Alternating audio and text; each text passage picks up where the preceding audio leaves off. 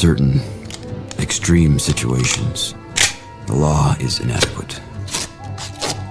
In order to shame its inadequacy, it is necessary to act outside the law, to pursue natural justice. This is not vengeance. Revenge is not a valid motive, it's an emotional response. No, not vengeance.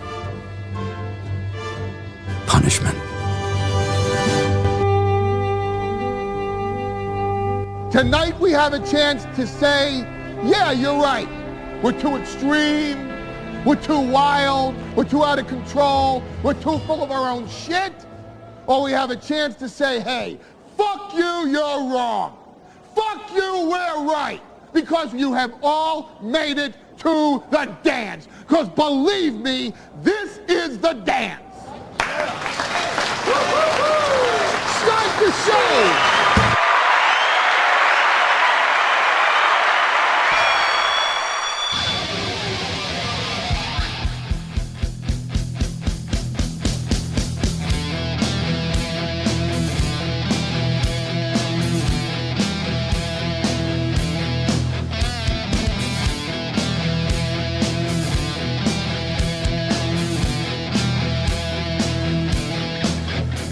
Hey, everybody. Good morning.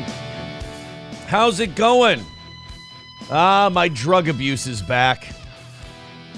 I wish it weren't. I feel really bad about the whole thing. But what do?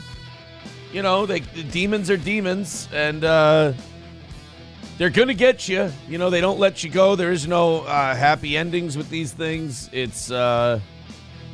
It's always just the way it goes, and sometimes you just got to admit to God and your higher power that we are powerless over these blah, blah, blah, blah, blah, blah, blah. I'm drinking Celsius is what I'm trying to say. Welcome to the program. I know that when I was mass consuming Celsius previously, that it meant that I was, having sex with women of ill repute and staying up all hours of the night and doing terrible things. That's not the case now. The case now is, unfortunately, I just had one in the fridge, which I think is also a sign of addiction. It's just like, it's you had there. 3 yesterday. Yeah, I've got another one now, too. So I've got this one and another one. The other bad news is, look, we're just coming off the weekend, and the weekend can be, especially in the summer, a terrible time diet-wise. I don't know if you can see it in my face and my body this week, but I'm chubbing up again. I'm getting chubby. I was down, like, my weight fluctuates more than it should at my age. Like, it goes up and down way more than it should. I think that might be a good thing, like, regarding metabolism and shit like that. But, like, I was back down at, like, 218 last Friday, and I'm just kicking ass. I'm like, oh, man, I'm only 3 pounds away from my fighting weight. We'll be fine. I woke up this morning 224. Oh. Yeah. So, like, over a weekend, 6 pounds. Boom. Right up there. Now, the 218 is probably too low because there was a water weight issue, and I'm sure the 224 is too high as there's a water weight issue. But that's a lot of fluctuation. Too much. 6 pounds. You need to have that baby. Right? And you just squeeze that little fucker out of there. No, and then last night I fell asleep to a Lifetime movie. Awesome. Yeah, I watched a little Lifetime movie. It was about a guy who artificially, like, gives the sperm for women to be inseminated, and then he abducts his children. And, like, tries to unite them all as a family. Yeah. It doesn't go well. He catches a butcher knife to the heart, and that's all she wrote.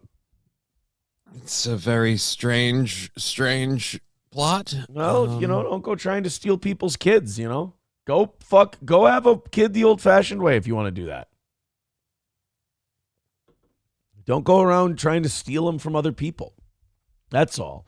Clopogram says, you'd better be smoking crack than drinking Celsius. I'm really sorry for those of you who were rooting for me to be smoking crack today. I am not smoking crack. It's not no forever. It's just no for right now. That's all. Busy day today. I'm going to play a lot of catch up. I'm going to be doing some dishes. I'm going to be running around, dropping some stuff off, getting some shit done. Therapy this afternoon. You know, that therapy just kind of, it sticks in there right in the middle of the afternoon, so it's hard to get like a round of golf in, say, in the morning, or like a trip to the gym in the morning.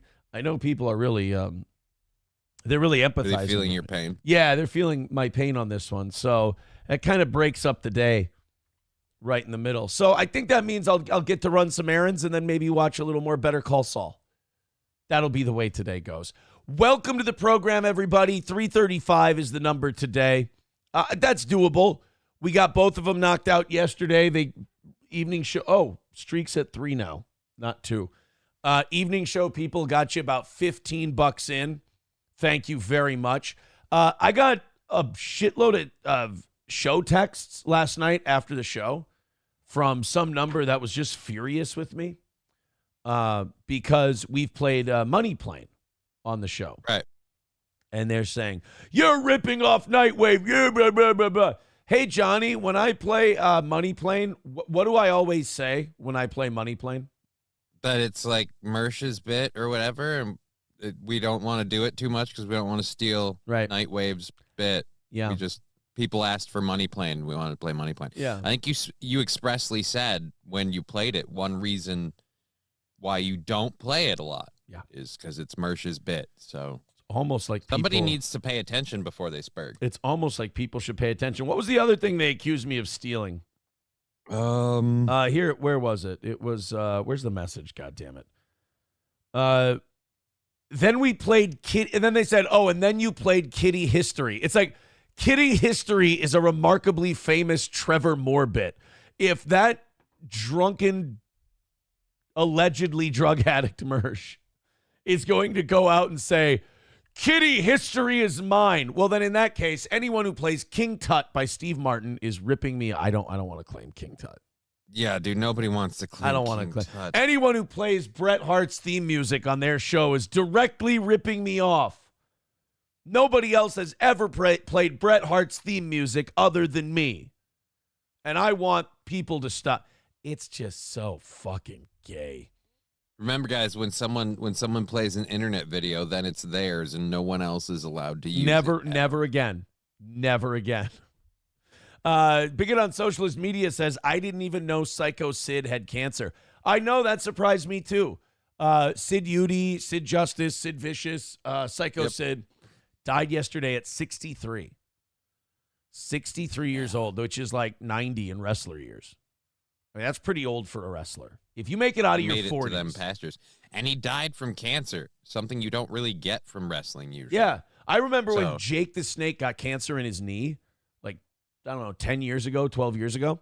And Sam Roberts from the Opie and Anthony show made a great point. How amazing is it that Jake the Snake Roberts has lived long enough to possibly die from cancer?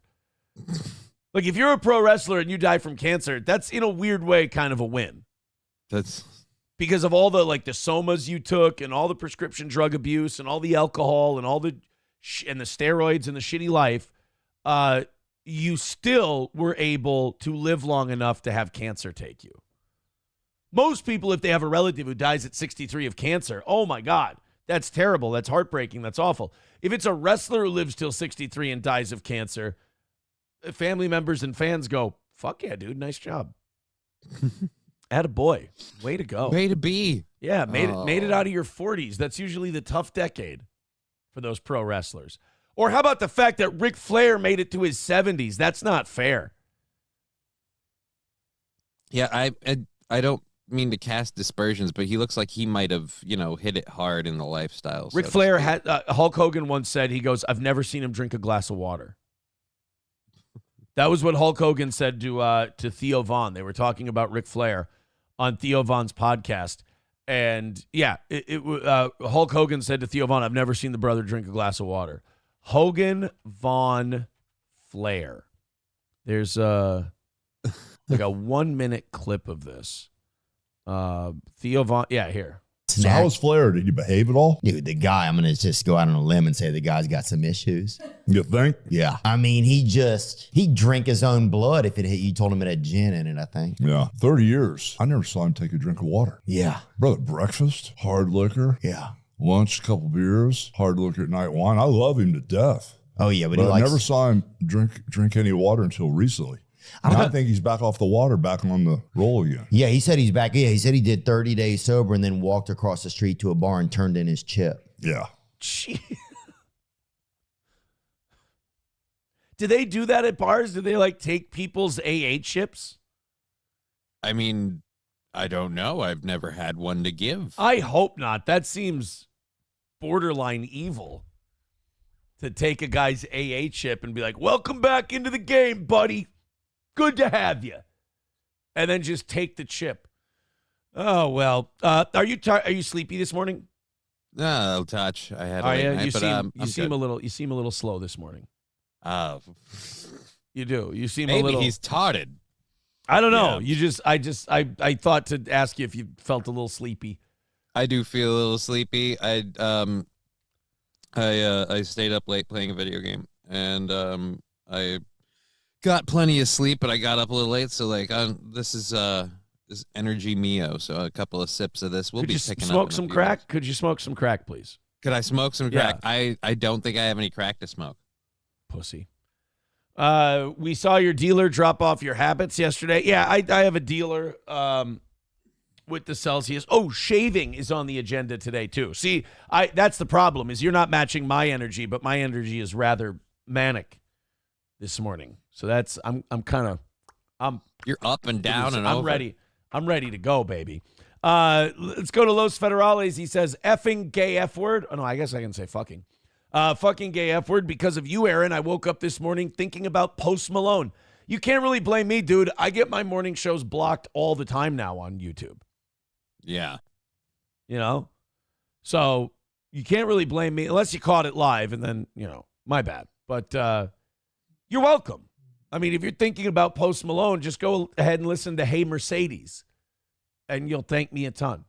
And when you download the F1 Trillion album this week, make sure you download the long bed version because then you get the 8 extra songs.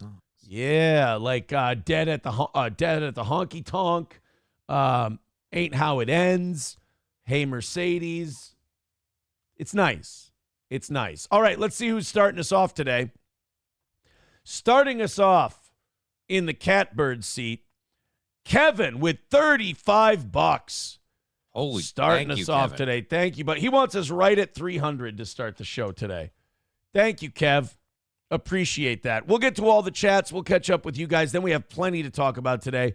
It's a news-heavy day. I'm conflicted because there's been a lot of Aaron, Rakeda, April news lately. Right. And it's been difficult since May to strike that balance between, talking about the things that are news that surround you and not talking too much about this thing. But you can't, there is this small portion of the audience who goes, well, don't talk about it. You can't not. If you don't, it's technically news. You're being a fucking phony if you don't talk about it. However, learn the difference between doing this to entertain the audience and doing this for you. That's kind of the middle ground you need to strike. Plus, performance and therapy. Find the line. Yeah. Plus, Meme Copium is streaming this morning.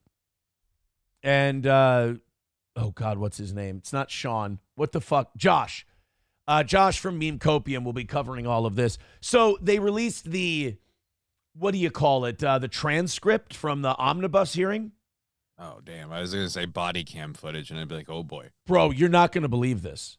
I'm going to give you some news that's going to make your head explode. When it comes to what happened at the omnibusin and the transcript of it, you know how Nick did a stream that night?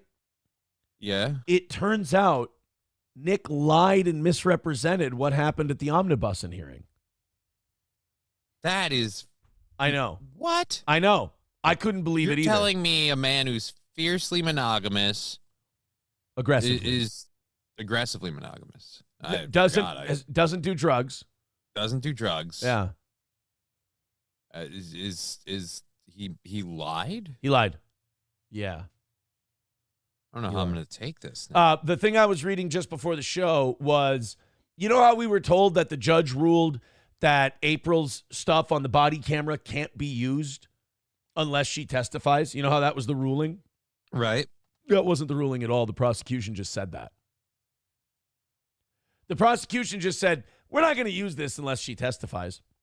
Like, do you know how much confidence the prosecution has to have in their case when they have basically what amounts to a confession on video and they're not even fighting to use it?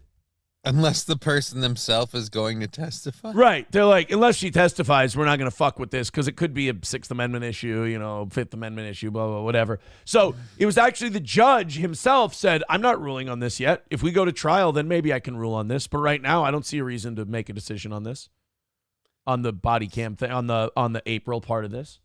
That could be in play at any point then. It could, but it won't. What the prosecution is trying to say is, we don't need this. Like, it's basically the prosecution kind of cocking off to Nick's side and going, because Nick's side is going, you can't use this. You can't use what she said. It's a violation of this and that. And the prosecution's like, yeah, we don't give a fuck. We don't fucking want it anyway. Yeah, we don't really need it. I mean, do you want us to not use it? And the judge is like, well, I'm not going to rule on it. And prosecution's like, Your Honor, you don't need to rule on this shit. We'll just tell you right now. Unless she's going to testify, it's hearsay. We don't really need it. It was the prosecution that said, it's all hearsay unless she testifies. We don't give a shit. Again, it's just, I keep referencing the scene in either Scarface or The Wolf of Wall Street. Wolf of Wall Street, where they look at him and go, you're what we call a Grenada. Or in Scarface, where they go, when you find $1.2 million in cash, honey, baby, it's hard to convince the jury that you found it in the back of a taxi cab. When you have an ounce of cocaine staring you right in the face being taken out of your home, Nikki, baby, it's hard to convince a jury that you found it in the back of a taxi cab. The problem with an ounce of cocaine is even if you find it in the back of a taxi cab, once you bring it home, you're possessing it. And it's still not a good idea. It's a terrible idea, actually. So we got that. And then also there was a motion filed by April's attorney. So she does have an attorney. There was a motion filed to dismiss all of her charges. And people were saying, oh, my God, there's a motion to dismiss all of her charges. This is pretty normal. Any lawyer would ask for this. Any lawyer would go, especially low-level felonies like fifth-degree felonies. You would go, how about we just call this thing a day and just everybody walks away? Now, they list some stuff from the search warrant affidavit and the arrest and everything else, why it should be thrown out. They mention that April is only mentioned 5 times in the affidavit or the report or whatever. But unfortunately, Johnny, April is mentioned 6 times. Do you know what the 6th time she's referenced is that they missed in their motion to dismiss? I don't know. What's the 6th time? It's the time Kayla referred to her as the live-in nanny. Oh. Yeah. They just conveniently left that part out. That thing that Nick keeps saying wasn't the thing. Yeah. So they left that one out. So tomorrow, April goes to Zoom court. You've got the transcript of the omnibussing. And what I learned about the transcript from the omnibussing is nobody in this whole realm knows how to follow a court proceeding and take proper notes. Because everybody's notes were kind of wrong from what actually happened. I think people were just confused. And I'm not shitting on them because I wouldn't be able to do it either. I mean, if I watched it, I'd be like, I don't know. But I wouldn't take notes. I wouldn't try to inform people on what's going on. I'd be like, I have no idea what the fuck they just said. No clue. So we'll see how that all goes. There's a lot still left to happen, and it's not going to happen overnight. So don't get fucking crazy. I think the next one is September 5th is the next deal. All right, let's go in and talk to you guys. I don't know. Sam Show says, I don't understand people who spurg out on behalf of someone else for free.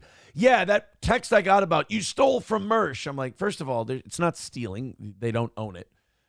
Second of all, yeah, we mentioned the money plane thing. Connection. Money plane's hilarious. Irrational Times is fantastic, but this is like a merch thing. But people ask for it. There's a little crossover. Some people like Nightwave in this show. Some people like ROTC in this show. So they're like, hey, I like this thing they do. Can you play this? And I'm like, well, who the fuck am I to say no? Citizen M says, psycho text from a Nightwave fanboy. Zen Rhino confirmed. It could be. Bigot on Socialist Media says, chat, quote, please play this song. Also chat, you're ripping off Mersh. You guys are ripping off Mersh. SC Motorsports says, watching a Lifetime movie is also gay. No, it is. I'm not going to sit here and, since we're talking about court, there are certain things you expend your energy on fighting in a courtroom.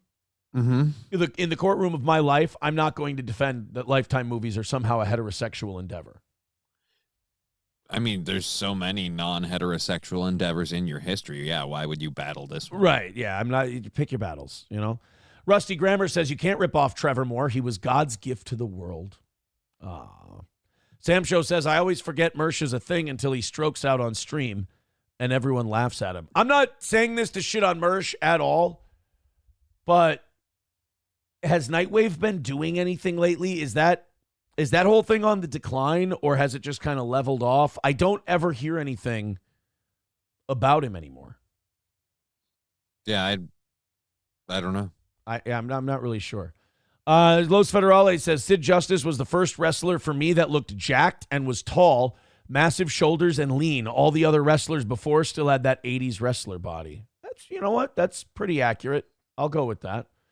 Citizen M says, Matt seemed even slower last night. JK, Johnny actually looks very sluggish and uninspired. Wow, would you like to respond uninspired? He's not even saying you seem tired. Like, you seem tired and sluggish. That's an okay thing to say. We've all seemed tired and sluggish before. It happened. It's a show that starts at 6 a.m, for Christ's sake. But he's saying he's levying an accusation of uninspiration. I'd cry, but my eyes are too dry. It's too early. That's because where are my eye drops? So you're too uninspired to cry. You're not even inspired to cry. I'm not even inspired enough to cry. No. I don't have enough inspiration to cry. I have to literally fake it with eye drops. Annoyed Wawa Supervisor says, called it. Johnny has a new World of Warcraft expansion and an online girlfriend. We will never see him again. Still smarter than Matt, though. Matt is catching a lot of shit from the audience because he literally knows nothing. And that's becoming a problem for a lot of people. Yesterday, I'll say a name, and you tell me what this means to you. Charles Foster Kane. Charles Foster Kane. Oh, fuck. I got nothing. This backfired. Let's say he was let's say Charles Foster Kane was a citizen of the United States. I mean, I'm thinking Citizen Kane. There you go. Trust your instincts. There you go. Somebody said Charles Foster Kane yesterday because Matt has never seen movies. And, Charles Foster Kane is a very famous character from a very famous movie. Matt didn't understand the reference, so I said, well, he's a citizen. He's a guy named Kane who's a citizen. Nothing. He's a citizen named Kane. And then Matt went, oh, Citizen Kane, like he was proud of himself for getting it. And the audience some people in the audience get downright hostilely angry when Matt can't figure shit like that out. It makes them very upset. Los Federales says, why would I download an album when I can just stream it? Well, don't you want, I want the songs in my playlist. I want all the time, online or off. If I download the Post Malone album, then if my phone's not getting reception or whatever, I can still play Post Malone, which is fucking great. Real quick, let me... So everybody, when the plane crashes, don't worry. My playlist is fully downloaded. Exactly. Who's ready for the entire Post Malone Long Bed album. We can listen to Hey Mercedes on the way down. Regarding the AA chip, according to Mo Zizlak, from The Simpsons, it's worth a Pabst. Oh, well, I get all my information. This person says, ask Johnny about his vacay, but only if he wants to talk about it. From a Johnny fan. Yeah, someone yesterday posted a clip like, oh, Aaron didn't want Johnny to talk about his vacation. No, I didn't want to be the one who asked Johnny to talk about his vacation. I was going to, if Johnny wanted to bring it up on his own, I was going to allow him, but I wasn't going to push him to talk about it. I don't mind talking about my vacation. It was fun. Well, how was your vacation? See, it now was I'm a great asking. time. I hung out with the California girl. She got me some stuff. I should go grab that. What are you doing? I'm grabbing the stuff she bought. This was not necessary at all. This just it was right here. now I feel weird. We got she bought a figurine for me, like a Deadpool figurine, and then because I'm a huge comic book nerd, she bought this apparently, which is a Deadpool comic, also a fucking I don't know what, a game, supposedly special playing comic. I don't know what the fuck it is. She should have bought you Gray's Sports Almanac. Back to the Future. Yeah, you know. reference. Sorry. Go back and put a little money on the Cubbies. Yeah. I mean, I said I wish I could go back to the beginning of the season. Put some money on the Cubbies. Okay. So a figurine and a comic book. That was the great. Awesome vacation. That sounds great. No, there was a lot of fornication and stuff. Like we did Oh, we did God. all of that. We had all of that, a fun adult time. We went out to a couple places.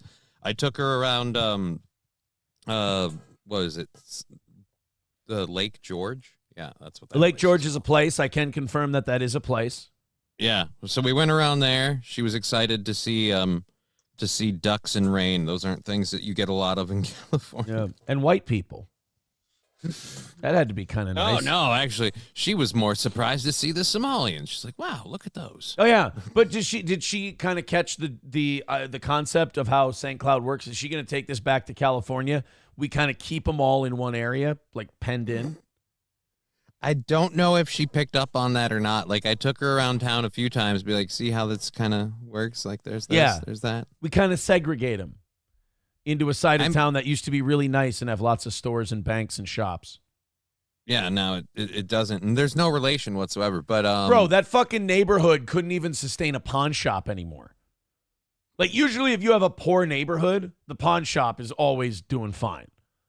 right. This one, the pawn shop, couldn't even survive, and that's gone. You have Boudreaux's, you have a bar. You have a bar, and you have a halal meat market. And somewhere around there, there's I think it's either Crow or Wing Nation or something. Native American nations opening a holistic medicine center where they'll sell marijuana and Oh, that's right, I because think- the Indians can sell it. yeah, and I think they're gonna do like ayahuasca treatments and shit like that. Shit, God, I fucking had it with ayahuasca. I've had it with I have so many people- ayahuasca. I met the aliens, guys. Ugh. I've had it with ayahuasca, and I've had it with mushrooms. I've had it with all that shit. I'm tired of people saying, like, oh, this brought me closer to reality. No, you left reality. You literally altered your brain chemistry so that it would create false visions and false images. You're a junkie. You're a junkie who used a very powerful hallucinogen. You're not closer to God. You're not closer to existence. You're not closer to reality. You know what reality is? Reality is what you see every day, and then you fucking die. Now, if you say, I want to take something that makes this different, that's fine. I respect that. That's totally cool. But don't sit there and be hoity-toity and go, I did ayahuasca, and that makes me closer to the truth than... No! That makes you further from the truth. You're fucking deluding yourselves, which is fine. Do it. But I'm better than you. That's what I don't like about ayahuasca. Is this holier than thou fucking, I touched the face of God. No, you didn't, junkie. No, you didn't. I did. I regard ayahuasca experiences the same way people are like, well, no, I had a near-death experience and I talked to God. I'm like, Yeah. no, your brain flooded you with a fuck ton of chemicals on the way out. Yeah. And you had yourself a nice trip. Ayahuasca is the new hacky sack, period, point blank, end of story. How dare you sully the name of hacky sack? Ayahuasca is a hacky sack in the gutter. That's all it is. All right, let's continue with you guys. I want to catch up with the chat. Then I want to get into a lot of the news stuff that we have. I like this stupid Denver Broncos fan fight that we're going to watch. It's going to be a real quick one, but it's a guy who just gets fucking punched in the face for no goddamn reason, walking around at a Broncos game and does not spill his beer. Almost like spilling the beer and fighting back would have been more of a defeat than allowing himself to be punched and spill his beer. And just keeping the beer. Yeah. Which, I mean, if you think about it long term, he's probably right. Like people like you're that. Gonna need the beer to kind of wash off the pain from the punch. People like that are the true innovators, if you ask me. Citizen M says, more of your audience than not wishes you do more Rekieta coverage. Well, I think if you cover it when you don't have anything new, I don't think that's right. Like today, there is new stuff, and we can talk about it, but here's the problem. You know, Hulkamash Baby says, just don't rehash it 100 times. Here's the news about the transcript of the omnibussing. Nick lied again. Like, so you kind of get tired of, like, it feels like a broken record. You're like, oh yeah, by the way, everything Nick said about this is completely self-serving and not what happened, and him creating a false reality that he can live in so he doesn't have to think about how fucked he is. Now, I don't understand why you would do that other than self-delusion, because it's not like if you convince a bunch of retards on the internet that that's what happened, that it makes that what happened. You understand?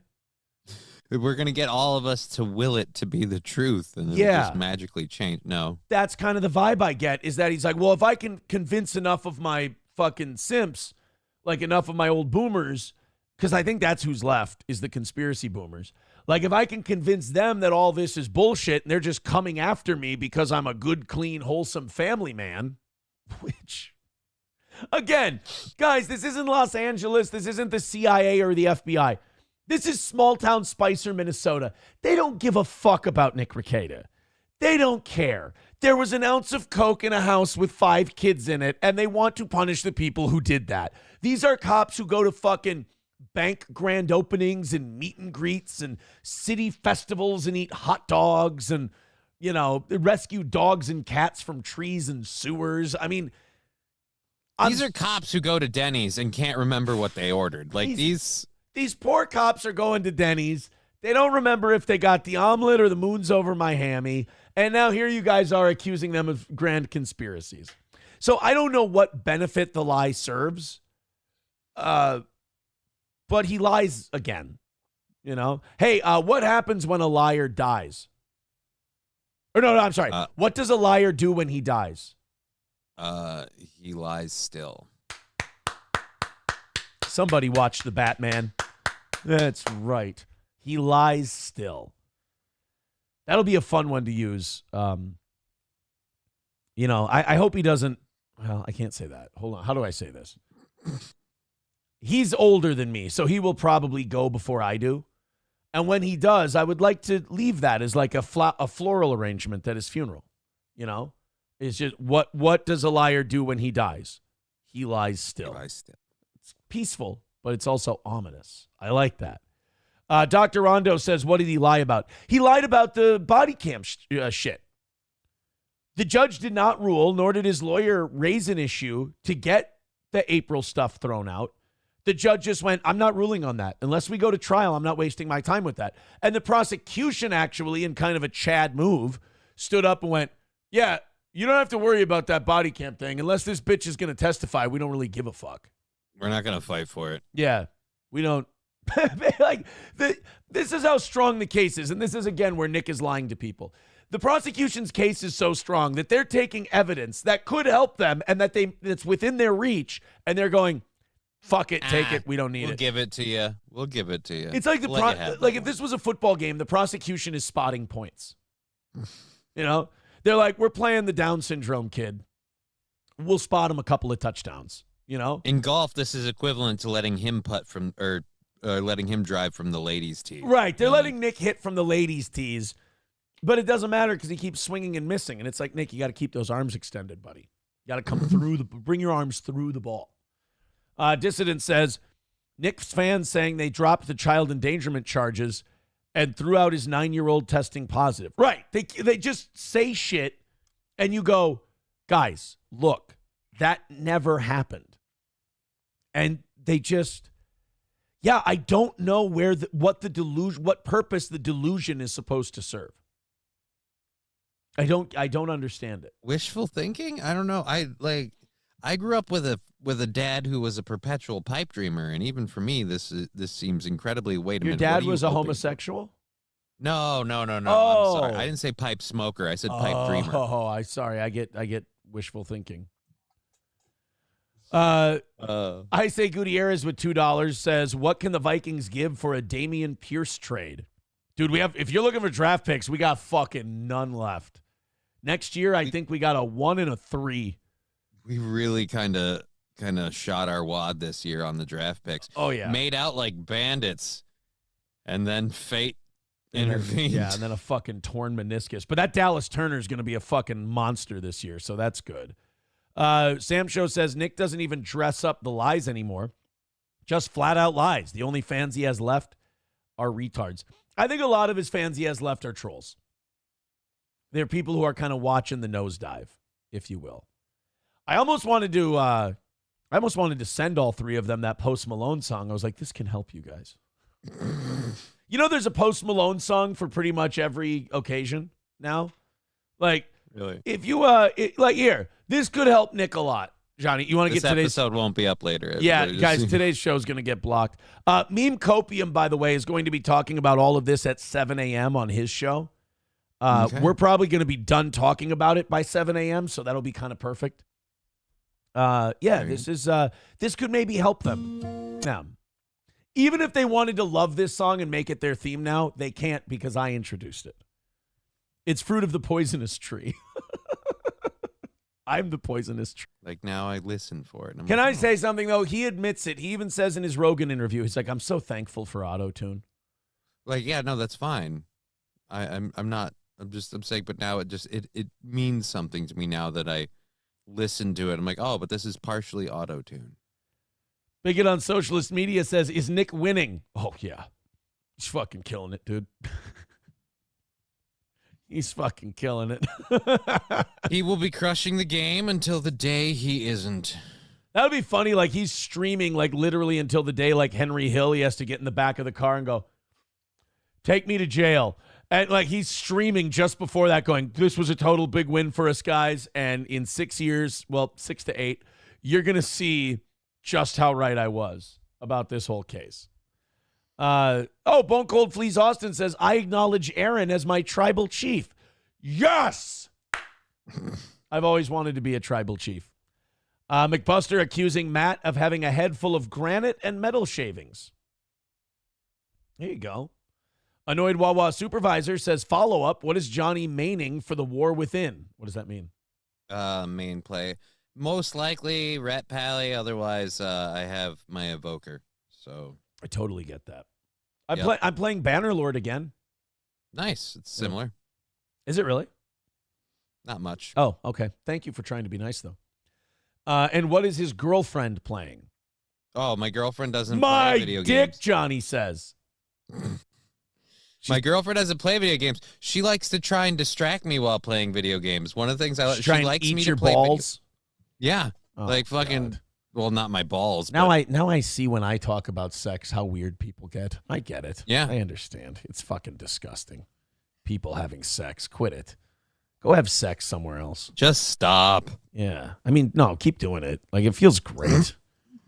Really, you understand how it gets people. Yeah, just right there. Just don't stop. Yeah, you get how, like, I mean, I don't know if people know this or not, but it's gotten me in trouble quite a bit in my life. Mm-hmm. But because it feels good. And I'm a creature, I'm a retarded creature who, when my penis feels good, I can really just justify anything. First marriage, degenerate sex. Second marriage, remarkably degenerate sex. Now, still sex. One thing is for sure, you can't knock me off the horse. I'm going to get the shit right. She's been bucking a while. It's just making it more fun. I really am like a Down syndrome kid. I'm like, it makes my pee-pee feel good. So I just keep falling into these pits of unhealthiness. But I'm figuring it out. He's just the retarded mouse hitting the button for the treat over and over again. I'm hitting the feed pedal. I'm just like, make the sticky stuff come out. I'm retarded. Is what the premise of what we're talking about. I'm apparently not much better given how that week, like, yeah, I didn't like, we had elaborate plans to go out to like sushi places and stuff, but we didn't get up to nearly as much as we thought we would. Yeah. I get it, dude. I understand. Quick text coming in. Says, Wilmer doesn't have a Denny's. We have Perkins. Okay, sorry. Yeah, cop it a Perkins then. I apologize. Same difference. Trucker 18-wheeler with $5 says, it seems Mersh just covers you all the time and wants to make Johnny cry again. Dude, I didn't know that. This is like Keanu. How bad is it when people want to cover us all the time and it doesn't even get back to us? Oh, wow. Like the wanting to make me cry again. Like I thought I've explained this to Mersh, his friends, haters, whatever, as politely as I can. Like, yeah, he kind of broke the dam, but I was in a way that day already. Like it wasn't like it's just like, oh, I want to make him cry again. Yeah, I'd have to have my life falling apart and push myself to do something. But again, because that moment happened, now I kind of don't do those things. I get it. Well, there is one chance we can get Johnny to cry. Oh, what's that? If our fucking 3rd Street check doesn't come soon. Oh. He might cry. That's a possibility. That. That's my fault, by the way, because I turned in all the corporate tax stuff like the week of the show. Yeah. And they have to send that to North Carolina and then send it back up here. So I kind of fucked that up. It's not a big deal. SC Motorsport says when Aaron gets Post Malonely, he can have the songs on his phone. Hey, I was meaning to do this this morning. I'm sorry, we were talking about downloading phones or downloading songs and stuff. So I put the Post Malone album in my library, but I haven't downloaded it. Oh. So here we go. Long bed, download, allow, because I have a new phone, so I have to allow it. Now, Johnny, this is amazing. Now, if my phone doesn't have reception, I can still play Post Malone for people. I hope that this audience especially ends up respecting this man for how good of a songwriter and country artist he was born to be. Because this really is, like, his skill level with country music is off the charts compared to his other shit. Because there's, like, instruments and all. It's not pop music. Right. Even he said, he goes, it was so amazing to do this album. He goes, because he would kind of, like, write the music. But like what he meant by writing the music was I want a guitar to make this noise, or I want a steel guitar to make this noise, or I want a fiddle to make this noise. And then they would just bring that up for him and do it and show it to him. And he'd go, holy shit, that's how we do this? Like he was on Rogan talking about how country music is so awesome because you go, I want this instrument to do this. And they just do that. And then they let you hear it. And you're like, holy shit, that's what I wanted. Whereas before it's just some fucking producer sitting there playing with a drum machine. And then basically they put a bunch of beats together and you make up lyrics to the song. Right. Whereas Post Malone's like, okay, when I was writing this song, I heard a guitar doing this. And they go, guitar, do that. And he's like, holy shit, that's what I want. Like he was amazed by the country music making process. In other words, he was amazed by instruments. Is what he was saying. You mean those things aren't just for looks? What the fuck? Citizen M says, your online girlfriend bought you a superhero action figure. Cool. Yep. And a comic book. That's a nice thing to do. Why is that a bad thing? She got stuff specifically that I'm specifically interested in. And I've got plans to get some interesting gifts for her when she comes back. Oh, yeah? A Baldo? No. No Baldo, God, no. Huh? All right. I've recently been fully briefed on how those work. Troubling, isn't it? Yes. Isn't it like an alarming thing? I think whoever invented it should be put in Gitmo because like for someone to think of that is mentally ill. I get that like people, I'm like, this is for sexual pleasure and not torture. Like that looks like, I mean, if you said it was made out of metal, I'd be like, all right, so that is a medieval torture device. Like that's like what you do before the potty trainer. Like, all right, There we go. Jesus. It's problematic. Approachable says, LOL, Aaron talks about 4 hours of his life, even the parts he's no longer connected to. Well, I'm sorry. I will say this. I am connected to it. It's literally in court filings. When your name is literally in their court filings for paragraphs. You know what my favorite part is? So I was reading the transcript, and the lawyer like kept going on and on about how what Nick and I had was not just simply a fallout. Like their whole thing about saying Detective Pomplin lied in the search warrant, which he didn't. There's two lies they try to point out to get the warrant thrown out.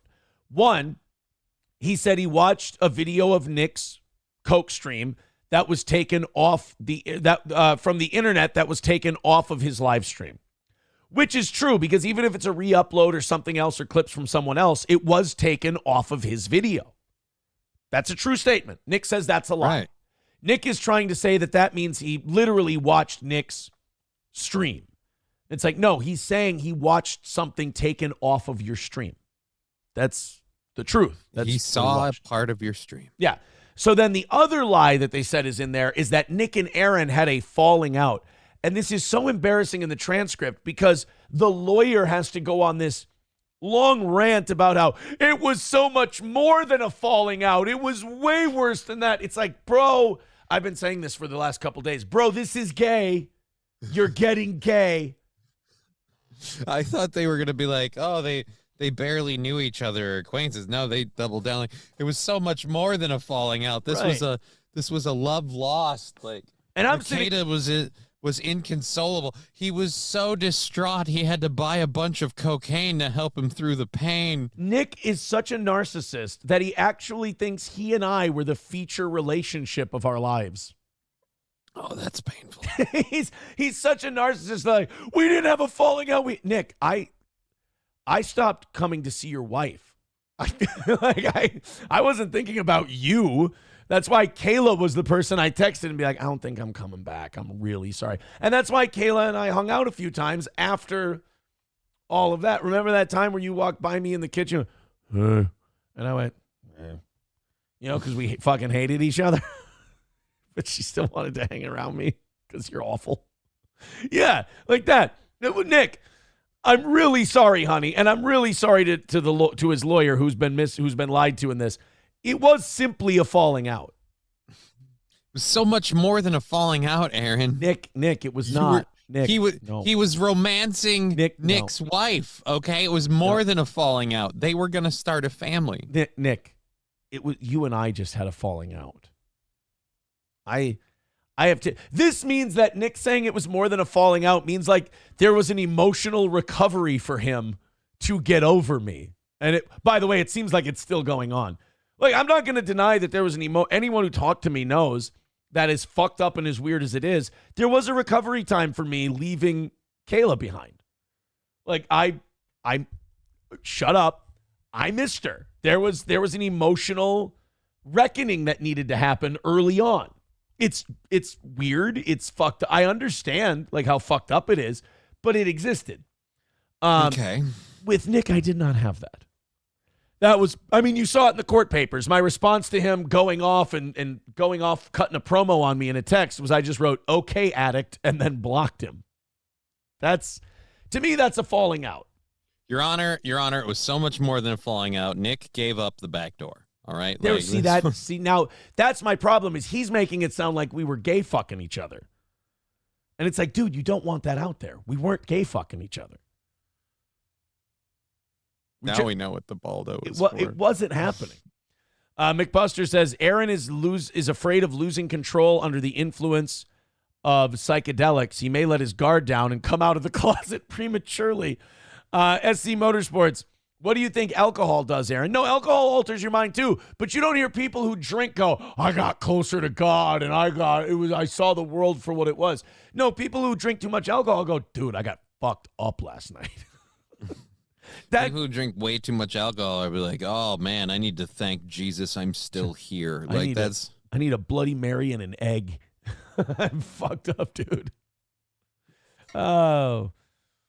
So yeah, we're getting into the ayahuasca stuff. I'm way behind in the chat. Sorry, guys. I apologize. Los Federale says Nick reminds me of the tranny from Dallas Buyers Club. Oh, Jared Leto. Thank you.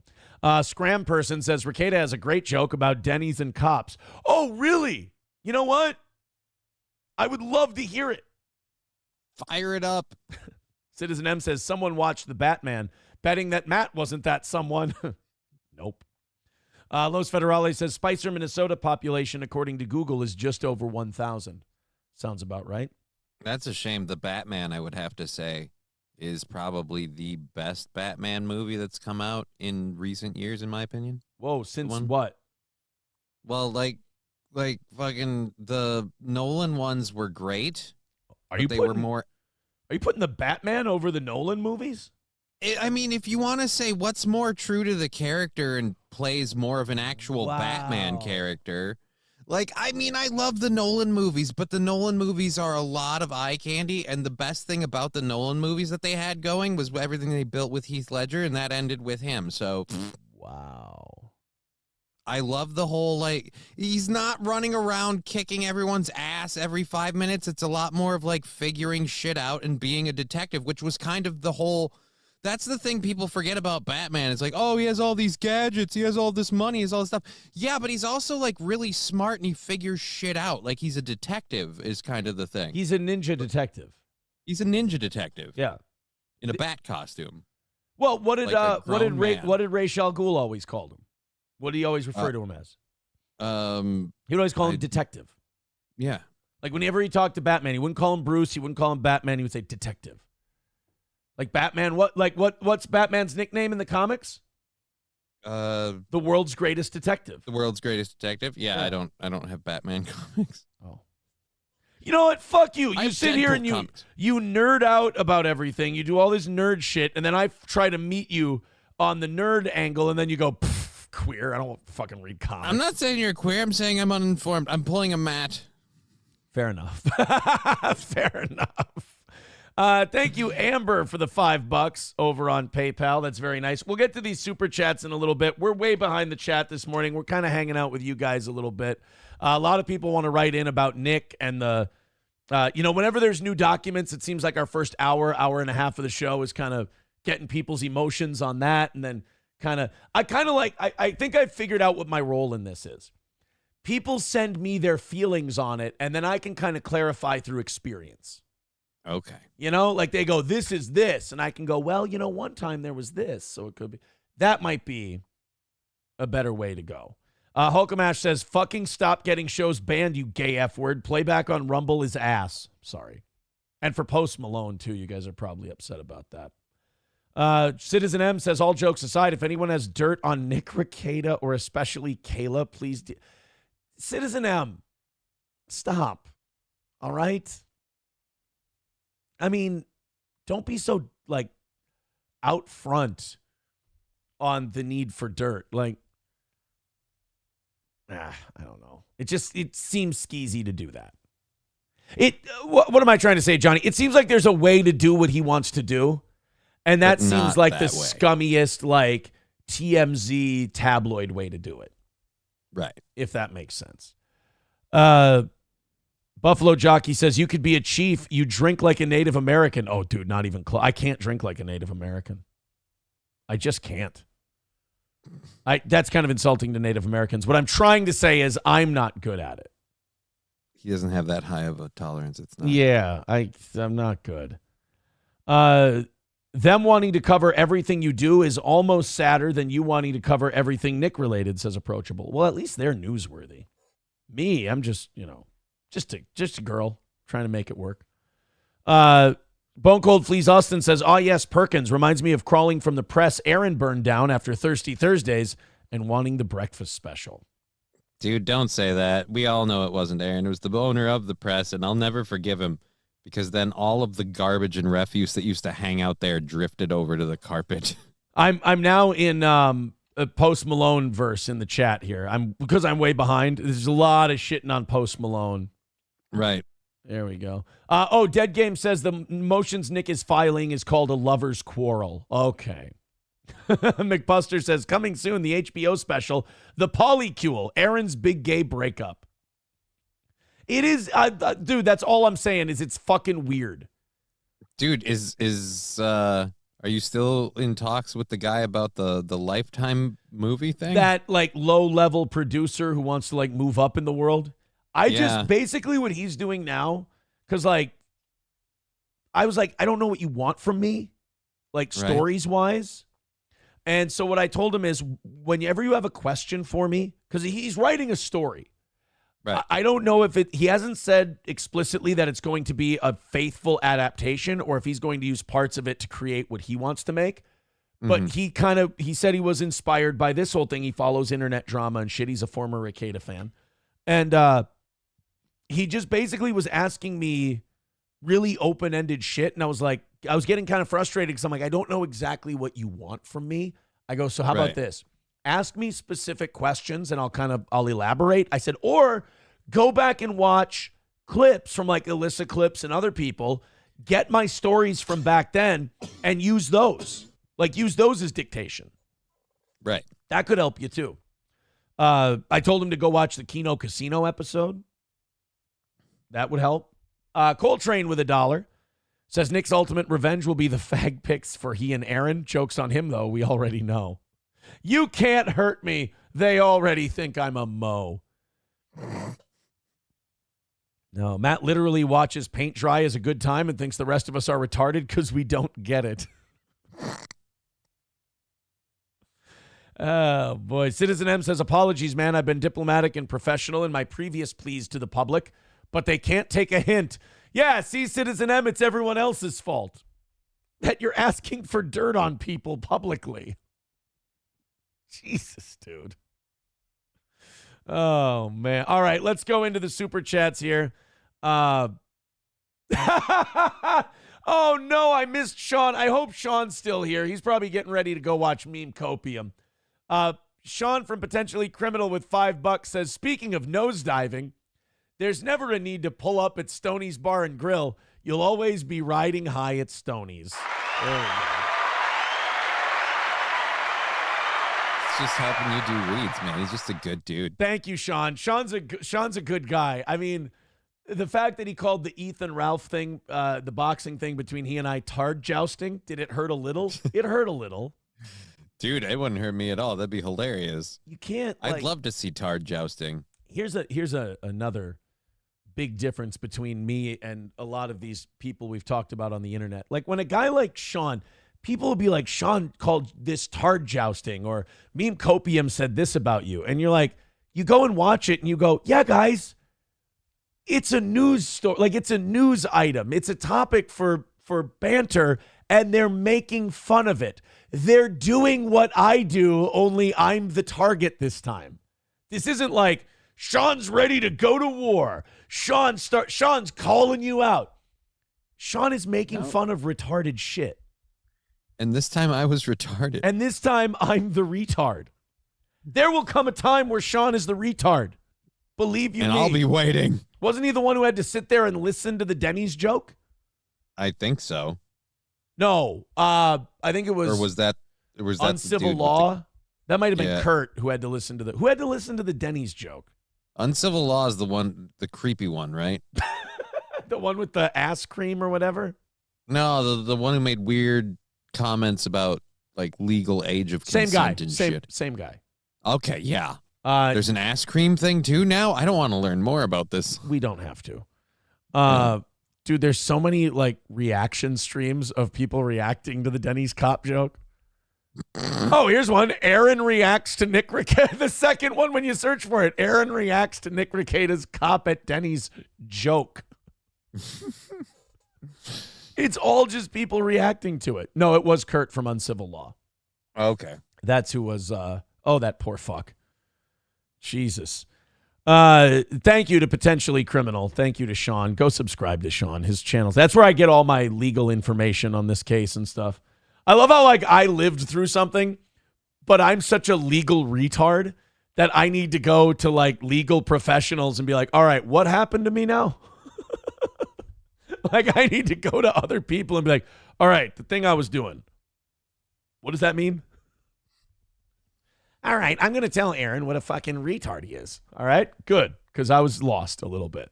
Thank you. A lot of people are like, Sean says you're retarded. I'm like, I watched Sean to figure out how retarded I was and to know what's going on. Brandon with 199 says, did Johnny get some stank on his hang low or what? Yeah, I think we've covered this. There was a fair amount of that. Well, don't get we had bitchy. a good time. Nobody likes Onision with $2 says, I just got here. Did you talk about Nick yet? Maybe a little.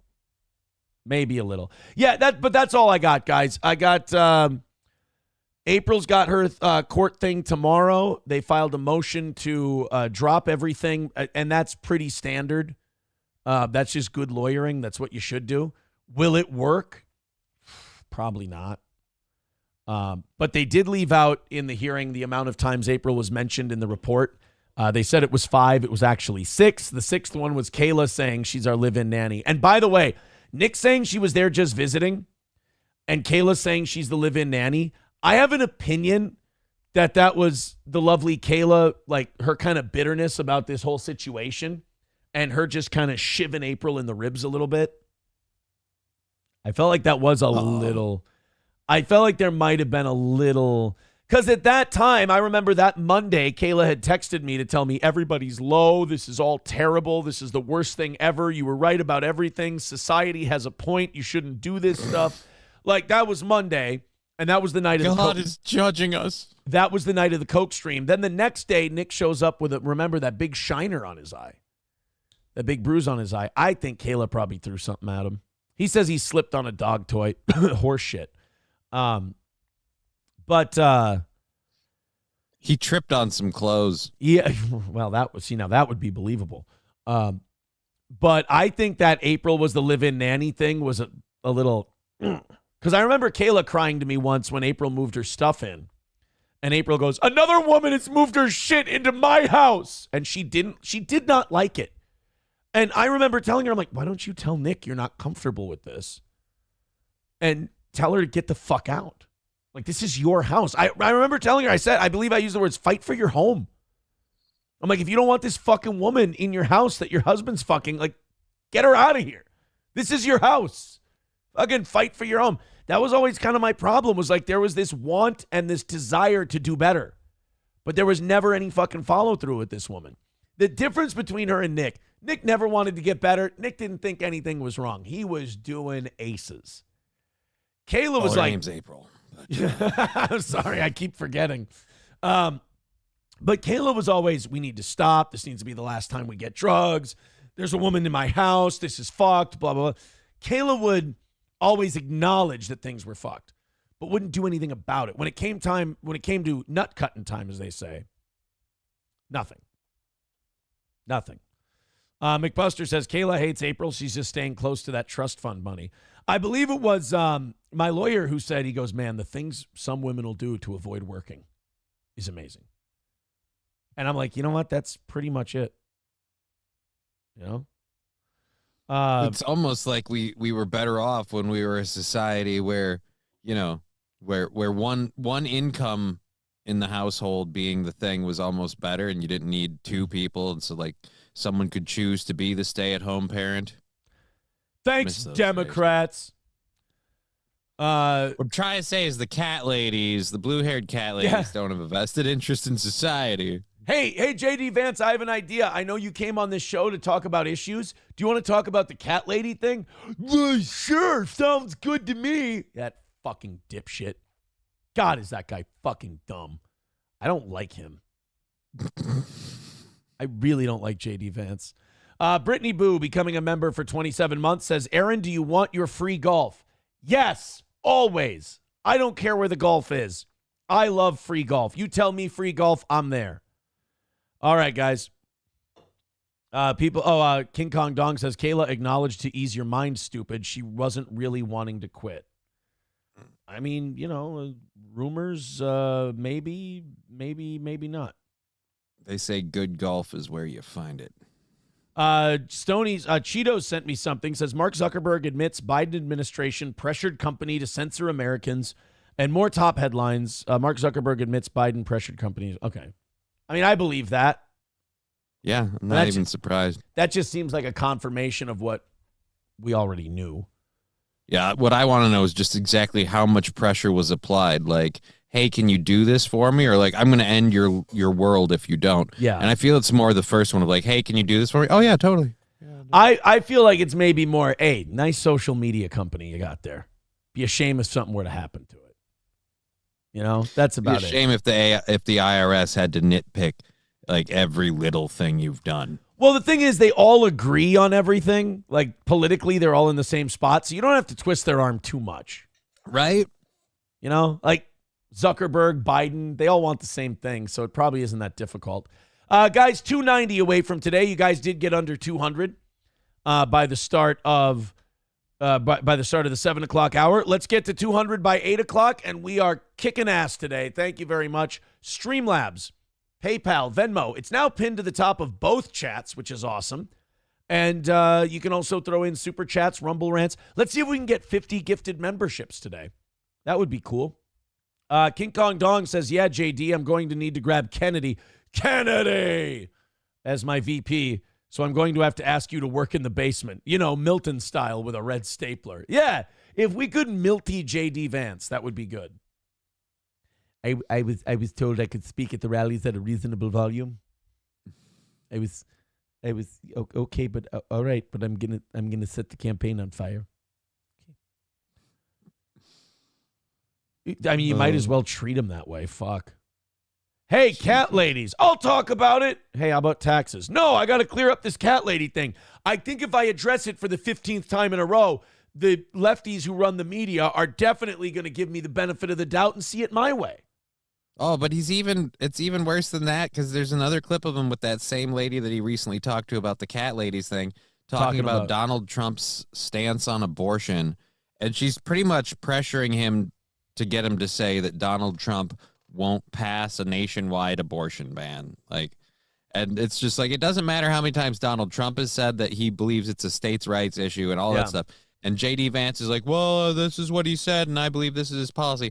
Like, she just keeps pushing him, like, well, does that mean he'll support a ban or not? Like, it just keeps pushing him until he kind of gives an answer. He doesn't understand at any point. Like, they're going to keep going till they get what they want. So either fucking face him on it and be like, look, I've answered the question and move on, or just, give them their yes or no. He just... Sam Show says, yeah, but what about the cat lady comment? Exactly. That's all. Oh, my God. Rusty Grammer says Vivek would have been a better pick. He's way more based. We have a based Vivek moment today. I guess he caught Van Jones in the hallway, and he gave Van Jones a little what for the shit he said about Vivek. And Vivek basically confronted him and said, you understand my family got like death threats and shit. Like, you guys don't take this shit seriously. And you don't like have any respect for it. Like, he confronted, I think we have it. Yeah, it's story 3 or 4 in today's show. Oh, sweet. So we'll get to that. Vivek Ramaswamy's got some pretty big balls. Good for him. Everybody throw in $5 or $10. We'll knock this thing out in no time. Thank you guys very much. All the links are in the chat. So I wanted to start today with this NASA DEI deal. Now, I would think that when it comes to going to space and, investigating the final frontier, it wouldn't really be a place that has room for diversity, equity, and inclusion. You kind of got to go with the Derek Vineyard's dad philosophy of best man for the job. You do your best, you get the job, Right. You wouldn't think that you're taking an abacus and counting Asians and Mexicans and black people and all that. But apparently not only are they doing that at NASA, but if you are white and you work for NASA and you don't have a healthy amount of shame about being born white, they can't have it. NASA's DEI trainings include engineers. Now, engineers, I believe, rather important in what NASA does. Usually generally intelligent people, too, from my understanding. Right. Well, the DEI training includes engineers vocalizing they, quote, feel shame for being white and for taking part in white supremacy culture. Somewhere right now, Werner von Braun is rolling in his Nazi grave. Werner von Braun looks at this and he goes, first of all, get it, get it, get it, get it. So wait a minute. She's white? Now, see, if you asked me, this would not qualify as white. Right. Like, I'm just saying it looks like she might have belonged to a different tribe. I would believe so. But then again, that tribe they claim white when it works. Right. And then when we need something, they're all of a sudden not white anymore. Right. When everyone's coming for whitey, they're an ethnicity. And then after that, it's a religious choice. I just don't get it. Why is Blossom feeling guilt for being white? The thing about this is if you show the father of NASA this. Hey, Dr. von Braun, You want to hear what this woman has to say? Not really. It is the picture that you're showing me that gives me everything I need. Werner von Braun would be like, America told me I must drop the Jew thing. Resisting urge to give commentary. You know the movie October Sky? Yeah. Where the kids are making rockets and shit? And remember Jake Gyllenhaal is just totally coming in his pants over Werner von Braun? Yeah, answering his messages and stuff. I fucking love that, dude. I love that in that movie. He's like, oh, man, this Nazi who created the V2 rocket. Do you think the UK or anyone else was like fucking pissed at us when we just started picking off Nazis like a fucking fantasy draft? Like they were like, well, good chaps, Werner von Braun invented the V2 rocket, which rained down and killed tens of thousands of our civilians. We'll take him. We were wondering if we were going to hang him. No, we'll take him. Hang him? Bro, he's taking us to the fucking moon. What? Yeah, you know that rocket that killed a shitload of your people? Yeah, we're going to retrofit it and see if it'll go into space. What? Yeah, and he's going to make some nukes for us, too. This guy's a fucking genius. You want to get a load of this guy. What about Alfred Yodel? Oh, hang that Nazi fuck. He's an evil war criminal. But he did kind of similar shit that guy did. Don't worry about it. Don't worry about it. Oh, and he doesn't know anything, though. Yeah, and hang Albert Speer, too. What do you mean? He wasn't even... Or no, I'm sorry, not Albert Speer, because he lived. Hang Rudolf Hess, too. Rudolf Hess didn't even do anything. He parachuted into the UK and was arrested back in 1942. Why don't you hang the rocket guy? We need the rocket guy. Guys, you don't understand. We need the rocket guy. Rocket man committing war crimes never meant a thing. Rocket man committing war crimes and he's not alone. All right, let's listen to this woman talk about white guilt and all that shit. It bothers the fuck. I hate this shit. I really fucking hate this stuff. Not only because she shouldn't be talking about white guilt, but also just this idea that there's one race that has to feel bad for shit. As if any of these other skin colors, because that's all it is. It's a fucking skin color. As if any other skin color that's ever been in charge at any point throughout history hasn't created atrocities, hasn't wiped people out, and hasn't contributed amazing things to technology and humanity. When you're in charge, you kind of do it all. You know, when the Persians were in charge, they did it all. They had advances and they did horrible, evil, enslaving shit. It comes with the territory of being on top. Let's go ahead and listen to this woman talk about how terrible I am. And in doing this work of examining my own intentions and my own actions and their impact, I can see that there's so much more that I could have done to make the projects I've led equally welcoming to Black, Indigenous, and people of color as the white people they have engaged. Who gives a fuck? Take the rocket and put it up into the dark place. Dude, did you land the fucking drone on the asteroid or not? Like, I could give two fucks. Like, I'm sorry, but if they were really good at this shit, we wouldn't need this DEI stuff. Right. If the people that you're working with were qualified for the job, you don't need to make them feel comfortable. They're already comfortable in the fact that they belong there and they know what the fuck they're doing. It doesn't matter if they're Black, Indigenous, white, whatever. This idea that like, hey, we sent this droid out to fucking Pluto.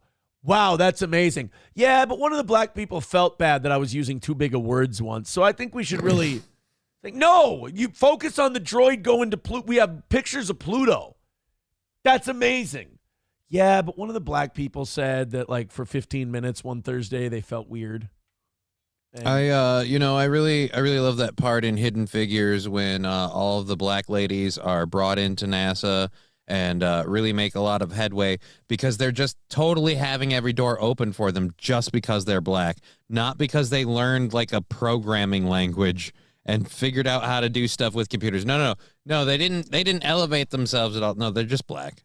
Yeah, I like in Hidden Figures where they go, they said that one thing, they went, oh, hell no, you did not bring a golf club to the moon. That was my favorite part of that. Oh, that wasn't, oh, it's something else. Never mind. I feel a lot of shame and regret about that. Oh, fuck you. And I know that without looking head on at what I've done and not done, I won't be able to do better. So I'm looking forward to today's event and to this whole series as steps in my personal and professional journey to make my work more anti-racist, and therefore more effective in reaching my aspiration. And this, I feel so bad for all of you because some of you work jobs where you got to go through shit like this. I am so fucking sorry. This is there's a difference between being welcoming to everybody and being anti-white. And that's the thing. We've crossed over into now it's anti-white. You just have to racism only happens when it's white people. Yeah, it's this thing where you have to start from the default of I feel bad for being white. I'm sorry, I don't. I don't feel anything about being white when you ask me publicly. When you ask me privately, I go, oh my God. Dude, did I win the lottery once or twice? Yeah. White and a dude. Like, it doesn't get better.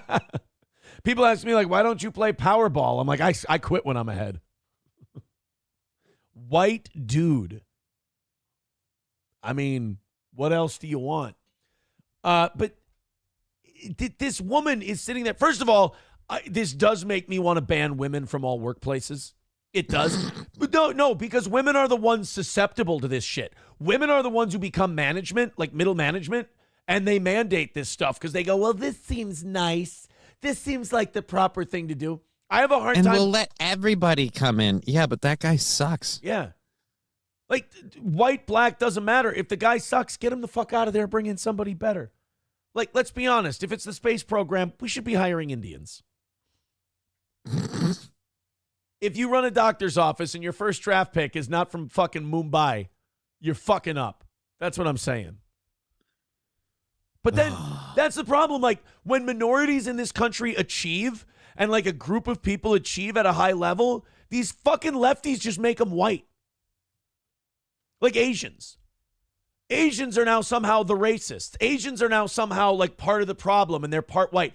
Latinos now are starting to prosper in America. They're white now because they're becoming more conservative. These fucking people are so dishonest. And then they wrap it up as them being nice and sweet and decent and the square dealing ones. And it's like, no, you're just trying to create a hierarchy of oppression so that this one group of people feels really shitty so you can control them and they feel like they're downtrodden, instead of telling them what Asians and Hispanics already know, which is work your fucking ass off, you'll be fine. Yeah, it's almost like people that pick themselves up and do their own thing and prosper aren't really useful to them. Dude, the way that lefties try to make white people feel is the equivalent, like football starting. A lot of us are football fans. It's like going to Justin Jefferson, he's the white guy, and going, hey, Justin, you know, is it really fair that you're so good at football that you have so many more receiving yards than everyone else? I mean, have you really thought about how that makes the other wide receivers feel in this league? And then Justin Jefferson going, oh, man, I feel really shitty. I should probably slow down my production so these other people don't feel bad. Like, all you're doing is making other people worse. You're not lifting anybody up. That's the So horseshit. now instead of him running a lot of yards, everybody's just going to underperform. Like, you bring the bar down for this. I don't get it. And when you tell somebody or say somebody is a DEI hire, the people that push these policies are the first ones to get offended. Oh, how dare you say such a thing? Like, what? I thought this was our strength. So, you know, you have these policies. We DEI hire people. Yeah. But then when we say, oh, this person's a DEI hire, that's disrespectful. You can't have it both ways. Right. You brag about going, well, we hired this person because of their diversity and they're our first this, that, and the other. And then we go, oh, well, you were only hired here because you were this, that, or the other. And they go, how dare you say that? I'm like, that's literally what you just told me. I don't like. It's also insulting to the person you hired because they want to believe that they were hired because they're really fucking good and can do a good job. Well, the worst part is for a lot of these DEI hires, they have the audacity to say and believe that. Like, no, I was hired based on my skills. No. No, we literally came at this going, we want a blank person, and you are a blank person, so. Yeah, you know, if we just removed women from management positions, I think we could probably clear this up in a decade. We could just get that whole 19th thing, like, undone. It's not even that men are meaner than women. It's that priority-wise, men don't have time for this type of shit. Like, men obsess about competition. Men obsess about achievement and, like, leveling up. And you can say that's societal. You can say that's natural, whatever. It doesn't matter. Men seem to be more concerned with that, whereas women seem to be more concerned with keeping things on an even keel. And so everybody feeling welcome. Right. Whereas men are like, what's that? We underperformed last quarter? Yeah, get me some new fucking people in here, please. That's the one thing I like that I do believe about like the Trump supporters and stuff. They're like, well, Trump will be great for America because Trump always wants to win. And it's like, I kind of agree with that. Like, Yeah. I get how Trump wanting America to do well, not literally, not for nothing to do with America, other than the fact that it makes him as the president look good. Yeah. And that's, more than enough for me. That's fine. That's like what I didn't like about George W. Bush is like his whole administration. It wasn't about America being better than everyone else. It was just about corporations doing really well, like his friends doing well. You know, it was never an allegiance to the country, even after 9/11. It was an allegiance to his boys. His boys all got stinking fucking rich from our wars that we started and used 9/11 as an excuse for. Like at least Trump was like, I want to kick the shit out of China. I want to kick the shit out of this. I want to beat this country in all these metrics. It's like, that's a good thing. That's a positive. You're telling me these no-bid contracts we signed up for weren't like massive money-saving endeavors? In retrospect, we probably should have done that differently. Probably should have shopped around. All right, let's get back to how evil white people are. Remember, this is NASA doing this for their training. So the people who have to send shit to space are worried about this shit. Many of you, but these are those different characteristics that you probably see coming up a lot in our workspaces, especially in the practice of science. Perfectionism, a sense of urgency. I'm sure all of us are feeling a sense of urgency about some of the deadlines that we maybe have right now. The idea of power. You should be worried about the aliens. That's all you should be worried about. I can't have the people responsible for fighting the aliens be sitting there going, well, we just, perfectionism is white supremacy culture. And, it's objectivity is white supremacy culture. We need to worry more about like fucking up, like finding out what kind of shields they have on their ships, guys. I'd really rather you worry less about white supremacy culture and DEI inclusion and worry a lot more about keeping an eye on what asteroids are floating around. That too. Because literally all it takes is one of those big motherfuckers to hit us and we're all done. And I'd really hate to learn that the reason we didn't find it out is because Tyrone was on tracking detail that day and he was 15 minutes late. Like, I don't need that. And that Todd was feeling guilty that day because of his perfectionist drive. I'd really hate for, I'd hate for an asteroid to hit us because, I'd really hate to stop an asteroid from hitting us because Todd was like, I'm not stopping until this is fucking done right. That white supremacy horseshit. And by the way, how about saying white supremacy culture is perfectionism? Like, isn't that kind of shitting on other races? Like, other races don't really care if they do a perfect job. That's really white people shit. Well, I feel like they're including some of these because, like you said, they've been broadening the white category, and now they have to include the Chinese. So perfectionism and a sense of urgency are obviously ones we got to throw in there. You know what these DEI Jewish women are going to find out, though, about Asians? What's that? They don't shame like white people do. Like, they just keep running the race. Like, white people are like the hare and the tortoise and the hare. We get ahead, and we're like, we should rest and let the turtle catch up. Whereas Asians are more like, I bet you we can fucking lap that turtle 4 times. Hey, if an Asian gets out ahead, he's like, I'm going to catch up. I'm going to pass him again. And then he passes him. He goes, I bet you I can get him one more time. All right, here we go. Like, Asians will run up the score socially. They'll be like, I don't care. Asians are up 45-3 and they run a fucking flea flicker. They just go, all right, pitch it back to me. Trick play. Here we go. Yeah, fucking, 70-yard touchdown. Suck my little dick. And all it cost us was a couple 100,000 people and no regard for human rights. Awesome. I mean, in fairness, they were Uyghurs. People is in quotes over there. White supremacy culture, perfectionism, defensiveness, worship of the written word, writing. Right? Did these Jewish ladies not understand how fucking racist they are and how the people like us that they call racist are the ones who look at these Jewish women and go, hey, black people can read and write, right? Literacy isn't a white supremacy thing. That's...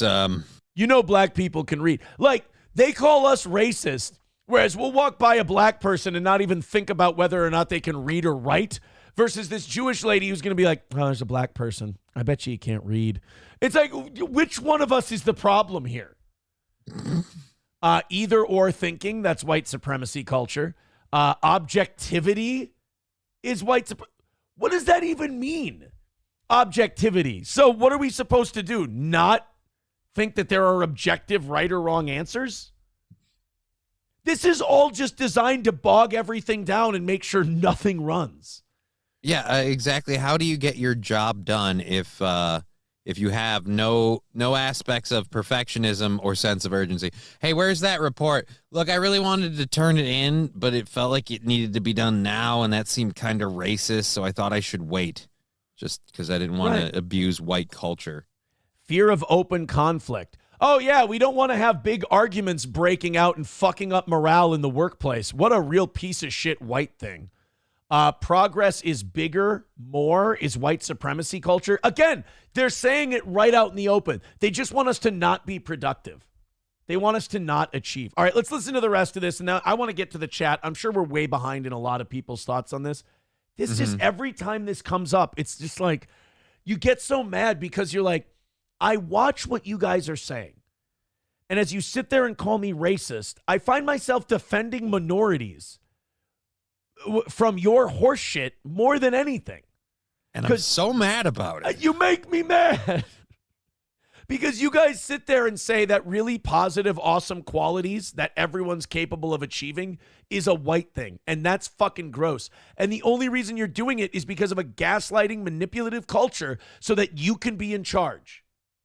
Hoarding, the idea of individualism over collectivism. How dare you achieve? Quantity over quality, either or thinking.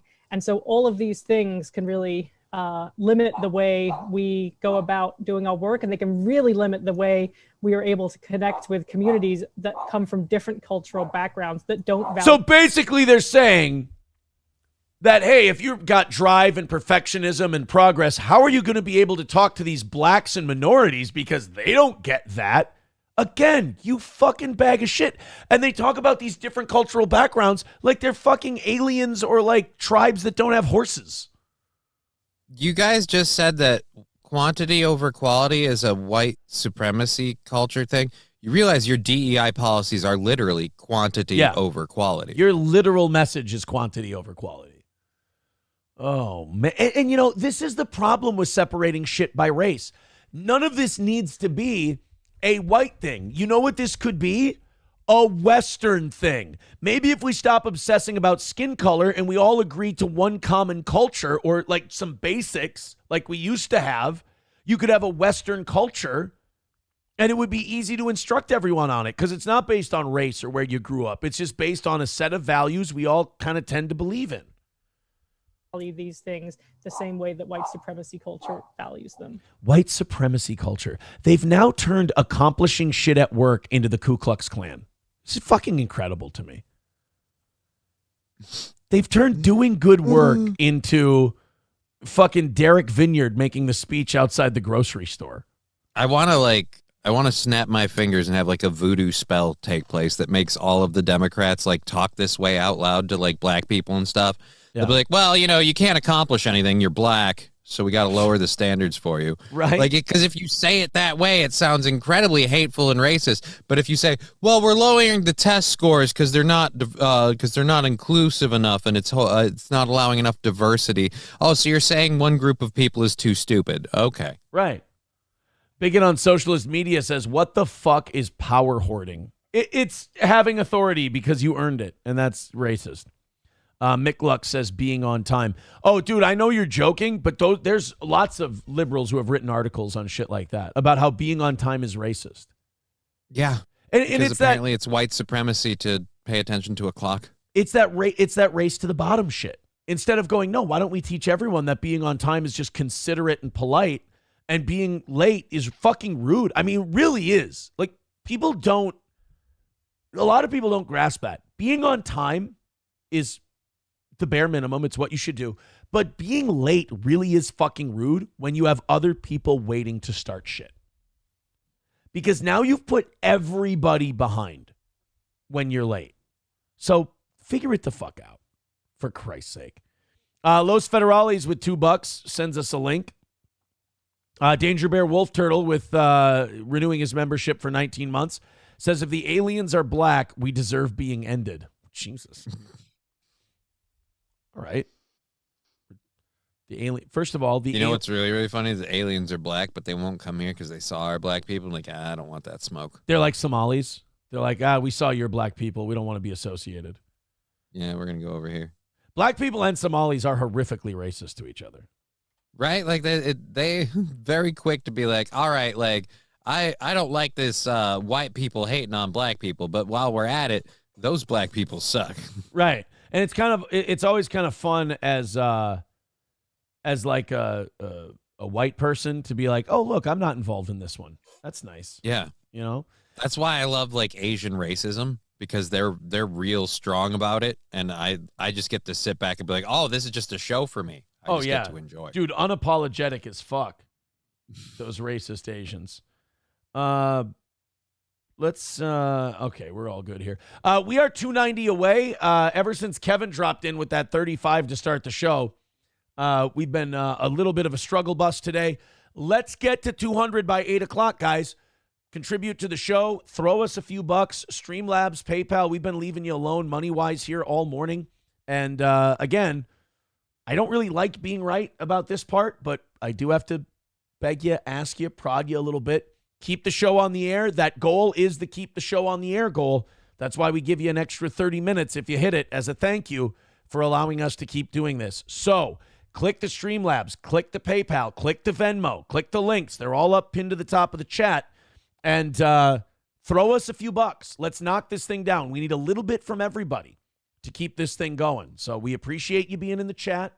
We appreciate you watching the show. That's great. If you could throw a few bucks in, that would be helpful.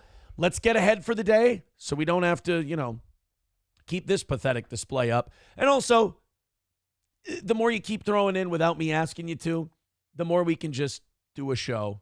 You know how it works, please. PayPal, Streamlabs, Venmo, Super Chats, Rumble Rants. Guys, let's get in there. 290. We haven't really brought in much today outside of Kevin's 35. Help us out. We'd appreciate it. Let's do that now. And then in a half hour, I won't get worse. Somebody sent us a thing on Werner von Braun, a quick minute 45 thing. Let's check it out. A funny American genius. Wrote this tune and called it Werner von Braun. Okay. Oh, it's a song. All right, let's see if it's funny.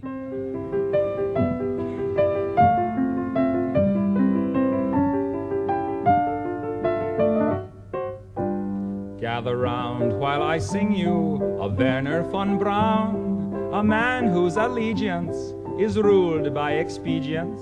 Call him a Nazi, he won't even frown. Nazi schmatzi, says Werner von Braun. That's okay. It might be okay. So I guess this was like while he was running NASA. So like this guy, he's alive and this guy's shitting on him. Okay.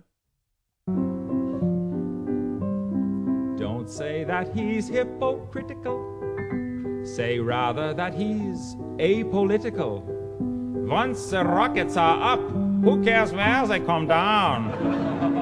That's not my department, says Werner von Braun. This is very 50s funny, I think. I don't. Some have harsh words for this man of renown, but some think our attitude should be one of gratitude, like the widows and cripples in old London town, who owe their large pensions to Werner von Braun. Oh, shit. That was shots fired. Damn. The old V2 rocket gag there. Woof. Fuck. You too may be a big hero once you've learned to count backwards to 0. In German or English, I know how to count down. And I'm learning Chinese, says Werner von Braun. Damn. So I'm guessing Tom wasn't bad. I'm guessing Tom Lehrer was not a fan of us recruiting old Werner von Braun to wow, that was awesome. He did not like that. Not one bit. All right, guys, let's continue on here. Hopefully you feel inspired to throw a couple bucks at the old toe. 290 is the number. Let's make sure we don't fall too far behind today. I want to keep these wins going, and I want to keep a good attitude during the show. You know how I get. So just throw us a few bucks. We'd appreciate it. Ohio. Oh, boy, this is starting already. I got a story from Ohio today and a story from Texas today about the election and voters. Mm-hmm. And irregularities that secretaries of state are starting to find. Yeah. So we can all be called election deniers before the election even happens. Right. Ohio's Secretary of State says he's found hundreds of foreigners who have already started to vote in the 2024 election. Yep. Are we allowed to throw these votes out once they come in? I should hope so. I don't really know how they got to vote in the first place. Like, again, voting isn't started yet, and these people aren't American citizens. And we keep being told, like, the fucking gaslighting that gets pulled on this shit. Like, we keep being told, no, if you're not a citizen, you can't vote. And then we go, well, here's evidence that non-citizens are voting. And they go, oh, so you're an election denier. Like, no, I'm just a reading shit guy. I just saw this thing where it said that people who aren't citizens are voting, and they're like, "Why would you engage in election misinformation?" I'm like, I'm not. It's black and white. It's right here. No, it's not. But it is. It's happening. Well, how about we make it easy? We just have an ID law. So you just present your state or government ID, and then we know you're a citizen. Oh, so you don't want black people to vote. What the fuck are you talking about? Black people. Yeah, do we have that not the B? Was it a not the B thing? I don't remember. Voter ID? Here, not the B voter ID. Yeah, the thing where, yeah, here it is. From 3 years ago. I've watched it a few times. Here we are. Seen in this Republican county where African Americans are being oppressed by horrific new voter laws, forcing them to acquire a legal ID to vote. Excuse me, sir. You're unable to acquire an ID, are you not? Actually, I just renewed my ID. It's pretty easy, actually. There you have it. This poor black man has been disenfranchised by racist voter ID laws because he's too ignorant. I'm sorry. Ignorant means stupid. Too ignorant to acquire a voter ID. Absolutely tragic. The new laws forbid giving out food, water, and free cash to voters in line. How will black people figure out how to drink water in line to vote? That's illegal. Thanks to Republicans. Where did you get that anyway? I brought it. You didn't bring that. You're too underprivileged. That means poor. I'm sorry the evil conservatives are trying to figuratively smack the water out of your hands. You literally just did that. Like, who are you? You know what? Forget it. It's my time to vote. Just chill out. We just witnessed a hate crime. A thirsty, dehydrated hate crime. Our thoughts and prayers to his family. Black people are oppressed. How oppressed? Republicans want to stop us from feeding them. Well, you can't stop this progressive, you racists. You're the racist. Here comes the airplane. How did you get here? I won't let these alt-right lunatics starve you. Get Yeah, eat it. Look at guillotines. Banana shit. Unfortunately, as the days go by, it becomes That's becoming more and more true. Becomes less satirical. Well, Really? there's literally I got a clip from Not the Bee yesterday. They had a story of or not even yesterday. I think it was might have been last week. They had a story about a dude who literally was trying to own a conservative. Yeah. And he ended up just exposing himself for being a horrible racist. It happens that way. Ohio Secretary of State Frank LaRose announced he is auditing Ohio's voter rolls. Novel concept, by the way. I wonder if we'll see California or New York or any of those states audit their voter rolls. I'd love to see the results if they did. Yeah. And what he has already found is concerning. 597 non-citizens are registered to vote, and 138 non-citizens who have already voted illegally. I didn't even know you could vote right now. Yeah, I don't think you're supposed to be able to vote. Why are we voting already? Like, what? Could you vote back when Biden was running? Like, were you allowed? Are there people out there who cast early votes for Joe Biden? What happens with that? I'm duty bound to make sure people who haven't earned citizenship in this country do not vote in our elections, said Secretary LaRose. Wow, novel idea. The Secretary of State who's in charge of elections is actually looking into the elections to make sure they're on the up and up. I think we ought to bring him up on charges. That sounds racist.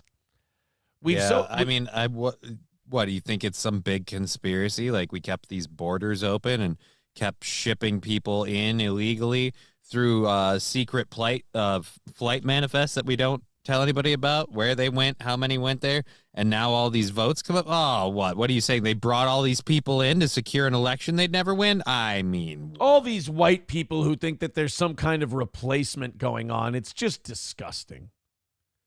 I can't believe they would think something. It is funny to watch like liberals go, oh, can you believe there's these white people who believe in replacement theory? In other news, we need to get more foreigners across the border. White people aren't having enough kids. Like, wait, what? Hold on. You guys know that you jacked up the price of everything, making it really difficult to start a family. We know. But don't worry, all of these illegal aliens that come in, we're going to give them shit for free because it's so hard starting out. We better give them a hand. Oh, so you're trying to replace me and my family. Whoa. Easy there, David Duke. Front Porch Conservative with $4.99 says, okay, can I get 13 more people in the next 20 minutes to give $5 each? If so, we get this down to $200. Let's do it. Yeah, I mean, it's not fucking hard while we're sitting here doing a show. Just throw a couple bucks, become a Steel Toe Bro on YouTube, whatever the fuck it is. 285 is the number. Thank you, Front Porch Conservative. If you could, guys, let's go on a rally and let's get to 200 by 8 o'clock. And then we're, like I said, we're on track if we get to that point. Click one of the links that are pinned in the chat. They're all pinned there. And throw us a couple of bucks, and we do appreciate it. Please keep us going. The evidence includes 597 individuals who've registered to vote in Ohio, despite not being citizens. Also, 138 individuals who appear to have cast a ballot in an Ohio election during the time state and federal records show they lacked citizenship status. The law requires me to refer to these individuals to the Attorney General, and that's what we're doing today. Also, the Ohio audit resulted in the removal of 154,995 registrations, confirmed to be abandoned and inactive, meaning pretty much dead people voting.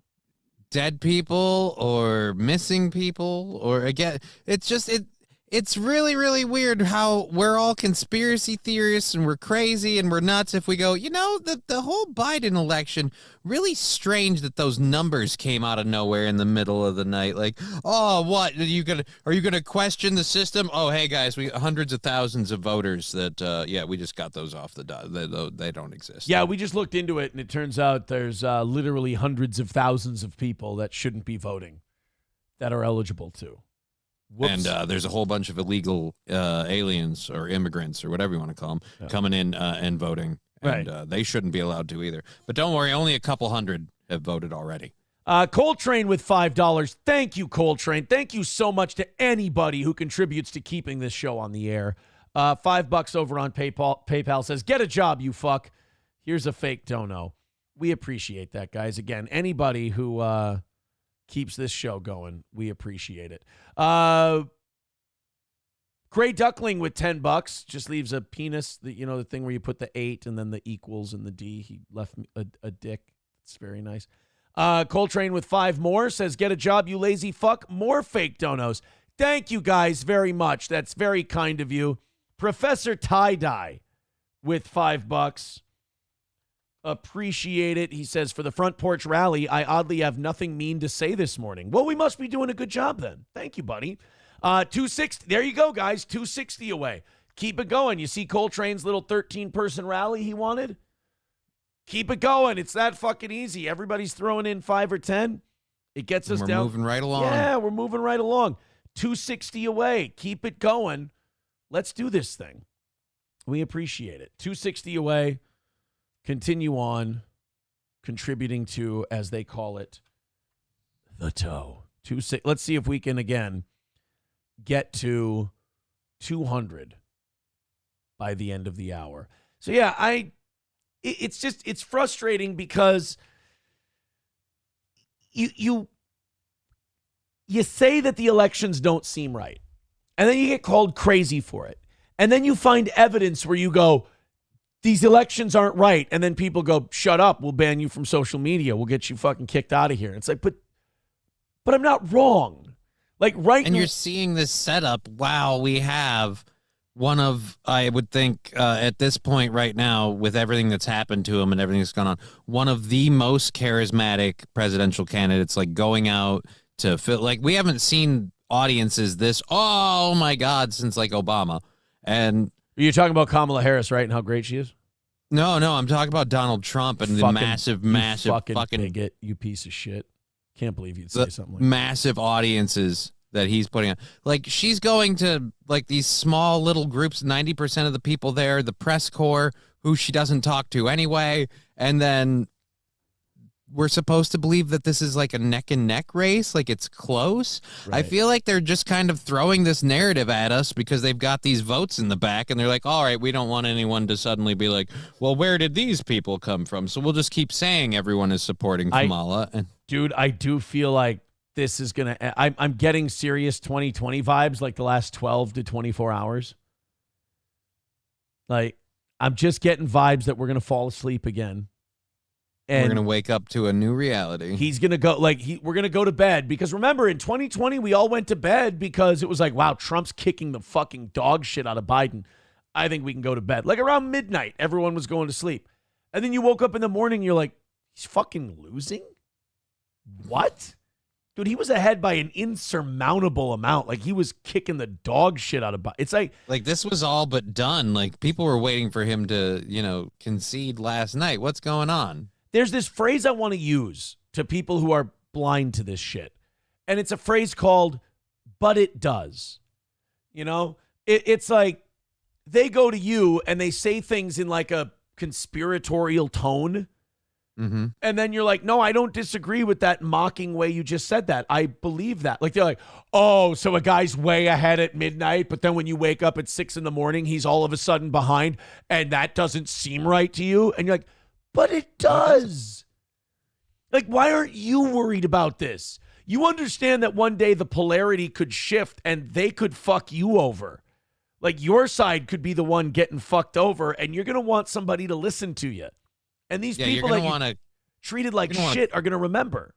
You want to cry how elections aren't fair and balanced and how people steal elections when you don't get enough electoral votes, but you won the popular vote. Then you can cry about that election being stolen. Yeah.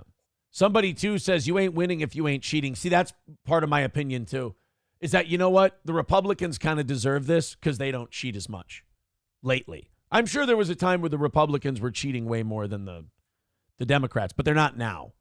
It's like they're fucking cheat, stupid. It's kind of how I feel about the whole thing. Like, these politicians, they're all dirty, they're all evil, they're all awful. And then they complain that the other side is more evil and awful. It's like, well, then get worse. Like, nobody's coming to help you, dude. Deranged Lunatic with $5 says, quit whining, you little bitch. That's a good point. Brian M with 10 memberships gifted. Thank you, buddy. 235 is the number. Guys, you might do this. Let's get under 200 by the start of the next hour, and then we're good to go. John with $10 over on PayPal. Wow, thank you. $10 from Coltrane says, wait and see what Minnesota is going to be like. They have motor voter here. So everyone that gets a driver's license is automatically registered to vote? No. No fucking. Oh, my God. You know what that means. Somalis who aren't citizens yet. But they have a goddamn driver's license. Wow. I do appreciate that it's so brazen. I do appreciate it that they're not hiding it anymore because it makes me feel less crazy. I think. I'm not sure. Thank you. And Zachary, thank you for the $10. We appreciate that. Well, guys, we're at 210 all of a sudden. 205. Now it's right there. Dive Bar with $5. Thank you. Again, this is my daily lesson to everyone who says, don't ask. If you don't ask for money, you'll be fine. Look what happens when we don't versus what happens when we do. Dive, I think we have an audience that kind of waits and goes, all right, what do you need out of me today? You know? Yeah, and I'm like, all right. I'll do my bare minimum. Yeah. Then thank you very much for your bare minimum. It keeps us alive. Dive Bar with $5 says 13 donors.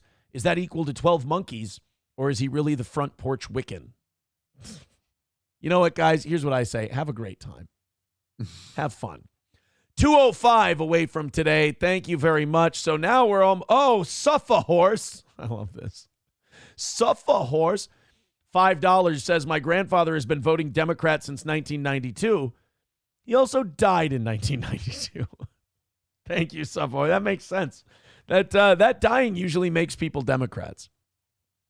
It's weird how that happens. Why they don't want people like inheriting homes and inherited wealth, because then you'll get your grandmother's notices about the DNC. Very excited for her vote this year. Like, wait, she's been dead for years. What do you mean? Counting on her vote again this year. $1 from Coltrane says straight from Kamala about paper ballots. We'll get to that. By the way, $200 away from today. You guys did it. Woo! And you got 10 minutes to spare, so we're going to fuck off on this whole goal thing for a while, and anything you guys throw in, hey, we're heading towards 100 for 9 o'clock. Thank you. Cheney threw 5 over on. Oh, Dick Cheney with $5 says, I like the money pit. That is my response to this segment. I mean, there we go. I worry about that. I worry that's where it's going because I have those days too, where I'm just like, you know what? Fuck it. Just who gives a shit? I only give a shit because I have a kid that's going to be here when I'm gone. That's like my only real reason. And ironically enough, why I really like J.D. Vance's fucking cat lady comment, because I agree. Well, if you need to know more about the cat lady comment, just ask him. Just ask him. Yeah, he'll fucking talk incessantly about the thing. Oh, man. God damn it. Why do I get pissed off every time? Like, I really do just get pissed off whenever someone brings up J.D. Vance. I don't like him. He's just a giant retard. To the point where I almost feel like he's a plant. Do you know what I mean? Yeah. Like, I feel like the Democrats have him in there to help. And if he's not a plant by the Democrats to help, then that's how shitty he is. That I'm like, you're just kind of a drag on the campaign, dude. No offense. Then why did Trump pick him? Some people say, you want to know what my uncle says about this? Okay, yeah, I need to know what your uncle says. He's the inside track. Yeah, my uncle told me that the Republicans, that Trump picked J.D. Vance to humiliate him because J.D. Vance used to talk shit about Trump. Right. So Trump's going to, like, let him make a fucking ass of himself. And then he's going to get rid of him, and he's going to have JFK Jr. come back from the dead and become his vice president. Makes sense, right? That like glossing over the returning from the dead part. Yeah. Is that legal to do, to just replace your VP? Like, hey, no, we're getting rid of this guy. Pretty sure, yeah. You can do that whenever you want. Like before the election and after, or just before? Yeah, just whenever. Just be like, you serve at the pleasure of the president. Yeah. Now, I'm saying that maybe the realrawnews.com people got it wrong and they just mixed up a letter and it's RFK Jr. instead of JFK Jr. Starting to make Or they sense. know, but they have to, they can't spill all the secrets right now because the black hats could be reading this news too. So. That's true. That's true. Hey, you saw yesterday that Tulsi Gabbard endorsed Donald Trump. Yeah, I'm not surprised. Well, she hates Kamala Harris. I mean, she hates Kamala Harris, and the Biden administration put her on a fucking terrorist watch list. Right? How hilarious is like, that? You put a harmless person, like she's not a congressperson anymore. She's an active veteran, I think. Yeah, and you put her on a fucking watch list for terrorism, and you expect her not to be fucking pissed off at you. All because, by the way, she humiliated your VP in a debate. So, yeah, let's pretend that Donald Trump's the one we have to worry about going after his political opponents. Let's go to Kara. She says, not my... Oh, sorry, I read her name. I won't say the screen name then. It's nice to hear the old steel toe chemistry is back. Thank you very much. I appreciate that. Wildcard says, how about you get them sound drops back in the computer, slacker? You know what? You're right. And I have time to do that today. Let's put some more sound drops in there. 175 is the number, and it's not even 8 o'clock. Thank you, guys. Thank you. Thank you very, very much. Things are taking off over here for the toe this morning. Thanks a lot. I want to get to this because I don't know why I love this so much. It's going to be a real short, quick segment. We'll probably leave this pretty quickly. And then we'll get to Vivek Ramaswamy confronting Van Jones about the shit they talk on CNN. It's kind of cool. But this was a fight that happened at a Denver Broncos preseason game. Okay. Now, I have some advice for my fellow whiteys at football games. If you see this guy with his hands on his pants holding them up and the do-rag on the head, and you're just holding a Coors Light and you're in dad shorts, just keep your eyes forward and keep walking. It's even if that guy says something to you or he's misbehaving or whatever, just keep your eyes forward and keep moving, because I'm just going to say, judging by the foreground and the background of this picture, one of these two has more to lose. Right. And I'm, again, judging by the foreground and the background of this picture, one of these two is intent on punching somebody anyway. Right. And it's not the guy in the thigh-high shorts. Typically. Usually it's the guy holding his pants up with one hand and punching with the other. So let's see what happens here. Now, notice we have the Coors Light. This is a very dad at the football game kind of a vibe from this guy. Mm-hmm. Let's see what happens. Oh, he's talking some shit. Oh, see, now that too. Oh, that's instigatory right there. That's what now? Instigatory. You instigated. I like instigatory. I got to refresh because I just tried to pause a fucking Twitter video, and that'll do it. Here we go. Let's watch this again. So this guy, he decides that it's a good idea to lunge at the black person. You know what you do to a hood-looking black dude? You test his gangster. I'm just going to put my hand in the lion's cage and try and pet his face. What could go wrong? Right, exactly. Hey, you ever look at your hand and there's blood on it? You have no idea from where? Has that ever happened to you?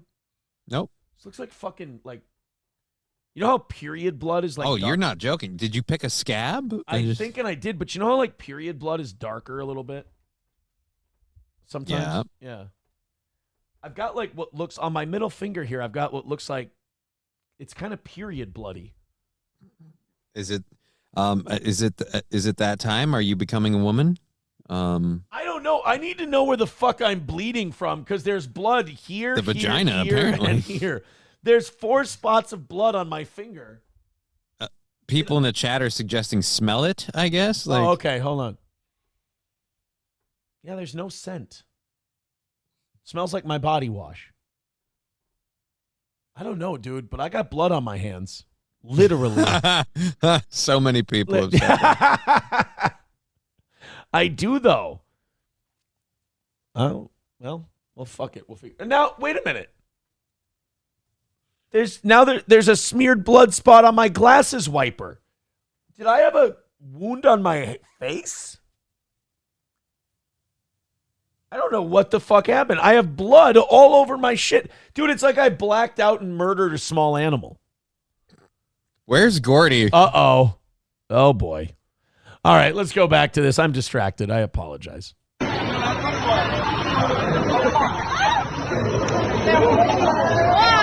Oh, see, now that guy's sneaking in behind him. That's not cool. And by the way, is that guy Asian? Because I'm sorry for saying sneaking. Yeah, it did seem like he was. First of all, this guy, to his credit, he took the first punch like a man. Right.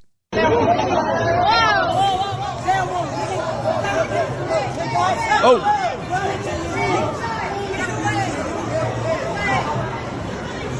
Oh, he lost a shoe.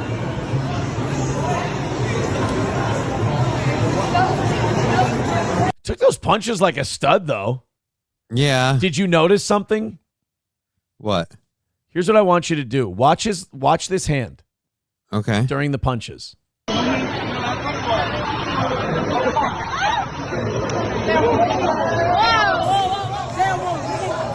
He keeps it upright the whole time. The man he was getting punched about the head. Now, thank God he's got a giant rock head, this dude. He did not spill a drop of that beer. Well, with how expensive they are, would you? They're like $13, $14. Yeah. No shit. Like, it's expensive to get shit-faced at a football game. You might as well drink the hard stuff at a football game if you're trying to get fucked up. Yeah, just fucking pocket a little flask of something and just have a sip every once in a while. Yeah, I don't know, man. It is it's probably about as much as the tickets as it is to drink at a football game. Because football games, like, we can get club seats. My buddy and I can get club seats usually for about between $150 and $200. Right. And that's like the private bars, the private bathrooms. Just like I've said before, you wait until before the game and you go. You get your tickets like at 11:30, 11:45. And then but you go get a beer or a drink and it's like $14. Jesus. And let's say you have, I don't know, 10 of them. Because the thing about club seating is the bars don't close. You know how a lot of bars, they stop the drink stands. They do a last call like at the third quarter or end something of the like third that. quarter. Yeah. The club seating, it stays open for a half hour after the game. And sometimes they even have DJs. It's kind of wild. Damn. Yeah, it's fun. It's a fun time. It's like $400, $500 seats. And people are just looking. Get in on those gigs. Dude, yeah, people are just looking to unload at like 11:30. They're like, fuck, I'm not going to get anything for these. You just go, I'll give you $150 for your $400 tickets. And like, sold. Gotcha. Oof.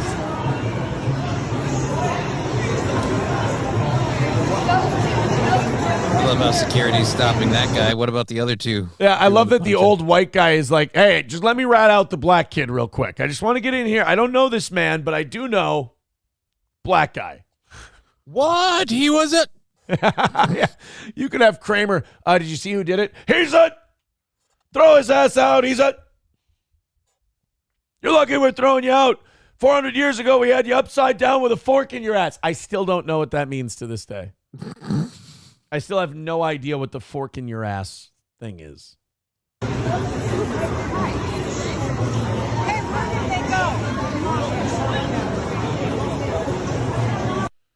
I mean, good for him for not spilling the beer, though. Terrible move, though, to talk shit back to the black kid and then lunge at him like that. Yeah, dude. You already have one hand holding the beer. And you know you weren't going to do shit. And history has shown that they will. So I'm... What? Right. Don't go up against a man who has less to lose than you. That's always going to end up poor. Thank you guys very much for your contributions. Contributions, by the way. 175 is the number. Thank you so much. When holding a $13 beer, don't instigate a fight with a man who can't afford a $13 beer. Right? He doesn't care about your beer at all. We got some good Mediaite clips today. You know, I used to use Mediaite years ago. Mm-hmm. And it was pretty like down the middle. Like it was just, hey, look at these clips. You know, look at what happened on this show and on this show and everything else. Now they're like totally lefty.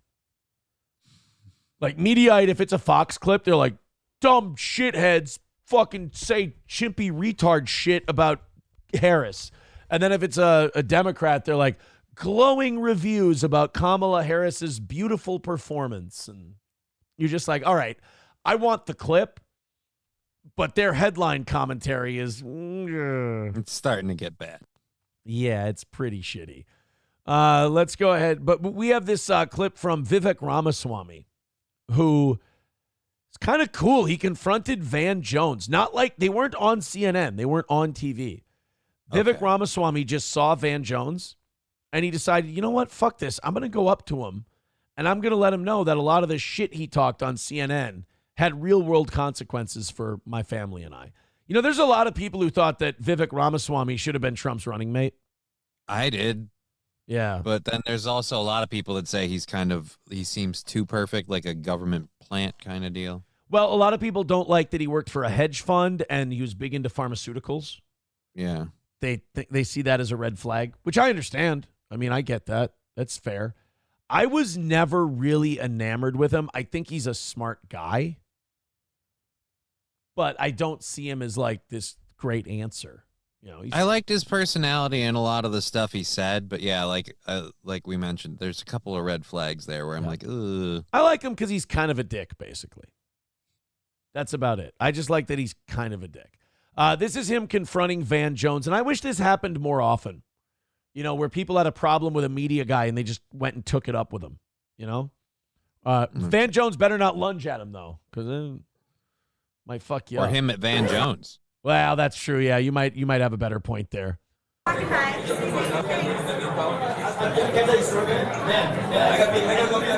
we got death threats. We got death threats after the thing you said. So that's Van Jones for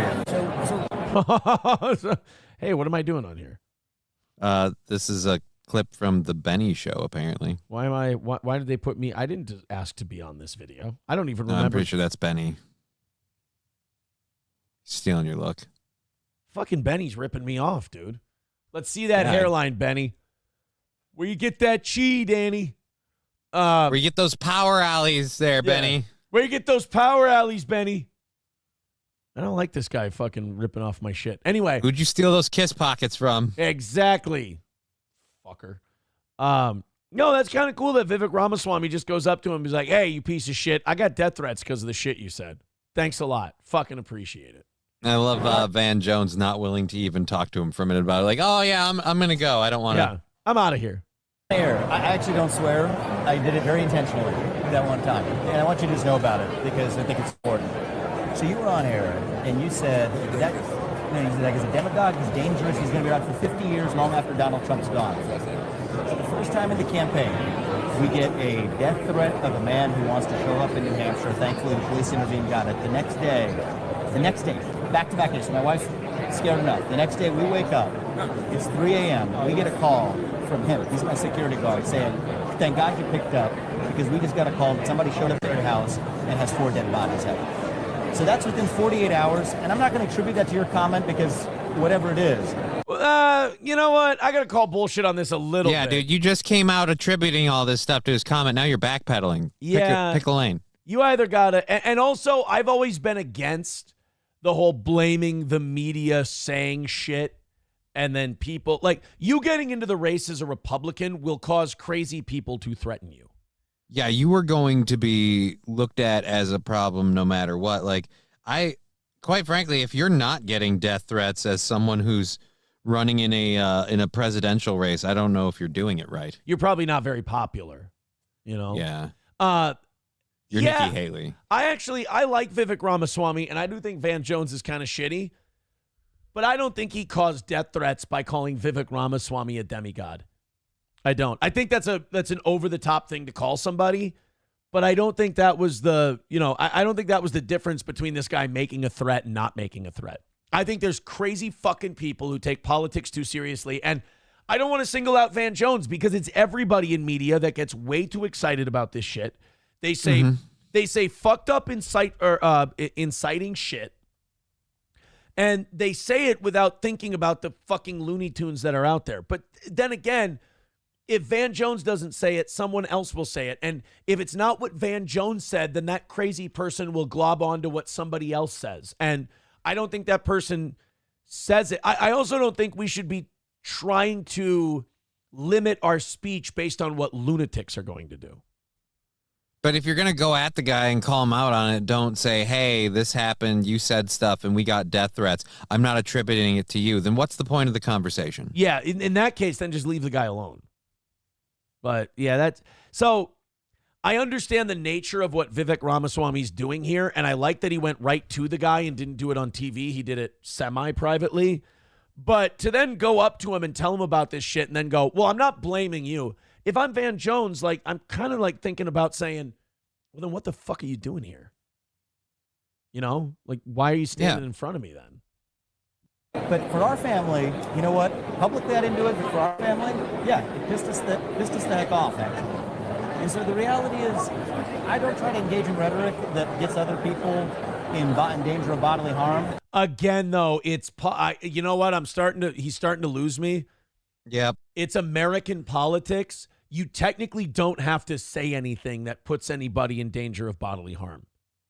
In fact, that was one of the reasons why a lot of us supported and understood Donald Trump's request to get RFK proper security. Right. Because just your last name being Kennedy and being outspoken about politics, crazy people are going to do crazy shit. So I'm actually not on Vivek's side on this one. I kind of like the idea of him confronting Van Jones because Van Jones can be a piece of shit. But he's now already... that I'm seeing it in action, it's losing something. Yeah, this seems like Vivek just wants to vent this to somebody. Or make some sort of clout to get fucking into the headlines, because I don't think anyone's talking about him for anything at this point. Yeah. But I do think that if somebody's going to, even if you didn't intend to provoke that kind of ire on my family, yeah, in that week it landed with me. Now, at the same time, am I going to... Test. Do I want to set a good example for people in this country of what discourse looks like? I do. And in the heat of a presidential campaign, and I've been open about it since I left the campaign as well. My competitive spirits, sometimes... Van Jones is, I got to say, I'm actually kind of impressed with Van Jones in this. Because he kind of let him talk and get his piece in? Yeah, he's not trying to argue with him. He's not over-talking him. He's just like, all right, go ahead. And now you can tell he's starting to get the, all right, dude, I got to fucking go kind of thing going on. My competitive spirits, sometimes stop us from being able to have the level of discourse we want. And I think you were wrongfully pushed out of the White House for your comments around 9/11 way back when as well. They were misconstrued, exactly. So what I will tell you is this. Yep. So I just wanted you to know that backdrop. By the way, Van Jones knows that this fucker's recording this. Mm-hmm. Because he purposely just stepped right in the way of the camera before he spoke. So that way you can't That's get his voice. my personal song. Don't give it to anybody else. I will call you in a couple of days and I'll apologize to your wife. Okay, well, we don't need to do any of this on air. That's actually really cool. He said, I'll call you in a couple days and I'll apologize to your wife. Right. I like Van Jones.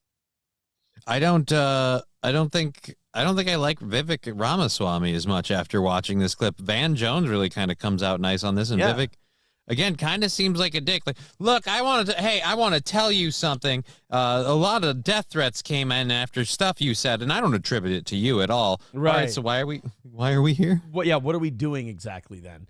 Yeah, I mean, and Vivek had it filmed for this Turning Point guy, the Benny show, and Van Jones just comes in. He's like, look, man, I'll call you in a little bit. I'll apologize to your wife. He let Vivek talk.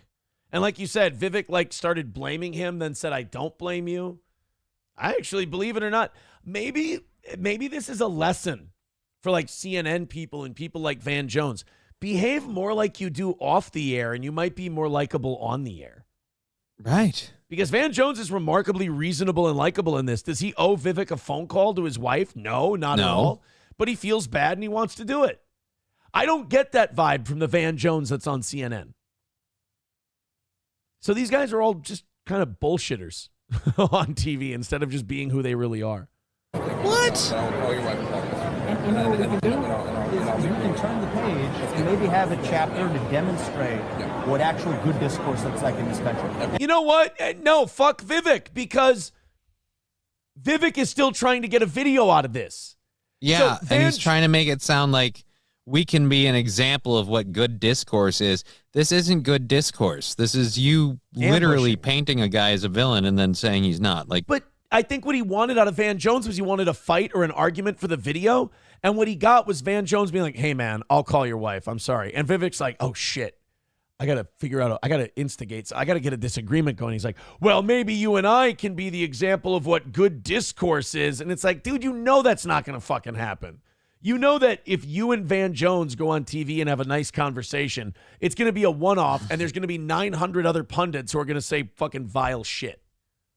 So I think Vivek wanted to get a fight or an argument going. And he was surprised to find out Van Jones is remarkably human. Yeah, Van Jones is human. He's pretty decent. Seems like a good enough guy. And I like this Van Jones a lot more than the one that's on CNN. And that's not just on you. That's on me as well. Okay, that's on two of us. No, hey, it's classy of you to say so. And I hope we can build a friendship. I really mean that. Please do. Okay? Thank you. Take care. I think Vivek's really disappointed how that turned out. Yeah, I would agree. I think he was trying to make a like a hot clip gotcha moment thing confronting Van Jones and having a, well, I said what I said because I'm a believer. And nope. Turns out Van Jones is just a guy collecting a paycheck. Felt a little guilty about how that might have gone. Offered to make an apology. Yeah. Mick Buster says, anybody want a Slurpee for no reason? So you guys just took nothing out of that. After the interview ended, Van Jones like, well, I'm going to get out of here. And Vivek said, thank you. Come again.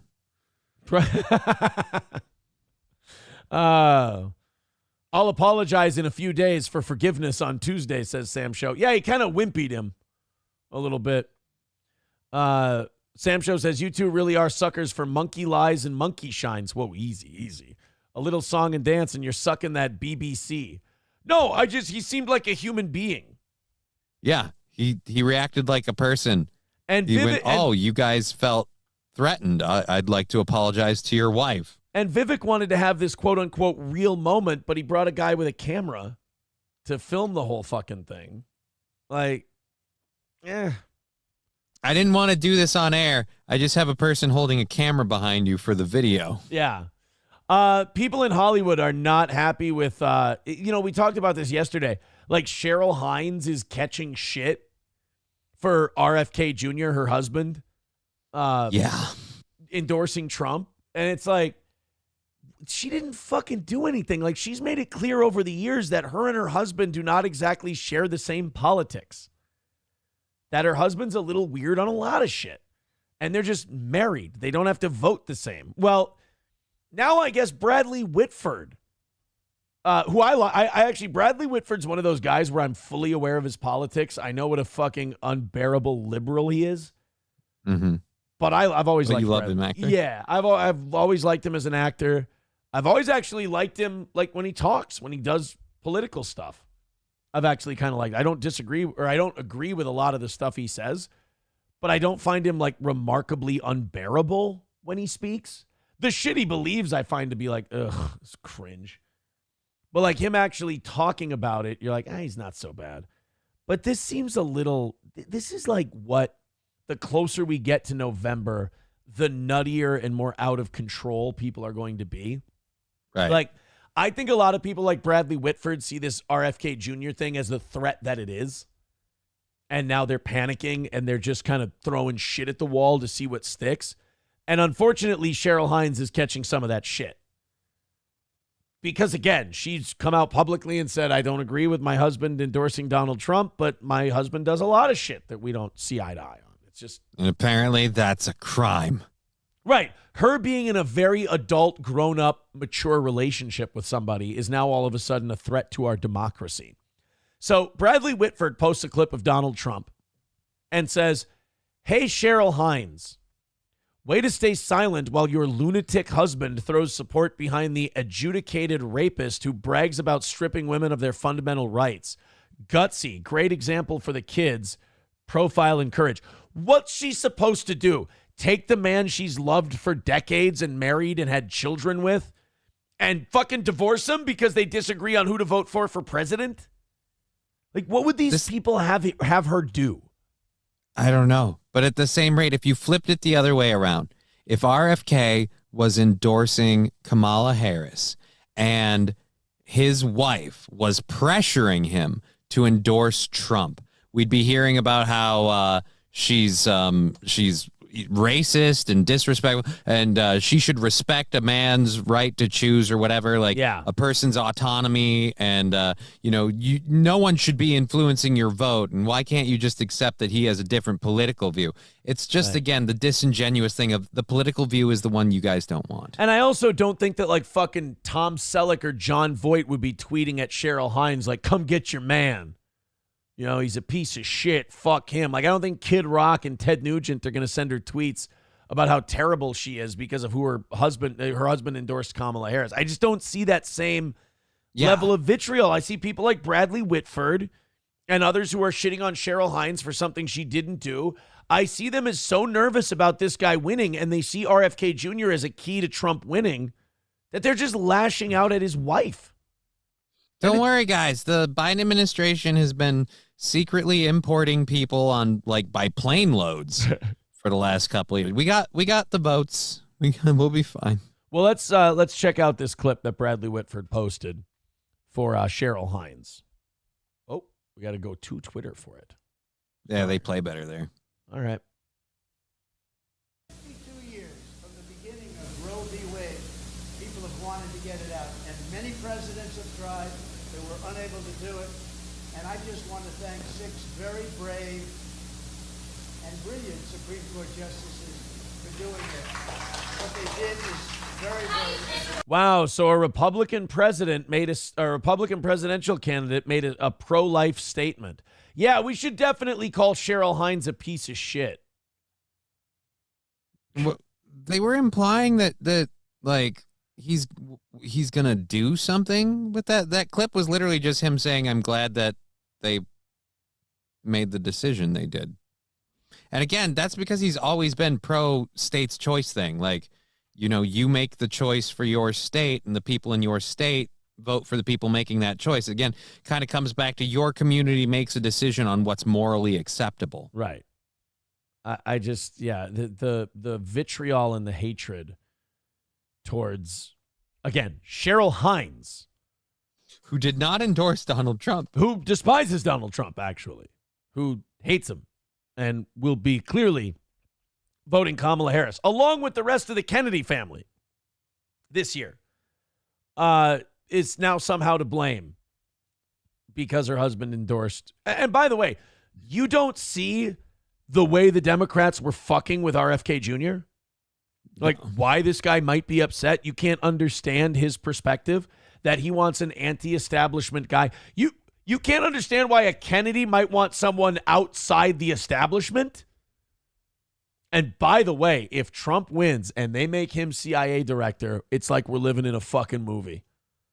I thought I don't know if they said director, but I know he wants to appoint him as the head of a committee that investigates all the presidential assassinations. Yeah, Trump said that he wants to start one of those.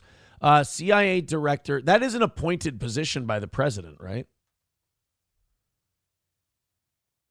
To be president, Joe Biden's no objection. Yeah, okay, so the president does nominate the CIA director. Fuck yeah, dude, let's do it. Let's make a Kennedy the head of the CIA. What an ultimate fuck you to like that whole deep state thing. Mm-hmm. Like a Kennedy becoming the head of the CIA, even if it's just for 4 years, that's pretty huge. Especially a Kennedy who's like into conspiracies. And interested in kind of closing down big government. Because then that's going to be a CIA director who doesn't want the CIA to expand in power or authority. Yeah. Speaking of Trump, by the way, we have one more Trump clip today. And this is more of a CNN clip, like a CNN's a piece of shit kind of clip. By the way, we're not down that much today. I figure we'd be down quite a bit with Meme Copium, doing his thing. We're about 150 people down for today. Not bad.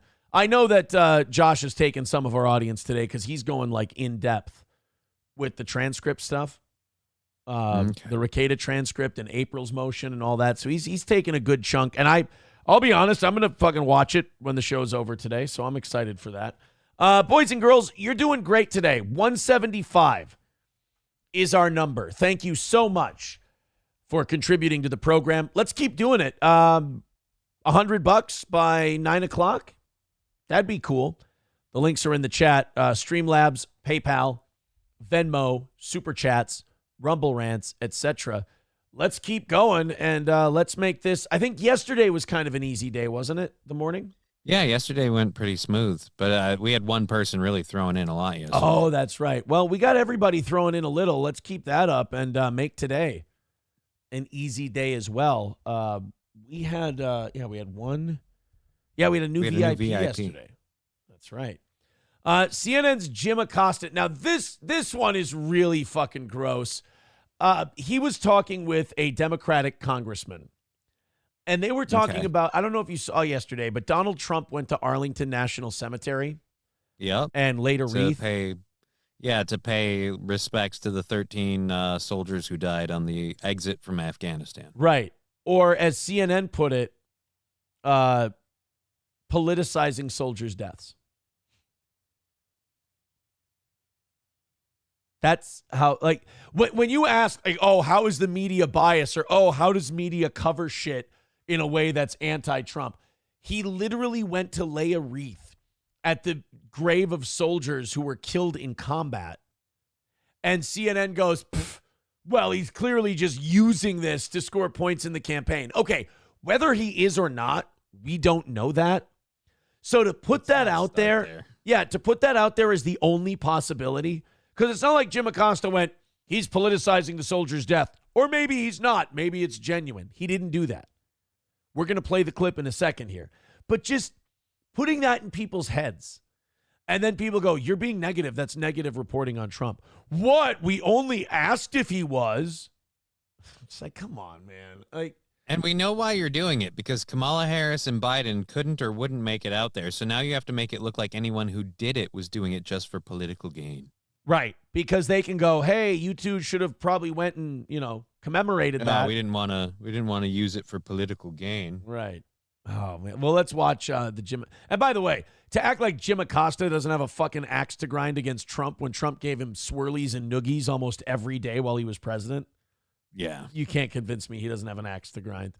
Let's check out this clip of Trump from Arlington and CNN's coverage. We getting an ad first or no? Yes, we are. All right, we're going to get a quick 5-second ad here, and then off we go. And Congressman, I did want to jump to the campaign a little bit. This morning, former President Trump was at Arlington National Cemetery, where he marked the 3-year anniversary of the bombing that killed 13 service members during the Afghanistan withdrawal. This is someone who, according to his own former chief of staff, said Americans who died in war are, quote, suckers and losers. Trump. Wow. Yeah. What a fucking piece of shit. By the way, what Trump said was regarding John McCain, saying, like, I like my heroes to not get captured. No, but he at another point he did refer to soldiers like signing up for the military as, I think, suckers and losers. I don't remember the comment specifically. Yeah, I do remember that. But he's not saying that the 13 people who died in Afghanistan are suckers and losers. That's fucking, God, these people are such fucking vermin. They take a sliver of truth and then they extrapolate it out, totally misrepresent it because they just fucking hate the guy. And Eagle of America pointed out on the Rumble chat, this is also after they did nothing but bitch and complain that he didn't go to the cemetery in France. Why didn't Donald Trump pay respects to the people in France? Why didn't he pay? Like D-Day, you mean? I don't know if it was a D-Day thing or what, but he didn't go to the cemetery in France and they were pissed. Ugh. Denies that, although John Kelly confirms that Trump did say that. He more recently said a civilian award is, quote, better than the Medal of Honor. You're a former... Yeah, he was trying to talk up somebody who won the fucking award. That's like saying, oh, man, an Emmy, man, that's better than an Oscar. Now, is it true? No, but you're introducing someone who won a fucking Emmy. You're trying to make them feel good. God, these people are so just fucking full of shit. You can tell they're worried. You can tell they're scared. They have to make every possible thing somehow a way to talk about his negative shit. Like I said, the weirdest part is Kamala Harris and Joe Biden, neither one of them did anything for this, and they were more directly involved than Donald Trump was. Well, and this is also like one of those things where like every single comment, before they even actually get to the thing, every single comment is dripping with shittiness. And, that Newsbusters study that we went over yesterday that said 89% of the media's coverage on ABC, CBS, and NBC, 89% of their coverage of Trump is negative. And I was surprised by that number. I was like, show me the 11% positive because I ain't seeing it. I don't know where you're getting this 11% positive news stories from. Army Ranger, is he politicizing these soldiers' deaths? Should he even be at Arlington National Cemetery if he's going to make some politics out of this? Wow. Well, I also mourn the death of those 13 service members. Are you doing it just for political purposes? Are you doing it just to score points? Are you fuckers? Every death of a service member is a tragedy. At the same time, I mourn the deaths of the over 2,400 service members who died during the 20 years we were at war. And who do you want to thank for that? Bush, Obama. Is it Donald Trump? I feel like Bush and Cheney would be two big ones, especially Cheney. because like you really wouldn't want to be the person who predicted that being a no-win situation that you'd just be stuck in forever until he could make money out of it. Yeah. And by the way, how do you say this? 2,400 soldiers in a 20-year war. That's pretty fucking good. You know what I mean, though? Like a 20-year war. What, 53,000 soldiers died in Vietnam. Right. In what, 6 years, 7 years that we were in that? 53,000. We threw a lot of bodies at that one. 2,400 in 20 years. I don't like the calmness with which we talk about it. Oh, we just had a 20-year war. Yeah, that's pretty fucking shitty. Yeah, like, why have we been at war for 20 years?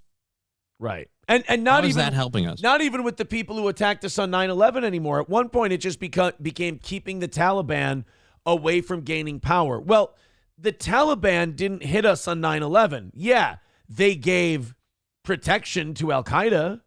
That's true. But we went in there and we rooted out all the Al-Qaeda that were in Afghanistan. So we went and we got Osama bin Laden. Right. We should have been gone at the very least when we got bin Laden. Just look at President Biden, under whose leadership. But there was a Caspian Sea oil pipeline that we needed to protect. Right. By the way, that That's pipeline strange. got built and now the Taliban has it. Yay. Yep. We actually ended and made the tough decision to end our nation's longest war. It became very. Who did that? Yeah. Do we want to credit the person who did that? I don't. Yeah. Spoiler alert. He's on the screen right now. Yeah. Who ended that war? And by the way, which following president created more wars?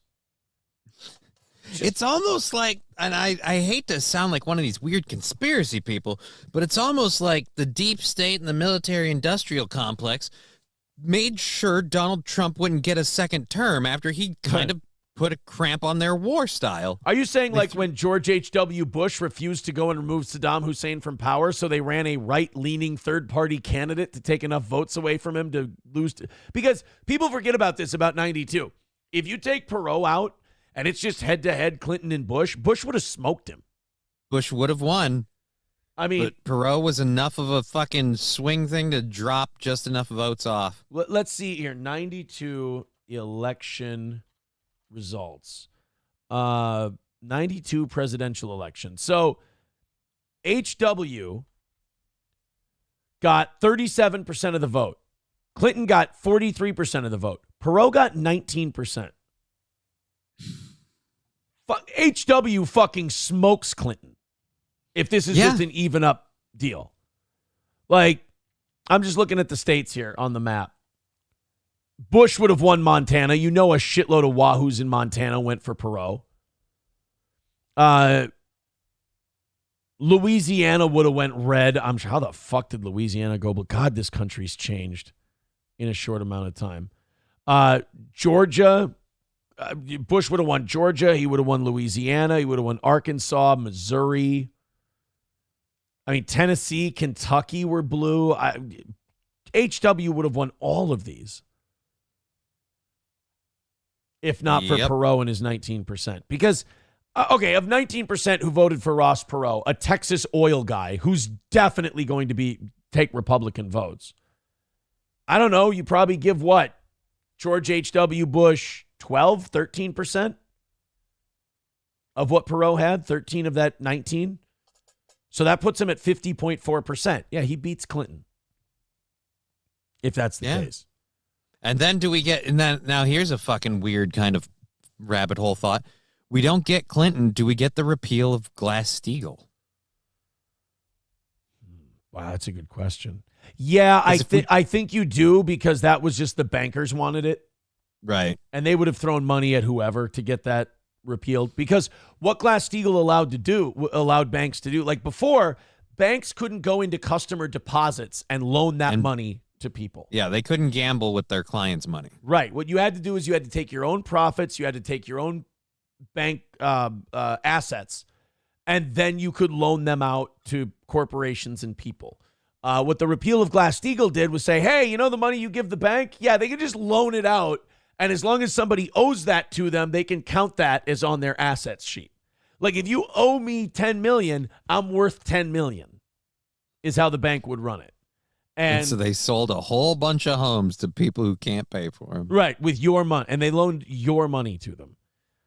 It was a terrible idea, but here we are. Coltrane with $1 says Trump went with 13 family members. Biden and Harris refused to go. Yeah, Trump, totally just did it for political reasons. 100%. Packerbacker says suckers and losers just as disproven as the Charlottesville bullshit, but the media keeps running with it. Yeah, the suckers and losers thing, wasn't that just somebody said that he said that? Well, at this point, everything they say about Donald Trump is never verified with like a fact or backing up. Oh, and he said this. Oh, and he said that. And let's not forget he said this. So it's weird because, again, when we have to point out what Kamala Harris or someone else said, we have to, go to the video. But when Donald Trump said it, just hearsay is good enough. Coltrane with $1. Yeah, Kamala, 84% of stories are positive. 89% of Trump's are negative. This is a prime example of this. Yeah, and a lot of people pointing out, the Medal of Freedom is a lot of the times a better medal to get because a lot of people win the Medal of Honor posthumously. So you're fucking dead. So it can be a little better to get the living one. Coltrane with $1 says Kelly said Trump called them suckers and losers. The same media said Trump attacked the Secret Service guy and grabbed the wheel of the beast after losing. Yeah, remember, they said he tried to grab the wheel on January 6th? Yeah. Which, totally fucking true. Totally accurate. By the way, Dive Bar points out, 2,400 soldiers died in Afghanistan in 20 years? Right. 2,400 Americans died on Iwo Jima in the first 3 days of fighting. To give you an idea of how much war has changed. It took 3 days to kill the amount of service people that died in 20 years in Afghanistan. In Iwo Jima. And somehow we spent more money on the second one. Right. Well, you can't have soldiers doing kitchen duty, and you can't have soldiers cooking, and you can't have soldiers doing all that shit like they did in World War II. Now you have to spend a fuckload of money hiring contractors to bring McDonald's over. Yeah, exactly. God, just nobody listened to Eisenhower when he said, "Hey, you might want to watch out for these military-industrial fucks. They're evil." You know what I hate about shit like that, though? Do you remember at what point in his presidency Eisenhower made that warning? Wasn't it like at the end of his presidency? It was his farewell address. It was when he was on his way out the door. Like, all of these guys are so afraid to get murdered. Even like uber war hero, most famous guy in the country, Dwight Eisenhower, was like, I'm going to say this shit about the military-industrial complex on my way out the door so these guys don't blow my fucking head off. Whereas Kennedy was like, fuck the CIA. The Dulleses are pieces of shit. Fuck those guys. They're assholes. I'm the man. The country loves me. I'm in charge. And they went, really? Yeah, why don't you go for a ride with your top down, dickhead? Oh, I will. The people love me. Yeah, we'll fucking fix you, you bog-trotting potato farmer. You fucking Irish Catholic cunt. We'll blow your And then his vice president was like, I don't see any problem with it. My wife owns Bell Helicopter. I'll just take a shit with the door open in front of people. Fucking LBJ was a goddamn war criminal lunatic too. God, this country is... When's the last time we were good? Are we the baddies? Yeah, right? When's the last time we were good? We're blowing our president's head off when he gets too popular. Then Nixon got too popular, and we had a CIA fucking sting operation set up for him. George H.W. Bush, not that he was a CIA director. He wasn't exactly a good guy. But, like, he wouldn't play ball. So even a CIA director isn't safe. Nobody's safe. CIA director goes, I'm not invading that country and costing more lives to overthrow this guy. Like, our allies. HW's thing was the Saudis won't back us. A couple other Arab countries won't back us, and it'll cause massive instability in the Middle East. Wow, who could have saw that coming? 10 years and that's later. actually Dick Cheney defended Bush, saying that going into Iraq and Afghanistan is a quagmire. If you go in there and you disrupt everything, you can't leave, because the minute you leave, it'll all fall apart again. So if you go in, you have to stay in. So we can't go in. It'd be a losing battle. Fast forward a couple of years. That guy was really smart and really insightful. What was his name? His name was Dick Cheney. Wow. Our vice president that got us into all those wars should have listened to that guy. Who was that guy? Dick Cheney. Oh. Dick Cheney should have listened to Dick Cheney, I think. Guys, we are 175 away from today's goal. We'd like to be at 100 by 9 o'clock. So if you guys want to rally up like you did at the end of last hour, I think I've done a great job of not saying anything. Like I said, you guys hit those markers. I don't say shit. So now I'm saying shit real quick because I'm going to open up the next hour. I'm also going to, we're going to get our reads taken care of. Then, with all this caffeine coursing through my body, I'm going to have to make a pee. But first, Stoney's Bar in downtown Rockville, just like Sean said earlier in his super chat. Stoney's Bar in downtown Rockville, Minnesota. Go there Thursday for bike night. Go there on the weekends for live music on the Fireball stage, and hit that patio, man. I hate to say it, but there's only so many patio days left in the season. What, you probably got about a month? Get there. Get to Stoney's. That patio's awesome. Stoney's Garage, the outdoor bar, is great as well. They've also, like I said, got live music on the weekends, and bike night is Thursday featuring Wild Willie's Sandwich Shack. Head over to see our buddy Cheetos and the team at Stoney's today. Also, Midland Armory in downtown Foley, midlandarmory.com. Our friends at Midland have a great selection of handguns, shotguns, rifles, knives, optics, parts and gear, and much more, and you can order it all online. That's Midland Armory in downtown Foley, Minnesota, or midlandarmory.com. And, of course, All Care Towing, 320-253-5203. For All Care Towing of St. Cloud, contact Tim and the team at All Care Towing when you go in the ditch, when you get in an accident, when your car stalls out. Call All Care Towing. Nobody's faster than All Care. 320-253-5203. That's 320-253-5203 for All Care. Los Tejas Synthesizer says it was really nice of the Jews to put on that parade in Dallas for Kennedy. Dive Bar says, according to Google, 2,400 died the first day on Iwo Jima. Fuck. Really? Dude, wars back then were just such a goddamn meat grinder. I mean, everybody's like, oh, now they just use remote controls and drones and shit like that. It's like, isn't that technically better? Slightly better. We're losing less people. I mean, yeah, you're creating sociopaths who just kill with a joystick. Sure. But like 2,400 people in one day, because back then you had to just land these metal landing crafts and just drop guys off and have them run from the beach to wherever the machine gun installments were and knock those out. Now we just have tactical fucking cruise missile strikes and everybody's just wiped out by the time our soldiers get there. It's a little better. Honky says JFK's dad, Joe, when he was ambassador to the UK before World War II, correctly said that it was the Jews pushing war hard against Germany. Well, they kind of had a reason. King Kong Dong says, I think last honest president was Teddy Roosevelt. Well, and he got shot at too. Literally got shot. Last honest president. Yeah, because Woodrow Wilson was a fucking tool of the globalists. FDR was a tool of the globalists. I think Eisenhower was a patsy because he was such a war hero that they could kind of slip anything in while he was president because he was kind of the face of the country and people loved him. I'll tell you who you know who else was a hero on the same level as Eisenhower? Patton, and they fucking killed him. They didn't want because Patton wanted to go after Moscow. Oh, dude, you couldn't control Patton. Patton would say what he wanted, when he wanted, and he had some very deep-seated opinions about communism, and they fucking whacked him. Oh, no, I'm sorry. What I mean was everybody's Jeep's brakes go out. When they start complaining about communism. Yeah, totally.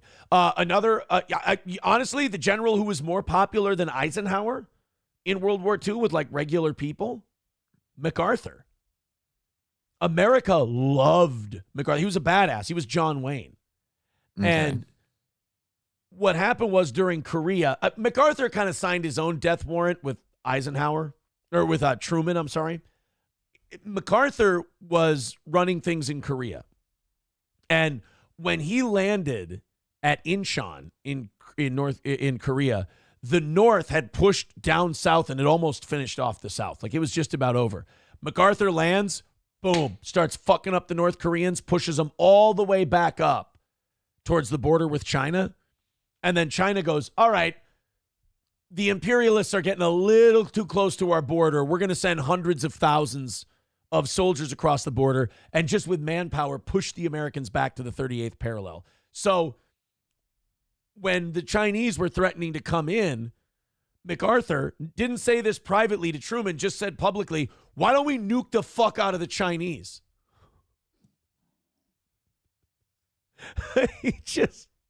What he said is we should set up, I'm not kidding, we should set up a radiation belt around the border of China. Like, he was like, let's just drop fucking nukes. This was MacArthur's idea. MacArthur said, while we still have this nuclear monopoly, let's use it. That was MacArthur's idea. It's like, as long as we're the only ones who have these atomic bombs, let's fucking go, dude. The only problem is I think the Russians secretly had nukes by that time. Let's just irradiate China and let's pave over paradise and put up a parking lot. He was just like, hey, MacArthur, what do you want to do? The Chinese are threatening to come across the border. Why don't we just nuke the piss out of them? Wait, what? Yeah. You understand you're saying that into a microphone. Right. Let's nuke those little bastards. And then Truman gave him shit for that. That's his commander-in-chief, right? Mm-hmm. And MacArthur basically called Truman a giant fucking pussy publicly, and he would shit on him all the time. Like, MacArthur would talk about what a fucking asshole he thought Truman was. So Truman finally is like, dude, I have to fire you. You have to go now. I've got to cut you loose. And he's like, fuck you, fag. I'm a fucking hero. People love me. And he's like, I know, but you're making me look like But you're kind of a dick. Yeah, you're making me look like a bitch cuck in front of my boys, and I got to cut you loose. I mean, the man had ideas. Oh, by the way, Honky says the most loved World War II general was Erwin Rommel. Let me tell you something. You talk about Operation Paperclip. I'm convinced that if Hitler hadn't had Rommel kill himself because Rommel plotted against Hitler, we would have taken Rommel. Really? I think the Americans would have taken Erwin Rommel as a general. He was brilliant. I mean, the Germans had no fucking business winning at all in North Africa, and Rommel pushed them into Egypt. And then what happened was the fucking Italians were so inept and they couldn't do shit that they basically dragged Germany down. But I don't know. The chat might agree. They might disagree. I think what happened with Rommel was Rommel was the only general in the German officer corps that didn't become a Nazi. Right. All the other generals had to pledge their allegiance to Hitler, become members of the Nazi party. Rommel was not a member of the Nazi party. And by the end of it, he was a German patriot. He loved Germany. And in 1944, he kind of saw the writing on the wall, and he's like, Hitler's going to put us in a fucking suicide spiral. And so he took part in a plot to kill Hitler. Didn't work. Operation Valkyrie? I don't know if he was Valkyrie. Was that the one where the bomb blew up next to Hitler? I think so. I can't remember if Rommel was part of that, but Rommel was part of a plot to kill Hitler. And basically the Germans came to Rommel and they said, you're a hero, so we're going to give you a cyanide capsule and you can kill yourself, or we're going to murder you and your entire family. They kind of did mob shit to Rommel, and Rommel's like, all right, I'll take the poison. Sounds good. They had the Italians do that part. They were able to handle that one. I honestly think we would have taken Rommel in like Werner von Braun. He was fucking brilliant. He was the one on D-Day. So Rommel was in France on D-Day, and he had a shitload of tanks in his command. And he went to Hitler and he said, I have an idea. The Allies are about to land. Why don't I bring these 4 Panzer divisions up and just crush these fuckers right on the beach? And that would have been like their last stand to defend Fortress Europe. And Hitler's like, no, those have to hang back because if they advance on the beach, we need those Panzer columns. And so Rommel had to hang back and just watch as the ally and just wait for the allies to come to him. So if he had let Rommel go, we might not have succeeded on D-Day. Rommel might have pushed us back into the ocean, yeah, if he was allowed to do it. But, Hitler being the fucking genius that he was. Rommel tanks D-Day. While Hitler snored, D-Day, Rommel, and the Panzers, Rommel expected that the Allied landings would take place north of the Seine Delta and presumably would have deployed most of his panzers, yeah. Rommel, who was in charge of the tanks, was quite exasperated because Hitler didn't want to release the panzers without his personal approval. Three panzer divisions, only one of which was located within striking distance of Normandy. And he's like, why don't we just fucking send them to the beaches? Like, Rommel understood that's where the fight was going to be. Right. And if they can't get in, then you don't have to fight for the rest of everything. Honky says Operation Valkyrie was the failed marriage of April to Aaron. That also blew up. The pugilist and the Valkyrie, remember. Broken up by chaos. All right, I'm going to pee real quick. Guys, okay. We got 10 minutes until 9 o'clock. Throw us a couple of bucks. We're talking a little history this morning. We'll get back to the news in a second here. $175 away from today's goal. If you want to contribute, let's do that. Let's get to 100 by 9 o'clock, and let's make this a really easy day for that goal for the toe. We're looking good right now. Keep us that way. If you feel like throwing us $5 or $10, all the links are in both the chats. They're pinned to the top of the page. Go ahead and do your thing, man. I appreciate it. I'm going to leave you guys in Johnny's hands. This is like when Adam Sandler took breaks during The Wedding Singer and George would take over and sing Culture Club. So I'll be back in just a little bit. That's actually it's kind of hurtful because George would come in and sing Culture Club was always the worst part. All right, let's rally, folks. Yeah, dude, it'd be great if we could get a little money in there to surprise Aaron when he comes back. That would be nice. Coke break. I wish. Johnny, how fat is your girl?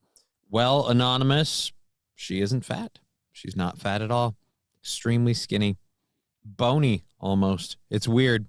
But anyways, we'll be doing iShow Just Kidding LLC on Twitch, YouTube, and Rumble today at 2 p.m. if you want to come over and check out all of that.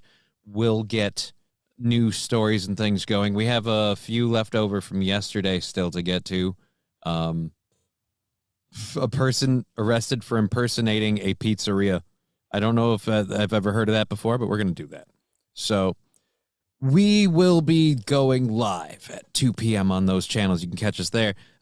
Feed her something other than pizza, Johnny. What are you talking about? Feed her something other than pizza. How do you know all I fed her was pizza? Did she sit on your... Why do we need to know such personal questions? There were plenty of seats in the hotel and everywhere we went. My face doesn't have to be the only one. All right. So, do you really want to make me... Who are we trying... Oh, you're quoting... I see what SC Motorsports is. And now he's just quoting Culture Club. How's her hand occupation skills? What do you mean by that? What do you mean, hand occupation skills? I feel like we didn't need those. We had plenty of other things going on. And again, it was a good weekend and week that I had with the lady. It's just a good time. Hoping to do that. King Kong Dong asking, are you going live today? I think I've mentioned it twice already that I'll be live at 2 p.m.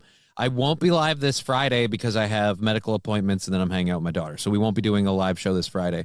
But other than that, we'll be live all week, and then we'll be bringing back the DJ stream on Sunday. So we'll have that. This one's a long pee break. Wow, he's really on. I think we switched from a 1 to a 2. I think he had too much of that Celsius. Now he's going to be dropping a deuce. If you come to Cali, I will take you to Tijuana to get drunk, says Stephen King. Well, Stephen King, if I come to Cali, I'm going to be in San Diego. So it's just kind of a thing. Oh, someone pointing out, yeah, Aaron could be putting in a new tampon. He is bleeding. Did you have sex in the egg? No, Jay Bra. We didn't hang out here. I have my daughter and my my roommate, and so that didn't happen. Plus, I don't think the egg chair could take aggressive sexual activity. This thing's a little fragile. It might break. That became a caffeine-related issue. Yep. Yeah. That's what I anticipated. Had to take your shirt off, didn't you? I didn't, because I didn't know it was going to be that. It was one of those stand up, now let's sit down kind of things. So I couldn't really super get into it. Plus, I knew I had a show. I couldn't super get into it. Yeah. I like how you explained taking a bowel movement as an erotic fantasy. Like I was really great, and I was grateful that it happened, but I couldn't really get into it at the moment. I just had too much going on. Yeah, King Kong Dong says Aaron definitely took his clothes off to pee. I did not. I started peeing, and then I was like, ooh, we got an issue. Dr. Los Teos Synthesizer says, did you wipe the blood from your booty? I don't know where that blood came from. I was able to wash most of it off my hands. But Aaron had to beat one out after all the Hitler talk. Oh, I love a good World War II discussion. I do. You get me talking about Hitler or Napoleon, and I'm going to leave the earth for a little bit. Aaron, just admit to sitting down to pee every time. No, I'm not defending myself on this. I'm not doing this. 175 away from knocking out today's goal. Oh, I'm sorry. 170 away. Not the father with $5 says, because Johnny asked nicely. What does that mean? Well, thank you. What does that mean? Oh, I just said when you left, I said it'd be really awesome if Aaron got back to the surprise of some donations and knocking the goal down. Yeah, if you guys knock the goal down, that makes me really happy. Or if you don't like seeing me happy, knocking the goal down drives me fucking bazonkers. Because it means I have to stay here till 10:30. Yeah, it's punishment. So click the PayPal, click the Streamlabs, click the Venmo. Let's get down to $100 in the next couple of minutes here. Appreciate it. I'm just checking on, you know what? You shouldn't say this while you're doing a show. You shouldn't really promote other people's shit, I guess. But I'm really looking forward to watching Meme Copium before therapy today. I don't know if I should. I feel like I should go out and get something to eat and bring it home and, Or just sit down with a fucking, yeah. Just light a candle, just set out a nice drink. Probably nothing alcoholic. You got therapy meeting. Yeah, I don't like drinking during the week, and I don't like drinking by myself. It's not fun. Yeah, I don't have that problem. I drink and then I don't drink. I go through phases. Really? Yeah. Making you spurg about the stupid goal is better than giving it to you early, says Stephen King. I know. I've learned that over the years now, is that they're like, no, it's no fun when you guys do it early because then you just do the show. We don't get to see you twitch and bounce. I understand. Lost Chaos Synthesizer says Aaron needs more lube before he watches Meme Copium. Why doesn't I know that Meme Copium has busted my balls before, but he doesn't seem particularly hateful. Why haven't I ever gotten the invite to do any simulcasting while we're both on at the same time? Yeah, that's weird. Fucking Meme Copium never asks me. Why doesn't he like me? Probably because I'm a fucking obnoxious piece of shit. I get it.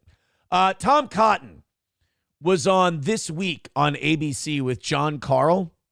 And people are saying that the way Tom Cotton kind of addressed this media interview is how most Republicans should be approaching the media from now on. Let's go ahead and let's watch this. And then we got a bunch of other stuff coming up today. We've got R-wording dolphins again. People are R-wording dolphins, or dolphins are R-wording people? No. What happens is dolphins can't find mates sometimes, and so they'll get near shore and they'll start humping humans.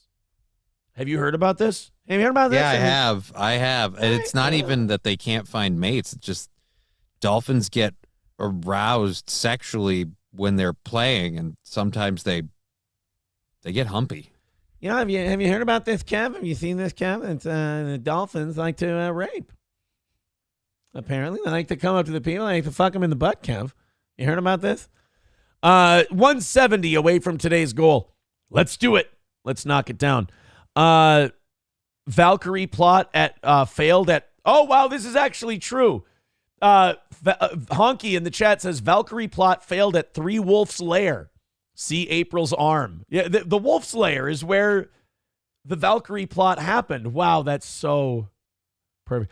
I do, like, I know we're divorced and neither of us particularly like each other, but there is a little bit of sediment at the bottom of my stomach that stirs up for April once in a while. And I will say that when I see those pictures of her purposely turning her arm out to show that shitty tattoo, I do go, oh, April, don't. Like, there is still part of me that goes, I know I should be laughing and this should be really funny, but there are parts where I go, stop. It's just a horrible choice. Now you got that tattoo you always have to show off. You don't have your arm to prop up yeah, how are you going to prop up your tits now that the tattoo's on the... Damn it, now you're stuck with little titties and fucking a big tattoo. God damn it. We get to our word dolphins today. Glad I'm here, says Raz of Chaz, and gives us $2. I think I probably could have said that better. I apologize. Sam Show says it's so funny how proud of it she is. Other people have laughed about it. It's kind of like there's three things that have happened lately that she's caught shit for on the internet that make me go, oh, guys, come on, fuck. Like, that's enough. One is the Summer's Eve in the real estate pictures.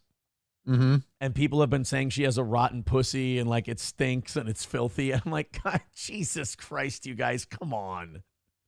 That's like, it just really fucking like egregious fucking stank pussy jokes. And I'm like, guys, come on. I can't. It happens to everyone once in a while. I can't enjoy this. Like someone in the chat already wrote, uh-oh, stinky.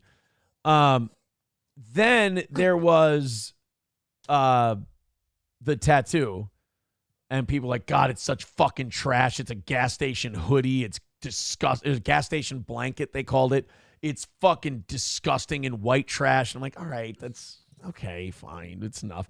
And then the dress and the pictures she took at that art gallery, which it was so funny. I was talking to someone yesterday who knows April, and they were like, they said the same thing I did. They go, April would have called people so fucking gay for going to art galleries. And I'm like, I know. I said she's half who she is and half who she's with at the time. There is no actual April. She's an amalgamation. She's an amalgamation of different things. There's no actual her. And then also like watching people's comments, like somebody played me a clip yesterday of PPP talking about April's dress. And like, do you want to just watch the PPP? Yeah, let's see the clip. I watched this yesterday, and it was hard for me to even, like, laugh at it because I was just like, God damn, this is fucking mean. It's so bad. Kino Casino. No, this. Ralph. Yeah, here's the art show pics. All right, let's go to this. Anyway, one. it doesn't matter. It doesn't. Let's go. Such crazy open degenerates that you just break the law publicly on camera and on the internet for everyone to see. These guys. All right, Rackets here? Yeah. Black and Mel. Oh, Okay, my so God. Look at this This ghoul. is So then it just starts with Worski and PPP. Just, oh, look at this ghoul. By the way, if you guys don't know where to find this, Kino Casino airs on Kick. It's kick.com/Kino Casino Gaming. Uh-oh. Guess what? Spillies. Sippy Cup's got to come out today. Ruh-roh. Big Boy made Spillies. We'll get back to the Casino Boys in a moment. Aaron made Spillies. That means the Sippy Cup's got to come out. Thank you, Scarface. This is why we can't have anything nice. There we go. That's what happens when we make Spillies on the show now. Is we got to drink out of the sippy cup. There we go. I was bragging to somebody about my keyboard that I really, really like. And they said as a joke, they said, you should buy me one of those. And I go, no, the last person I gifted one to it, he broke beer. it. So I spilled beer in it. Spilled beer on it multiple times. And then it finally died. Yeah. All right, back to the Casino Boys. So this is like the third example of people shitting on April where I watched it and I went, guys, Jesus fucking Christ, okay? Like, just, all right, that's enough. Ricada now. So Ricada is out on the town just openly with April without his wife. Now, wait, I want to correct that. Time out. Because remember, we thought at the tattoo thing that Kayla wasn't there, and she was. I think Kayla maybe goes to this shit, and she's the only one with a modicum of shame. She doesn't want to be in any pictures. Right. I don't think April and Nick are together in any of these pictures. They just both have, the pictures. Well, she didn't go there with Nick. She went there with friends. Well, she did say friends, so I think Kayla was probably there. She just doesn't want to be in any of the pictures. He's just full on show. So he took her to some classy event. I guess they paid $10,000 to go to this guy's event where he has a private collection of art, which includes the Hollywood sign, the original H and the Hollywood sign. But just look at this like trashy skank, April. Like the stuff. So it just starts off, look at this trashy skank. And I'm just like, dude, fuck. And then when Kiwi Farms started going, oh man, where'd she get that fucking dress? $800. They looked it up. They're like, it's $800 dress and it's a fucking prom dress and it looks like shit and blah, blah, blah. And I'm just like, fuck. I looked back in my phone. I was like, please, when we were at Valiant in Las Vegas, don't let that be one of the dresses. And I look it up and I go, oh, fuck, it's one of the dresses. It's one of the dresses. It's one of the Ladies dresses. and gentlemen, God we damn did it. And look, yeah, she has to have that fucking awful wolf tattoo showed off in every picture. And it's like, girl, that's just too much ink. You look like it's a trashy look. If you're going to get a lot of ink, you should have kind of a plan or a theme. And I don't know, the deer on one side, the wolf on the other, maybe like an animal theme thing, but yeah, I don't know. It just looks like a collection of bumper stickers right I think what it is just like you've got mental problems, like stress, anxiety, all this shit going on, and you're just making rash decisions, like getting shitty tattoos. Stunning dress. Like it's got sequins. Like it's so. Oh, she didn't say friends. You're right. Spent the evening with good people. Oh, good people. Yeah, but Nick was there. How tacky. It's like from the 80s. Had to share this stunning dress. Thankful for good moments with lovely human beings. People don't talk like that. That's that, like, you're kind of breaking down. That's like life is not going well. And that flowery language kind of shit. Had to share this stunning dress. You know what? I should go on her Instagram and comment, you're fucking welcome. If you felt like paid for that stunning dress. If you felt like you had to share the stunning dress, you're welcome. No, seriously. And Rakeda had to buy her this so she didn't flip on him in testimony. But you know what? I'm going to go with that. Go with what? I'm going with that. The dress was... I should have just shut the fuck up. Yeah, you should have never looked at it. You could have just let Rakeda eat this. I Yeah. mean, what's the worst case scenario? Everyone goes, oh, you're lying. Nick Rakeda wouldn't lie about not buying her a dress. Like, really? Would he? Would he? like, this is so humiliating for your wife, dude. This is that you're taking out awful. another woman. She's nowhere to be seen in any of the pictures. Your wife's doesn't sitting wanna at home taking care of your kids. On pills. And while you're, pilled out of her mind, on drugs, depressed and sad. Apparently, when she was seen in court, she was like sobbing. She was sad. She was stressed out. They did say that she was like clutching to her mom and like clinging to her and like looking despondent and shit. I get it. Like, it sounds like when people describe Kayla and all this, like she's the only one who kind of grasps the gravity of what's going on. Remember, she's the one who hugged her kid in the hallway and said, these are the consequences of our actions. Right. So take that one step further and change your situation. And yeah, right. I agree with you. You know, people go like, Aaron, why do you simp for Kayla? Well, you understand I was there. I might know a little something. She is, while there aren't sympathetic figures in this, not myself included, she is the most sympathetic of the three of them. She just has no fucking backbone. Because her husband is with a woman 15 years younger than her, who hasn't had kids, hasn't her body by having kids, and Rakeda is just publicly displaying. Imagine being his kids. Imagine being one of his 5 kids. One of the kids is 16 years old, right? Mm-hmm. In a couple years, he might be moving out of the house. And you really think he's going to still support you, Rakeda, when you humiliate? His parents have not taught him enough life skills to go and live on this. I mean, look at what he's coming from. You can't learn how to live on your own in that fuck. Well, I guess you know what? I guess you can learn to live on your own. You're just not healthily. I mean, it's just not going to be a good way. And on top of that, like if that's the environment you're raised in, how do you go make a healthy environment for yourself if you've never seen one? Right. Yeah, no, you're absolutely right. You're like this, bro, by bringing your dirty co-core mistress out into the public. So it's shit like that. Like when Ashton just effortlessly goes off on that, I go, whoa, whoa, whoa, whoa, whoa, whoa, whoa. Okay, all right. Point taken. I put my dick in that. Let's ease it down a bit. You know, I just... Yeah. Well, Big Grimpin, I wouldn't even be surprised if that kid went on the casino in a few years. And that's what Arcade is not even thinking about. He just doesn't give a about anything but cocaine and trying to look like a cool badass for Dick Masterson online. Then we had Ralph simping for April. She's a 9 out of 10. She's like a Minnesota 4, brother. Yeah. Oh, okay. Hold on. All right. Look, I Warski and PPP are super duper awesome. I love seeing their show. I especially love the backgrounds. But let's be honest. April, Minnesota 4. Like, no. April's easily a Minnesota 8 or a 9. I don't know. Have they not been here before? They're from Canada. I assume they could imagine it's kind of the same. I think what they're kind of saying is that, and this is pretty accurate, in the last 9-10 months, in the last year, she's aged quite a bit. Okay. I think that's kind of what they're saying. And also they don't like her, so they're going to shit on her. I mean, she's still not an ugly girl by any means. No, she's very attractive.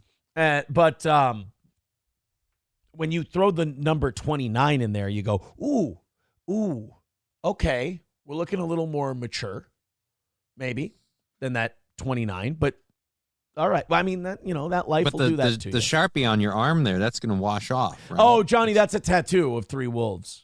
Oh, shit. Yeah.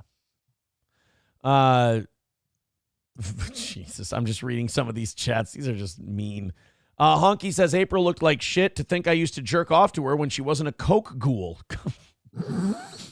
Thanks? Question mark. It's not the Hollywood sign. It's the Hollywood land sign. PPP is uncultured swine. Well, he's Canadian. What does he need to know about it? Sam Show says she should thank you, Aaron. You helped her realize her true self. Kokua. Jesus. See, that's what I mean. Just hurtful. Hurtful.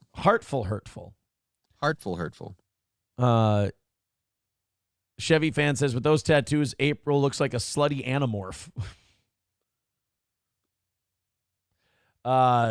Citizen M says, poor little Kayla at home pilled up like a bitch. My personal opinion is she was there. I think people are doing this like they did the tattoo thing. She's there. Guys, she's more into this than I think a lot of you think she is. I think she's just less into it than the other two are. I think. Plus, if you're feeling like you're being replaced by somebody, you got to fight. It really doesn't help if that person and the somebody who's replacing you are just going off together all the time. Control still had to be ripped out of Kayla's hands, says Sam Show. Citizen M says, Kayla is undeniably the least sympathetic one of all. She is those children's mother. That's a fair point. Citizen M, Aaron's daughters are going on NLO in a few years. Yeah, not after Patrick made fucking PDF file comments about one of them. I don't think so. I think if anything, Patrick should probably legally not be allowed to speak to children. Death Beholden says this guy will talk shit about Coke users, but I bet his sugar ingest is way more than a Coke user's. Well, I mean, look, PPP may be a little bigger, but I don't doesn't make him wrong. Yeah, right. He can still be accurate about his analyses, if you will. Jesus, Citizen M, who are you to judge? Says April has a pretty face. Her body is that of a 15-year-old boy. Jesus. Somebody says, I will say those tattoos drop her a few points, so a 5 out of 10, but going to the art thing drops her down to a 4 out of 10. What's crazy is she would have called people gay for going to that shit a year ago. Really? Oh, yeah. But would that have been her opinion, or do you think that's the her that was out to entertain you opinion? You know what? Good question. Because to me, she's camo, fishing gear, football games, and shit like that. Right. She's not really that anymore. Now she's art galleries and court cases. So, Klopogram says, why don't we all just move on and wish them the best? What I was trying to express was like, there's shit people say about her still where I go, guys, Jesus fucking Christ. Like that's like, tone it down a bit, man. That's a bit This is much. a person. Oh my goodness. Thank you for the 99 cents. I appreciate that. All right, let's get this hammered out. I just realized we got 45 minutes left to go, and we're at 170 away from today's goal. Let's go ahead and knock that out. Chip in $5 or $10. Let's knock out 170. Chip in 50 if you want to. I'm not going to limit you. I'm not going to tell you what you can and can't do. Go ahead and get that all hammered out. Let's get this 170 taken care of. All of a sudden, now we're back in semi-dire straits again. We were looking really good for most of the morning. Now we need your help a little bit. Aaron's getting a little jumpy again. 170 is the number. You guys got there before 8 o'clock today, and that was looking great, but it hasn't moved since then. So we got to make that goal move, boys and girls.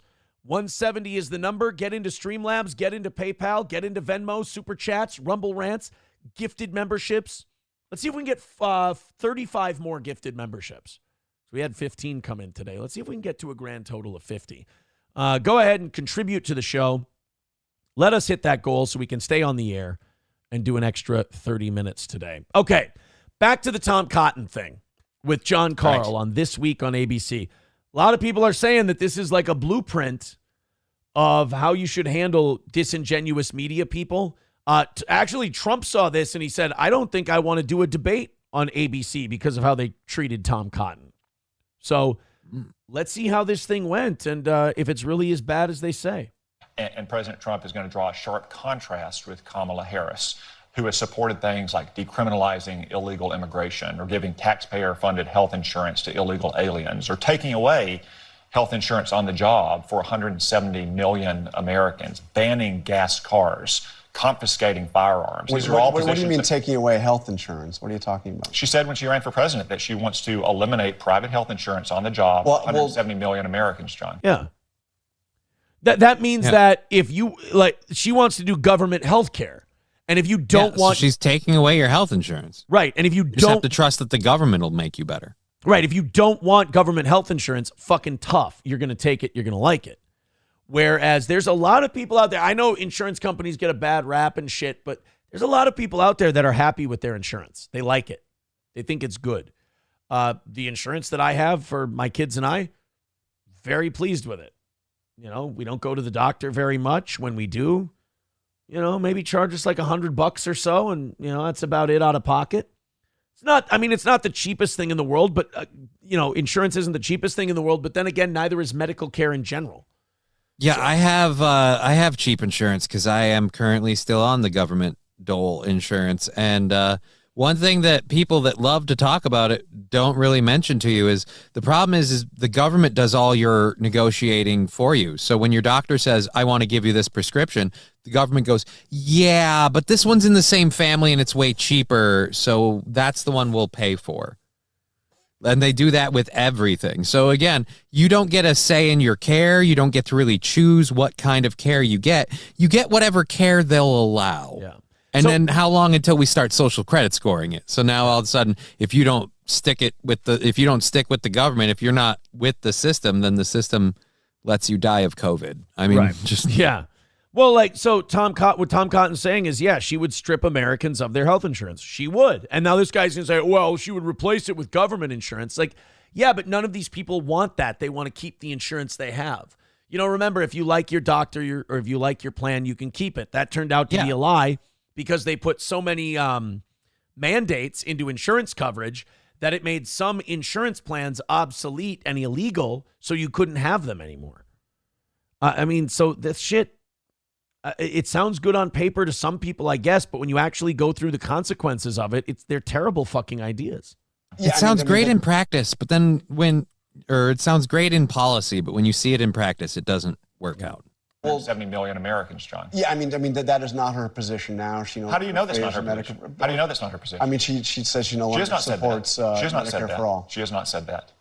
Okay. Maybe anonymous aides on a Friday night have said that, but the last thing that she said. But this was not a radical convention. I mean, she look at this. Like, this isn't a guy interviewing Tom Cotton.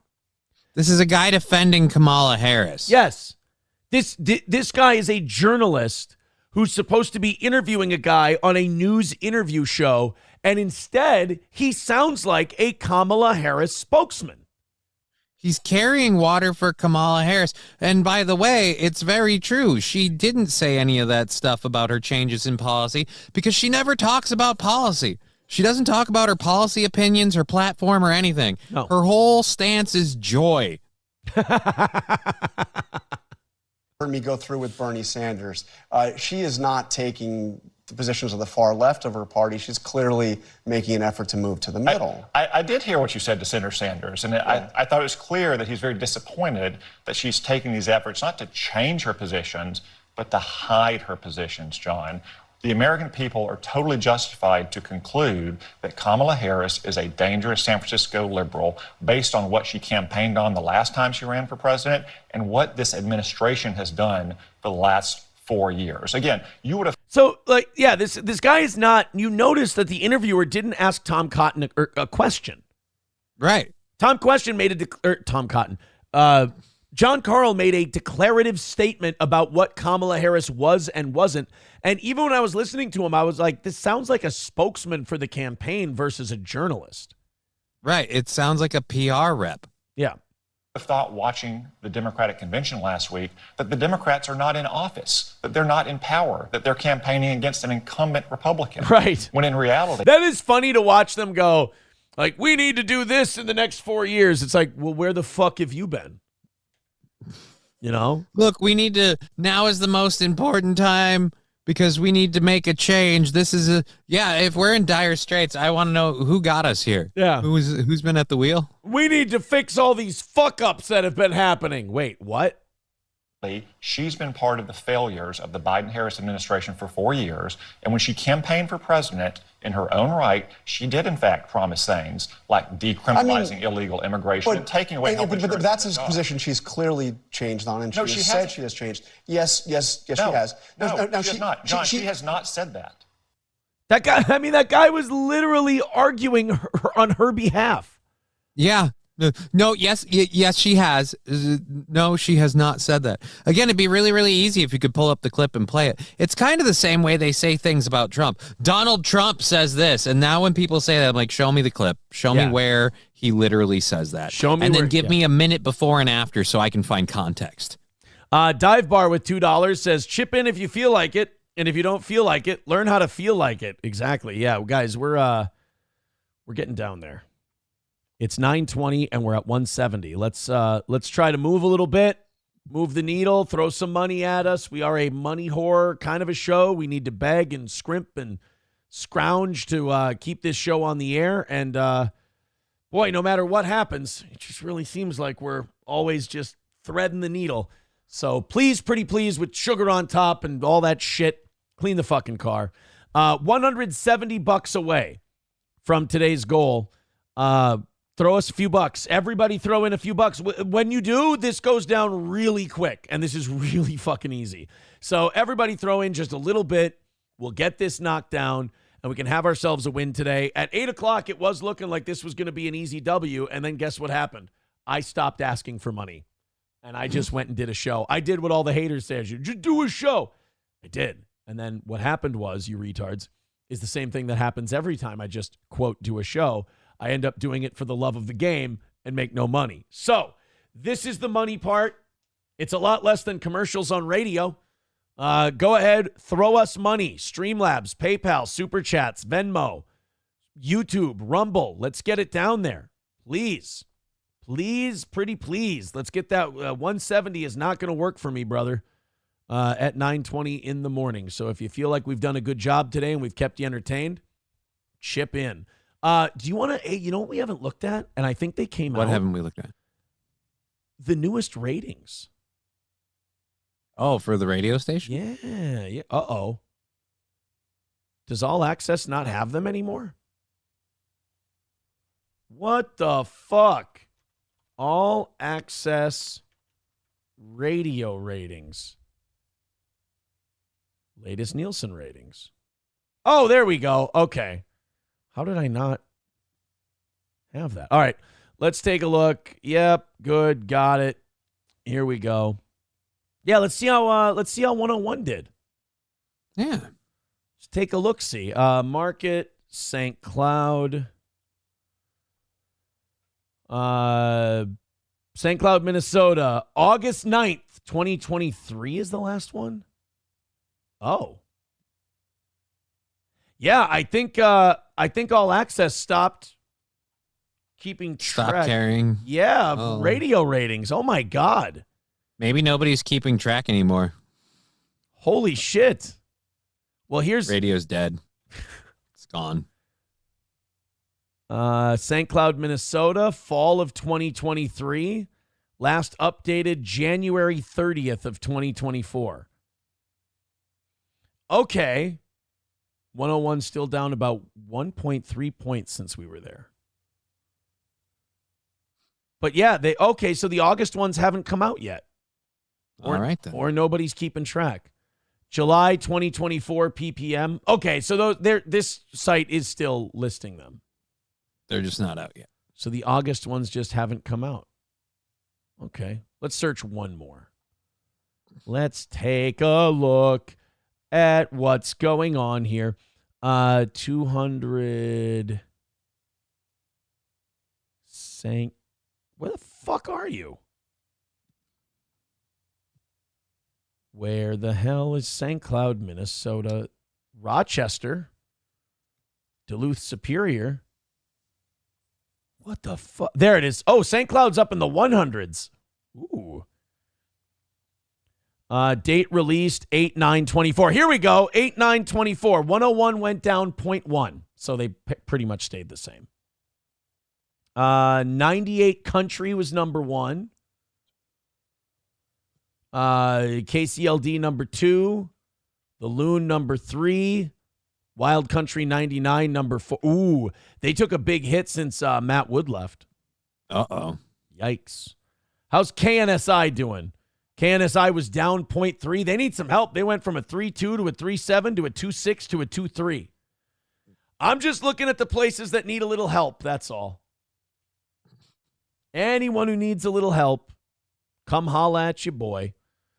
I'm here to serve. That's all. All right, so nothing too exciting on the radio ratings front. Everything just kind of sitting there. Everything just kind of sitting there. 170 away from today's goal. Go, go, go, go, go, go, go. We can't lose today. We just lost on Thursday. We take too many of these L's. Ooh, I don't even want to talk about it. Streamlabs, PayPal, Super Chats, Venmo. Let's get in there and get very, very generous and help this program not fail today. Remember, no matter how good the show is, if that goal isn't hit, we failed. All right, let's go to Japanese and R-wording dolphins. A lonely and potentially sexually frustrated dolphin has been blamed for a spike in attacks on swimmers in a Japanese seaside town. This is unfortunately not that uncommon. When dolphins get horny, they'll go and hump human beings. Yeah. They'll just, and by hump, I mean they'll just mount them in the water. It's not even just human beings. It's been seen like when playing with their food or whatever, like that they get excited. Yeah. And they get humpy. They'll skull fuck a jellyfish. They'll fucking beak fuck a squid. Like they'll do all kinds of shit when they're horny. The bottlenose dolphin is believed to be behind 18 attacks near the town of Mihama so far this year, with one primary school-aged child needing 20 stitches in his finger. Oh, Jesus. Thank Jesus. Like 20 stitches. I'm like, all right, so we're talking a bite. Like, so I'm hoping we're hearing arm. But if I hear like abdomen, back door, or whatever, I'm like, oh no. That dolphin fucking tore that kid's asshole up. Chad Buzamok becoming a member for his 3rd month says, have you made any effort to get super tips yet? Yeah, I've bitched about it on the show. Isn't that how it's done? That's how you do that. I'm just going to bitch until somebody caters to me. That's what Apparently I do. California girls watch. She said, maybe I was a dolphin in a past life. Does that mean she's forcing primary school age children to finger her? And No. they're ending up with 20 I stitches? think she means by that is like when we met, like and hung out. She was humping. It was a very physical time. It's a very physical time that you Very recall. physical time. 20 stitches in your finger. That's almost, well, it's not worse, but like, does your finger really have room for 20 stitches? Yeah, dude, how are we pulling 20 stitches off? Did your finger get bit off? Like, maybe the dolphin, are dolphins the one with corkscrew dicks? no, those are ducks. Ducks. Okay, ducks have corkscrew Ducks have corkscrew dicks. But yeah, no, I'm imagining that the stitches have got to be from like the dolphin biting the hand, but humping and biting. It's a horny but kind of kinky. Well, you got to dolphin. hold on to him. You don't want him to leave. Oh, that's true. Yeah. What are you going to hump then? A mackerel? Yeah, you're in the water. If you don't hold on to it, you're just going to hump it away from you. At least 6 people were injured in attacks last year, leaving one swimmer with broken ribs. Jesus, how hard are you thrusting, bro? Another person was injured in a 2022 attack. It has led officials to warn that not only can the mammals bite you with their sharp teeth and cause you to bleed, but they can also drag you into the sea, which could be life-threatening. Yep. Yeah, or they could fuck you, which is soul-crushing. But then they'll leave you in the sea. Tadamichi Morisaka, a cytology professor at Japan's Mi University, said the dorsal fin of a dolphin spotted biting a man's fingers at a beach in Suruga, port city next to Mihama, matched that of a 2.5-meter-long dolphin observed off the coast of Fukui province last year. More like Fukui province. The dorsal fin is like a dolphin's fingerprint, as each have distinctive notches, ridges, and pigmentations. Okay. So they're tracking them by the dorsal fin, and they're finding out that this dolphin is just running around fucking people. So, like, when you have to do, like, a lineup, it's just going to be a whole series of dorsal fins and point to the one that R-worded you? Yeah. It becomes an episode of Law & Order SVU, essentially. So dolphins get sexually frustrated, and they just go find people and start humping them. Yep. Something to fuck. What a wonderful animal. Is it dolphins are the only other ones who have sex for pleasure? Only mammals? Yep. Okay.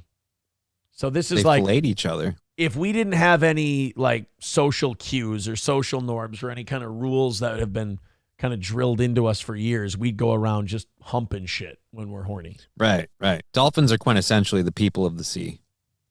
Yeah. Mick Luck says they run a pod on your ass. That's exactly it.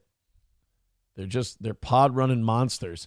All right, guys, still 170 away from today. Believe you me, I've got one eye on that, one eye on the clock, and trying to do some content. So if you want to throw us some money, half hour, we got to get this 170 knocked out. We can't lose twice in a 1 week period. That's pretty much shoots us in the ass for the month. And kind of puts on stall things like ordering merch and shit like that. We got to take that out of our W's. And if we don't have W's, what are you going to do? So Streamlabs, PayPal, Venmo, Super Chats, Rumble Rants, etc. Let's have everybody jump in and get this knocked out. Let's get it to a manageable number, boys and girls. 170, it still is. Let's continue to run through these stories. Oh, we have another controversial police shooting. Uh-oh. Luckily, we have a body cam with this one. So we can all be the judge. We can all be the judge of whether or not this was a vicious, vile, abusive attack by a corrupt police force or if a dumb motherfucker got himself shot. Oklahoma City Police just dropped dramatic body cam footage showing the intense moment cops shot an armed man in a fatal incident that began as a mental health call. This is why, by the way, I'm against like sending mental health professionals to police calls, because this shit can turn deadly and violent in an instant. And you need people who are trained not in mental health, but in stopping violent, dangerous situations. Well, what's a better way to stop it than de-escalate, Aaron? I mean, mental health professionals are experts in de-escalation. Yeah, it's not. It typically isn't a police officer's forte. And that's why we have so many innocent black people being shot by cops, because they pull their gun and fire instead of saying, but let's talk about how this relates to your relationship with your dad. Well, Death Beholden says, no, send the mental health experts. We need that to fail horribly so they stop doing that. SC Motorsports says, boiling hot water always helps. Let's go ahead and check out this Oklahoma City police shooting and see if there's any grounds for cops just being terrible, terrible people. And while we're doing that, guys, throw in $5, $10, $15, $20. Let's get this thing knocked out. I'm shameless. We need money to keep this show on the air, and those goals need to be hit. We ask for the bare minimum to keep us on the air. I'm a member of the crisis intervention team. Oh, there you go. So they do have them there. All right. They do have the crisis intervention team people there. So you've got the crisis intervention people, but you've also got the cops with the guns, just in case shit goes sour. All right, that sounds like a fair trade-off. I was wondering if I could talk to you guys. How's your relationship with your father? Like Johnny said. You and your mother get along. Talk to me a little bit about your cigar fetish. Brandon, put the gun back. Put the gun down. Brandon, put the gun He's pointing. down. LT, it looks like he's pointing at you. We're just out here to help you. All these officers don't want to see you. Lena continues to ignore commands and points his firearm at officers. Which one is he? I'm guessing he's the one in the black walking in a circle.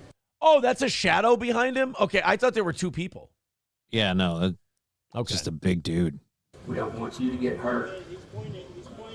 And we don't want to see. He's trying suicide by cop for sure, dude. There you go. Can you set it down? You can set it right down there in the street. And go back to his off mailbox. To the side. Well, damn, you better stop doing that. I don't want you to hurt yourself, Brandon. Oh, there he is. He's up here. Oh, shit. Dude, it's during a thunderstorm. That's not good. Holy fuck. Well, yeah, they just got tired of the fucking nut bar continuing to point a gun at them. I'll be honest, like, they let him wave that shit around for a little too long. I think he got what he wanted. Like they were saying, I think it was a suicide by cop thing. He was itching to have someone shoot him. Yeah, I think he was trying to die, for sure. Which is really shitty, because now those cops, like we talked about it yesterday, now those cops have that on their conscience, and they're not robots.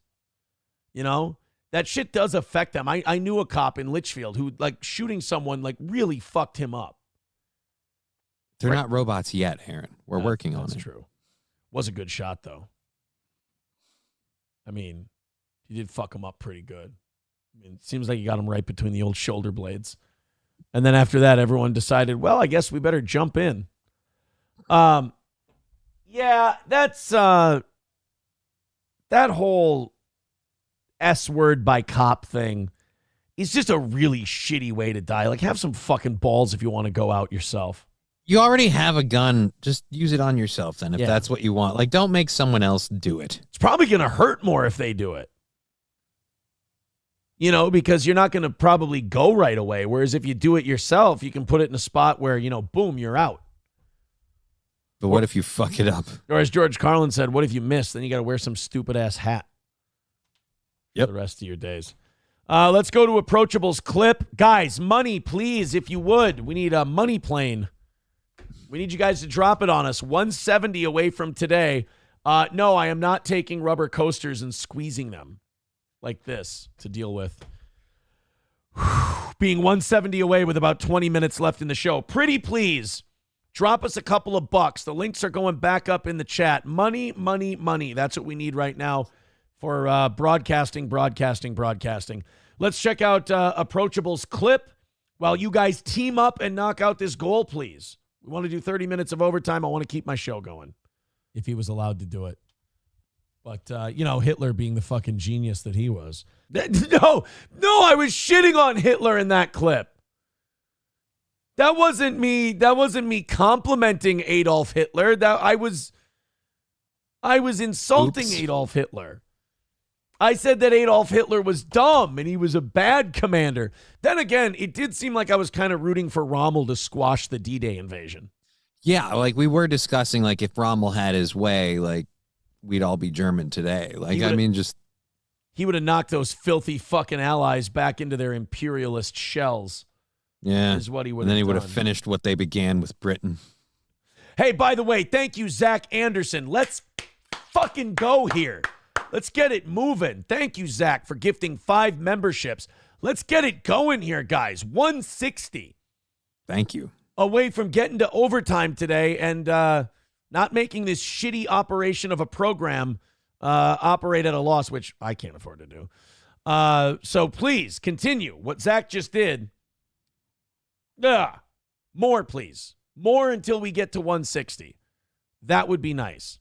Mick Luck says, can a man fuck an alligator? Hey, Johnny, where do you go to find that out? Hey, you want to find that out? You want the money plane? Money plane. Yeah, I think my main premise, my main thrust today was that I think we would have Operation Paperclipped Erwin Rommel to fight the commies. Yeah, like, again, we've done a couple of these where we're talking about it, and I'm like, and if we had, how would things be different? Like, that's the question I ask. Like, bro, Dream Team, check it out. We go and we invade Russia after World War II. Our commanders, let's say we got 4 main armies, right?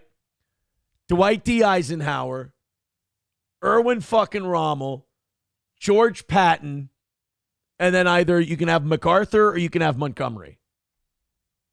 I want MacArthur. Dude, MacArthur on land? Fuck it. Let's do it. You're cutting out the Brit, aren't you? The British get to sit this one out. Yeah, but we're talking about going after Russia anyway, right? Yeah. Yeah, so fuck it. Leave them out. How about that? They do not have a lot to contribute at this point. They've been beaten, battered, and worn down. Just leave them over there. What a weird look I'd get from people if they did the time machine question with me. Like, Aaron, what would you do if you had a time machine? I'd save Erwin Rommel's life so we could Operation Paperclip him and recruit him into the U.S. Army. They make, whoa, what? Yeah, sounds like a good idea, right? And then we go fight the Ruskies. Maybe it's my German heritage. I don't know. But maybe. I thought the Ruskies were worse. It certainly seemed like in the long run they were. Yeah. Especially to their own people. Yeah, But I feel like the Ruskies were, because the Ruskies murdered everybody. right. They didn't give a shit. And then, like, they R-worded the fuck out of German women when they came into Germany. They said, like, 1 in 10 German children were the product of R-wording after the war. Oh, Jesus. Because the Russians came in and just, took what they wanted, so to speak. They're trying to breed them out. If we can't get them out, we'll breed them out. So, yeah, the Russians were, they were busy. They were nasty motherfuckers, those Russians. Sam Show says, but now I want a radiation belt around China. It'll be funny. Yeah, MacArthur wanted to nuke the piss out of the Chinese. I mean, I think after 1 or 2, you would have got the idea and you would have either told the Russians, like, hey, nuke these fuckers back, or, all right, fine, we'll stay out of the war. We'll just back off. Yeah. Jeez, we didn't know you guys were going to be dicks about it. Fine. 160 away from today's goal. We got 20 minutes or we're fucked. Contribute, chip into the show. I would appreciate it. I feel like we've done a good job today, but I could be wrong. Let's not miss today. Please, pretty please, with cherries on top. Get us down to that goal. See, it was like 7:45. I was like, we don't have to ask. Then it gets into the 9 o'clocks, and I'm like, wow, we really froze up. Now I got to be a fucking putrid beggar. Let's go to this Tyrese Gibson clip. This is fascinating. We get a window into the world that Tyrese grew up in. Okay. And apparently the world Tyrese grew up in was his single mom was a completely dishonest, fraudulent piece of shit. But single mothers are heroes. They're selfless beings who do no wrong. Dude, this next clip is essentially the description of a welfare queen. And it's why you don't give people free fucking money to have children, essentially. Someone writing in, Aaron, just stop talking. You're never going to win the Nazis were good argument. No, they were terrible. The Nazis were really bad. But just there's think that a lot we could use there. what I'm saying is after we defeated them, the Nazis weren't a problem anymore. We should have gone after the Ruskies. That's all. All right, let's go to this Tyrese Gibson clip, and then you guys, money. Fuck, please. My mama made us go to a Social Security building and play. Do you know what the word he's saying there is? No. His mom made them go to the Social Security building and act retarded. Do you know why the mom had them go in there and act retarded? For extra money? Bing, bing, bing, bing, bing, bing, bing, bing, bing, bing, bing, bing, bing. Oh, fucking A. Yeah, giving people free money from the government to have children really encourages the best among us to become self-sufficient. Oh, yeah, and it also encourages the best possible people ever to become parents. Yeah. Let's go to a Social Security building and play. You get that check. $780. For an extra $780. And these people are laughing about it like, oh my God, that's so fucked up. That's whatever. Hilarious. Yeah. Again, you guys, you realize the people that you always support are the ones that keep these policies in place so you experience this shit. Whereas because they want you there. Right. Whereas my position is, where's your mom? I really want to beat the shit out of her. Straight up. Government cheese. You been acting. That was my first acting gig. Your mom was your first director. She gave you your first movie gig. Your mom, first director. I need to ask a racist question. Why do black people do the nose snort laugh? Like, why do black people treat laughing as though it's like an Oscar-winning performance? The nose snort, the knee slap, they always really get into it. I don't know what it is. Like, it makes them kind of look like they're doing Mammy a little bit. Like, they're just like, you have to try to consciously make that sound. That's not a sound you accidentally make. Well, okay, maybe we're being a bit harsh here. Let's think about this logically. What if it's like pugs? It's just that's the way their noses are shaped. Oh, see, I don't know that. Yeah, you're right. I'm being ignorant. Yeah. Yeah, I'm being They might ignorant. not have a choice. Well, let's find out about how Tyrese's mom made them be retards so she could get more money. That was my first motherfucking acting gig. That was your first acting gig. Hey, man, they laughing off. Your mom gave you... Why you laughing so goddamn hard, man? A lot of nose snorting going on in that room, apparently. Your mom gave you first... His face red over. He laughing. Rest in peace to the legend. But your mom gave you My first mama acting put me gig. on, nigga. Fuck you, real. Hey, I'm gonna tell y'all what it was, though. The crazy. Hey, man, my mom was a giant piece of shit who defrauded taxpayers out of shitloads of money over the course of many years. Isn't that hilarious? And she only had children to do it. Yeah. Shit, I ain't never shared this shit publicly in my life. Oh man, they can't. Hey, you can't arrest my mom. She gone. Fuck out of here, government. Oh, she's dead? Okay. Oh, I love that after all this, you're worried about your mom getting arrested for committing a crime. Yeah. Welfare fraud. That's great. Don't worry, there's probably so much of it they can't keep track of everyone. I said, Mama, well, this now I'm like fucking 8 years old. She said, this is what we gonna do. She said, we got to go into this county building, and you know, if y'all end up doing this, we gonna get $760 a month, and your mama could use this. You know, I'm here, we in the hood. I'm working and trying to keep up. It's for y'all. You know, you got your two sisters, your brother, and so if y'all do this, You got your two sisters, your brother. So there's what, five? What point do you stop having kids because you can't take care of them? This is my problem with the whole fucking child welfare system. It motivates you to have a kid like every 2 years to keep in the system. Right, 5 fucking kids. And you're like, you guys got to go be retarded so we can get an extra $750 a month because I can't stop cranking them out. Fuck. This interview, while these guys are laughing, I'm sitting here going, this should be played as an example of why welfare shouldn't be a thing. Yeah. Like, I'm sitting here going, Tyrese is a great spokesman for the abolishing of welfare. I'm not for the abolishment of it. I just think it's backwards. I think, like, we should be willing to help you if you're like, hey, look, I have a kid and I'm having trouble taking care of him or whatever. Like, okay, we'll help you. But the minute you add another child to that recipe, help goes bye-bye. Yeah. You needed our help before. You just made the problem worse. Then this is how much money your mama gonna get. Is it a piece or was it just for all y'all? Was it $700 a piece? It was $762 A piece. Oh, shit. Okay, so you just have all your kids hobbling in there like a bunch of fucking tardos. And Okay, wait a minute. How old is he? Tyrese is probably about 50. Okay, and he said this was like when he was 8? Yeah, so about 40 years ago. 40 years ago. So we're talking in the 1980s. 5 kids, an extra, what, 760 apiece? And she had 2 of them in there acting retarded, so about $1,500 extra a month. Yeah. In the 80s. Yeah, that's a lot of fucking money. That's a lot of fucking money. That's probably 2 or 3 mortgages back in the 80s. She couldn't get out of the hood in that situation. No.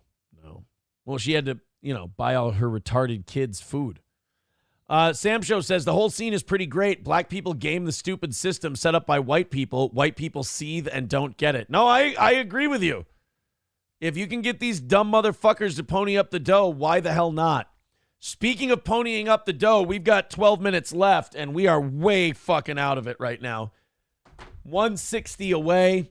Guys, if you can throw some money at us, because right now we're sitting bad. 160 is the number. We have to win today. We just posted a loss a few days ago. Really, once you post more than 2 L's in a month, you're talking about, that's the danger zone for the old steel toe. So if you could throw in a few bucks, that would be great. It's going to have to be beggy quite a bit here for the last 10 minutes because we're way behind. We were looking good for a while, but I stopped asking for money, so it stopped coming. Click one of those links. PayPal, Streamlabs, Venmo, Super Chats, Rumble Rants. Let's see if we can get a win. I want to do 30 minutes of overtime today and not have to reach into my own pocket to keep everybody paid and keep this thing going. So let's get this 160 knocked out. Pretty please. If you got something to give us, it is begging time. We got about 5 minutes until we really get aggressive. Did you know that there's rumors that Ben Affleck is dating RFK Jr.'s daughter? Really? And do you know what RFK Jr.'s daughter's name is? I'm starting to think it wasn't a brain parasite and a vaccine that caused the speech thing. I think he's always just fucking been a weirdo. What's the daughter's name? Kick. Like K-I-C-K, Kick. K-I-C, Kick Kennedy, which, by the way, sounds like an awesome fucking name. Don't get me wrong. I'm just saying that Kick is not a normal first name. No, by no means whatsoever. Kick Kennedy sounds like an awesome name in a comic book. It sounds like the name of like a person's alter ego, yeah. Yeah. It's Kick Kennedy, and then when the lights go out, she becomes Wonder Woman. Like Kennedy. I don't know what the fuck. Yeah, Kick Kennedy sounds like an instruction, not a name. Or a wrestler, actually. That wouldn't be a bad wrestler name. Kick Kennedy. Kick Kennedy is you're right. That is a good wrestler name for sure. Professor Tie-Dye with $5. Jesus Christ. Thank you, buddy. We need a lot of that coming in now. We got to win today. Professor Tie-Dye with $5 says, I used to do case management in Hennepin County, and the system is jacked. The moment they go over the income limit, they lose every benefit. So there is no incentive to even seek part-time work. Yep. That is the fucked up thing, is that you put these income caps on shit, and then people only work to that level. That's the biggest problem I'm having with disability right now, is that there's income caps, and the minute I hit one, something gets turned off, and I have to find a way around it. Yeah. Well, thank you, buddy, for the $5, but we're still 155 away. This is looking bad, dude. Guys, we need a rally. Respond, pretty please. I'm hearing people say their name is Kathleen Kennedy and Kick is a nickname. Kathleen Kennedy is the chick from Disney. Yeah, I don't think so. I think it's just legit. Is it really? Here, Kick Kennedy, real name. Ah, fuck, it is Kathleen Agnes Kennedy. Fuck. Wait, no, hold on. Why is this a black and white picture, though? How old is this bitch? Right? That's her. She's cute. Okay. Good for Ben. But he says he's not dating her. It says that they're not together. I'll say this. If they are, it looks like he has a type. Yeah, right? It looks like Jennifer Garner. Jennifer Garner got kind of a little bit of J-Lo without the boobs in the ass. Kathleen Alexandra Kick Kennedy was born April of 88. She's younger than I am. Oh, so Ben's cradle robbing quite a bit. If he's doing that, yeah. Ben's definitely got a type, though. You're right. That's a fucking Capital One commercial if I've ever seen one. For sure. All right, guys, it's begging time. I thought she was on the Money plane. Oh, wait, that's a different one. Shit. It's 100% begging time. Here we go. Thank you, Tigger Next Door, for taking fucking pity on us. It's Pity Dono's time with his $20. Says, guess the family won't eat tonight. Thanks, Aaron. Hey, you know what? It's a dog-eat-dog world. Try feeding them dog. 140 away from today. Guys, we need to make a fucking move here. 140 away from today. We were so good up until about 8 o'clock, and then I just kind of let it go and nothing. Would you ever consider selling April's wedding ring for the goal? She has it. It's hers. Coltrane with $1 says her name is Kathleen. She just goes by Kick. Thank you very much. 140 is today's number. Let's get it done. We've got to win. MSO thinks he's got this shit in the bag. I hate to say I agree with him, but I have a terrible fucking feeling about this morning and this month in general now. Because we got to get through this week. This puts a lot of pressure on the rest of the week to fucking knock these out.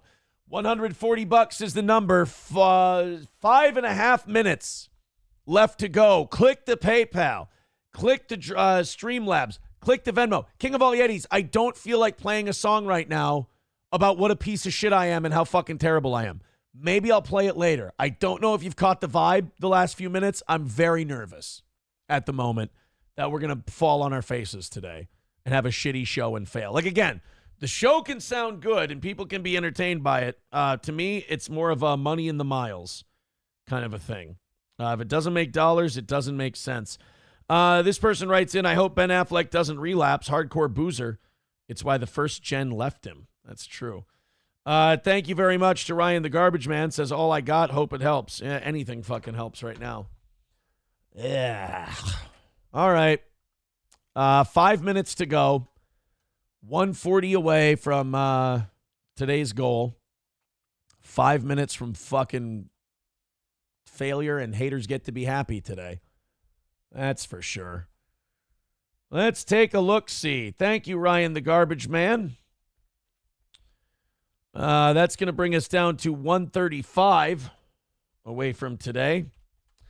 Well, guys, Streamlabs, PayPal, I don't really know what else I can say. It's been rough going the last hour or so, so I think the message has been made pretty clear.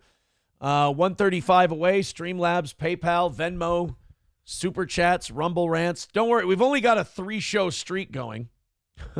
Mick Luck says people are broke out here. Yeah, I know. Oh, believe me, I know. I'm just begging for what I can get. That's essentially how it works for this show, has for years. Beg for a W. Tigger next door says it's my time to save this. Screw MSO. 100 coming in from the Tigger. So we got a pity fuck there. Thank you for the pity fuck. 40 away from knocking out today. So we at least got the extended number to go to overtime. Thank you very much for the 100. Thank you, Tigger next door. Thank you very much, Tigger. I appreciate that. Let's go. $5 to Coltrane. Says over $30 today, but can't do that daily. Pay up, people. He deserves to be paid for the work. What a guy. Thank you. Then on Venmo, Curtis with $20 says, kick Johnny, can't stand traitors. What does that mean? Kick Johnny, can't stand traitors. Apparently I'm a traitor. Oh, I'm supposed to kick you? Yeah. Oh. I guess I'm a traitor? All right. Well, you fucking traitorous piece of shit. Next time I see you, I'm going to give you kick me. I'm going to fucking kick the shit out of you. You understand? I'm going to kick that wheelchair out from under your ass. All right. All of a sudden, we're only $15 away from today. Dr. Silverwolf renewing his membership says it's 1,156 miles to Georgia. We got a full tank of gas, half a pack of cigarettes. It's cloudy, and we're wearing sunglasses. Hit it. All right. Now we're only $15 away. Our incessant begging paid off today. We're being rewarded for our despicable behavior. We've got 2.5 minutes to go. And we're $15 away. So let's do it. Let's go ahead and knock that last $15 out. Let's make everybody really upset that they came here to watch us miss it. Citizen M says we need our own haters to exile Michaela from the Dabbleverse. Doxing cunt should be Steel Toe's #1 enemy right now. No offense, Citizen M. Michaela's not even on my radar. She's a fucking nobody. So my #1 enemy, I don't know. When we're doing 1,000 viewers at our peak, even when Meme Copium has a great show going, I can't really be bothered by the likes of Michaela. She's a miserable cunt who's never been happy her entire life. She's run herself out of every show she's ever been associated with. She thinks the internet is real. She's a fucking weirdo. What can I tell you? People like that, they're kind of living in their own, they've made their own hell for themselves. I'm just, again, crazy that I'm that important to her. It's an honor. Meredith with $9.99. Thank you very much. We take 7 of that. About 10 away. Here we go, guys. About $10 away from knocking it out. What do you say? MSO says, fire up, Johnny. He's waiting to see us get to 0 here. Yeah. All right, $10 away. It was a fucking slog today, but it looks like we're going to do it. 1 minute left. $15 from Katie says here. There we go, guys. It's over. And it's done. It's done. Pop your champagne, do your dance, or cope, whatever you need. Yes. Or don't. All right, guys, there it is. $5 into tonight. Thank you very much for your contributions. Dive Bar with $2 says, show up at the downtown gym at 10 p.m. tonight, Johnny, or you're a yellow belly pie slinger. I mean, I will, but what do you want me to do? What exactly? I'm not. Who's going to get the wheelchair into the ring? Like, how do we do that? It's really, you guys kind of got to figure out how the technicalities of this shit is going to be set up. All right. Thank you guys very much. Very thoughtful of you to knock this out. And like somebody said earlier in the show, to wait until the last minute to do so. You guys are the best. You keep me on my toes. Atomic Ray says, if Michaela ever becomes a problem, hire Patrick Welch from the I'm Not Right network. I heard Patrick is interested in coming back. I would love to work with Patrick again. Yeah. I really would. If he can, I think he's off of Twitch, but he's on Rumble and YouTube, I think. I would love to. I know he's on Rumble. If he can bring an audience with him, does he have 100 people or so watching him ever, at least? What's his numbers look? If his numbers look okay, if he can bring us another 100, 200 people, I'm a happy dude. I thought I had more thank yous. UFC 306, Aaron versus Johnny. I don't want to. Somebody said that you were yelling at people in your chat yesterday. MSO said that, but he couldn't find me a timestamp that you were yelling at the people from that show you were on. Oh, I wasn't yelling at them. I said they paid me $50. They sent me a $50 super chat, and they said, "Hey, man, thanks for being on the show," and blah blah blah. Hope we didn't get you in trouble. Sorry, whatever. And I flat out said, like, I regretted doing it. And I came in, and you guys said that the title and the caption were mostly just, for clickbaiting. And I kind of felt like I was a little like that wasn't really the case. And I overall regretted doing it. And I said that I liked being on their show and hanging out with them. But for future reference because they're like, we'd totally love to have you back on your show. I was like, but just for future reference, I'm no longer interested in coming on your show if you want to talk about Aaron. Right. So if you want to talk about Aaron, don't get a hold of me. My problem was fucking call me if you want me to do your show. And if you're going to have Johnny on, respect your fucking guest and talk about him. Like the fact that it was really gross. I finally watched that part and it was really fucking gross. And you and I talked about it. And it really was, you really couldn't win in that situation. You were going to. I damn near bailed out when they had people's faces. I even said, I'm like, dude, that's like doxing. Get that off the screen. Right. And like that shit was when I was about ready to leave. And then every time I did that, they'd scale back. And that was my problem for not just fucking leaving. But that was and I watched it and I was like, as I was watching it, I'm like, I know what they're doing. Yeah. They're doing a thing and then going, oops, oops, oops, and then doing the thing again, just so they, like, it was really disingenuous and shitty. And it's like, I don't know if it's because the last time those particular people brought me on, I kind of went right at them. Like, it was the Lemmy thing, and I just went right at her, and I didn't really give a fuck. Like, they're not in, they didn't intimidate me. Get the fuck out of here. And so they don't ask me to go on anymore, because it'll just be me going, because I believe I went on there and I went, what's the fucking problem? Like, I went on there and I just right off the bat just went, what's the fucking issue you've got? And they didn't like that. So then they go, well, we'll bring Johnny on and we'll butter Johnny up and we'll talk about Johnny's shit, but then we'll see if he can give us Aaron dirt. And it's like, don't be a chicken shit. You know, as Ace Rothstein said, be a man, don't be a pimp. And they did kind of like get Aaron dirt out of me, but a lot of times when they started pushing, I'm like, I don't really want to talk about this. And then we kind of again drop it and move on. So yeah, no, I told them that I regretted doing it. Looking back on it, I regretted doing it, and I wish I hadn't gone on the show. I felt that the invite was a little disingenuous, and I told them that I'd be more than happy to come on their show again, but they need to know flat out that I'm not doing Aaron shit anymore. If I go on their show, I want to do something other than talk about Steel Toe. Right. Like, that was the best part of being on We Have No Name on Corn Diff's channel.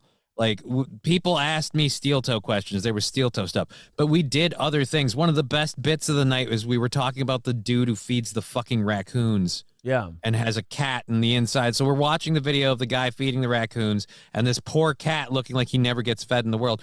We had a long time talking about the cat killing the guy and being this homicidal maniac because he's jealous of the raccoons, or how the raccoons won't survive. It was a fun thing. And you can't have moments like that if it's just, oh, well, what about this guy you work with? Here's the issue. Those guys all linked themselves to that Dabbleverse, and the problem with that is those fans are all just psychotic weirdos. And so if you just do fun content and a good job, they don't care, and those guys won't make any money. But if they sit there and they try to do drama, all of a sudden the Dabbleverse people get their sweaty, bloody teeth, and they go, oh, I want to send money so I can ask the question about this guy I'm obsessed with. And it's like, the hosts are like, well, let's stop having fun. Let's stop having a good time. Let's get into this internet blood sports shit just so we can make a buck. So when you say disingenuous, like, that whole Dabbleverse is disingenuous. Like, I'll give you a good example. You know how Shuli's producer was caught with a shitload of CP? Mm-hmm. People are being disingenuous as fuck who don't like Shuli and trying to somehow make it look like somehow he was tied or knew or associated or covered it up. It's like, you know, in your fucking dumb brain, whether you're these fucking Dabbleverse fans, you know he had nothing to do with it. You know that it probably horrified. Shuli's a dad.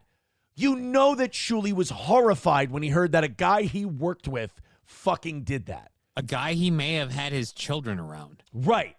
You've hung around with him at shows and shit. I'm sure it disgusts Shuli to his fucking core that happened and he was around that guy. And I'm sure in private moments, Shuli's like, what's fucking wrong with me? Like, well, how did I not see that? I'm sure he feels bad. But these Dabbleverse fans are so devoid of any humanity. Like, they ignore their base humanity. You know, as an intelligent human being, you basically have to rip your brain out and be a retard to be one of these Dabbleverse drama fans. You have to rip your brain out because your brain will tell you, Shuli had nothing to do with this. That's retarded. This guy's evil, and this can happen to anybody. Instead, you rip your brain out, put it on the table, and become a drooling dipshit and go, I wonder if Shuli knew. I wonder if Shuli had any idea. He didn't. You're doing pro wrestling, and you're doing it with CP. You're doing it with child images. Like, you're a fucking pig of a human being. I don't give a fuck what Shuli says about me. He does a show. He can say about me. Shuli and I don't know each other. I don't know anything personally about Shuli. I'm sure he's a great time to hang out with. I'm a great time to hang out with. I'm sure we're both fucking awesome in person. But all we know is the shit we see on shows, and that's not even 8% of who the actual human being is. Right. So when these people go like, oh, Shuli's producer got caught with CP, let's make this a lot of super chat content. It's like, you're the biggest, outside of the guy who owned the images, you're the biggest pig piece of shit involved in this thing. You know? So like when people bring you on to a show, and in my opinion, like even when I was mad and I said to you on the phone, like, it's fucking disrespectful to you to go on and be like, okay, we buttered this guy up. And let's be honest, let's get to the real reason we brought him here. Let's see if we can get him to dish dirt on Aaron because we're obsessed with Aaron's personal life. Right. And like I said, I had mentioned to them because I was in like a lobby room with them for like 15 minutes before the show. And I told them, like, I don't know how I feel about doing a show if all we're going to do is talk about Nick Rekieta and Aaron and all that stuff. I don't really know a lot about it. Like, I kind of found it out, like, and they're like, oh, no, that's more just a clickbait to get people in here. And so that's where I feel their whole invitation thing was disingenuous, because I kind of addressed that before the show. Yeah. And then again, we just kind of went into it. And by that point, I was just doing the show and it was just moving, and I didn't really think about it much until afterwards. And then, like I said, if I could turn back time, sorry. Yeah, I'd take back those words that hurt you, and you'd stay. Well, and I even told Johnny when I was in the midst of like getting animated, I was like, I even said at one point, I go, look, I'm going to therapy. I just need you to understand that the yelling I'm doing is not anger. I'm just a little, not at you. Yeah, I'm a little hurt. I'm a little frustrated.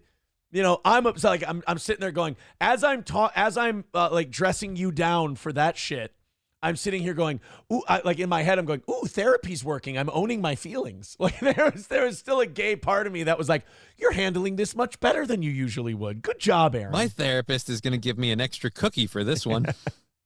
And then when we were texting after, I'm like, I didn't mean to get so loud. I'm really sorry. Like, don't worry about it. I'm just this. I'm looking out for these people and these people, and I'm just looking out. Because, like, everyone knows I don't give a shit if you talk about me. Right. And it's when it comes to people who would like to be private citizens, like, you're being a bag of shit.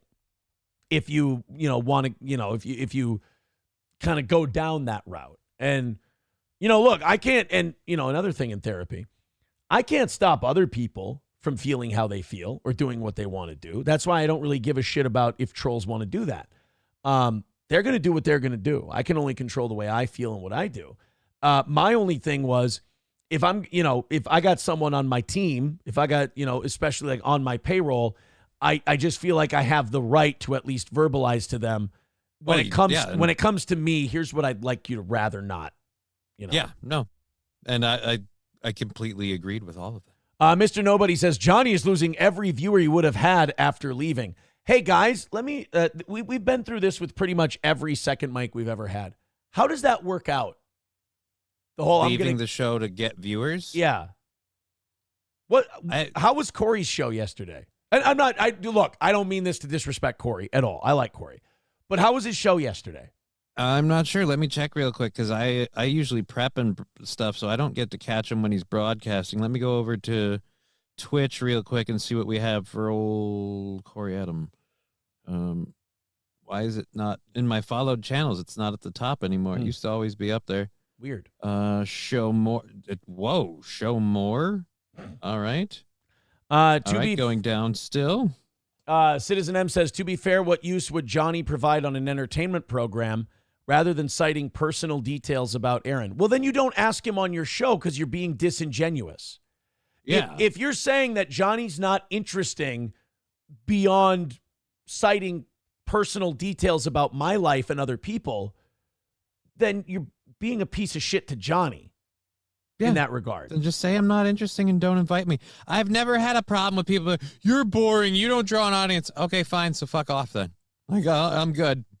Bigot on... No, 5 months ago is the last one that I see here.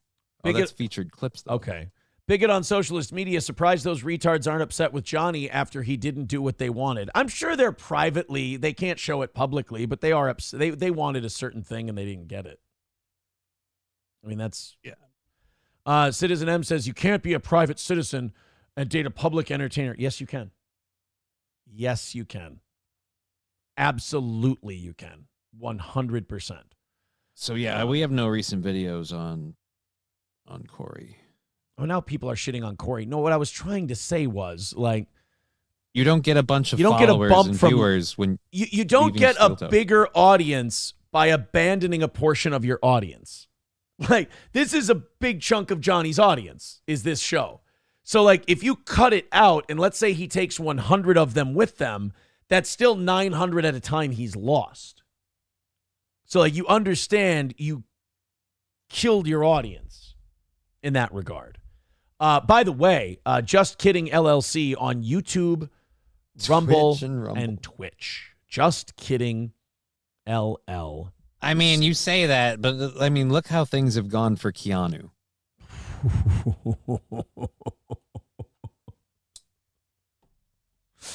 Oh, yikes. That's a rough one. That's a rough one. By the way, I hear like nothing about Compound Censored. Really? I don't hear anything about it. I like Gavin and Anthony's great, but like I don't hear anything about it. I mean, Anthony got a little pissy about my totally fair comparison. I think that probably just hit a little too close. I think that comparison was just a little too on the nose, and that's why it drew a reaction. I think I kind of got him on that one. But, yeah, I don't hear anything about it. I'm guessing they're doing good with their built-in audience. That could be it. I think they probably just got their audience now. It's behind a paywall, and, you know, just here we go. We cut all the dead weight. You know, we got rid of all the people that weren't drawing any money. And I now, thought that was the whole reason they brought what's her name in, because she had an online audience. Chrissy, the wet spot lady. Chrissy, yeah. Chrissy, yeah. Oh, they were going hard at her in the farms yesterday too. For what? What has Chrissy done now? I won't say because I don't want to. Right. Yeah. Right. I get you. But I'll look into it. Yeah, they were. Chrissy and Keanu did not get good treatment yesterday. Citizen M says Cumia was so butthurt by Aaron calling Chrissy out. What did I say about Chrissy? Yeah, when have we ever called Chrissy out for anything? Or you? All she did, she got like Rakeda just lied right to her face, and she just went, yeah, oh yeah, Nick, oh yeah, Like, this is a guy who's been proven to lie about everything, and you just kind of took it at face value. And she got a lot of shit for it. Like, I kind of felt bad because people hammered the fuck out of her for that. And she's like, what? I just asked the questions and then I let them answer. I'm like, well, a machine can do that. You know? She did push back a little at one point. She goes, are you saying the cops planted the drugs in your house? I'm not saying that. It's like, yeah, but you were insinuating it. You know? Trucker 18 Wheeler with $5 says, you mean the mayor? Oh, that you mean like a horse. That's not very nice. That's not very nice. I don't get where the horse thing comes from. Is it her face? See, now, but here's my problem. If I answer that question as to why people do it, it means I know why they do it, and then I'm kind of like complicit. Yeah, I don't know, and I'm curious. The chat can maybe tell me. I don't. You know they will. Bastard. You bastard. So yeah, King of All Yetis just writing in the chat, yes. I can't read these.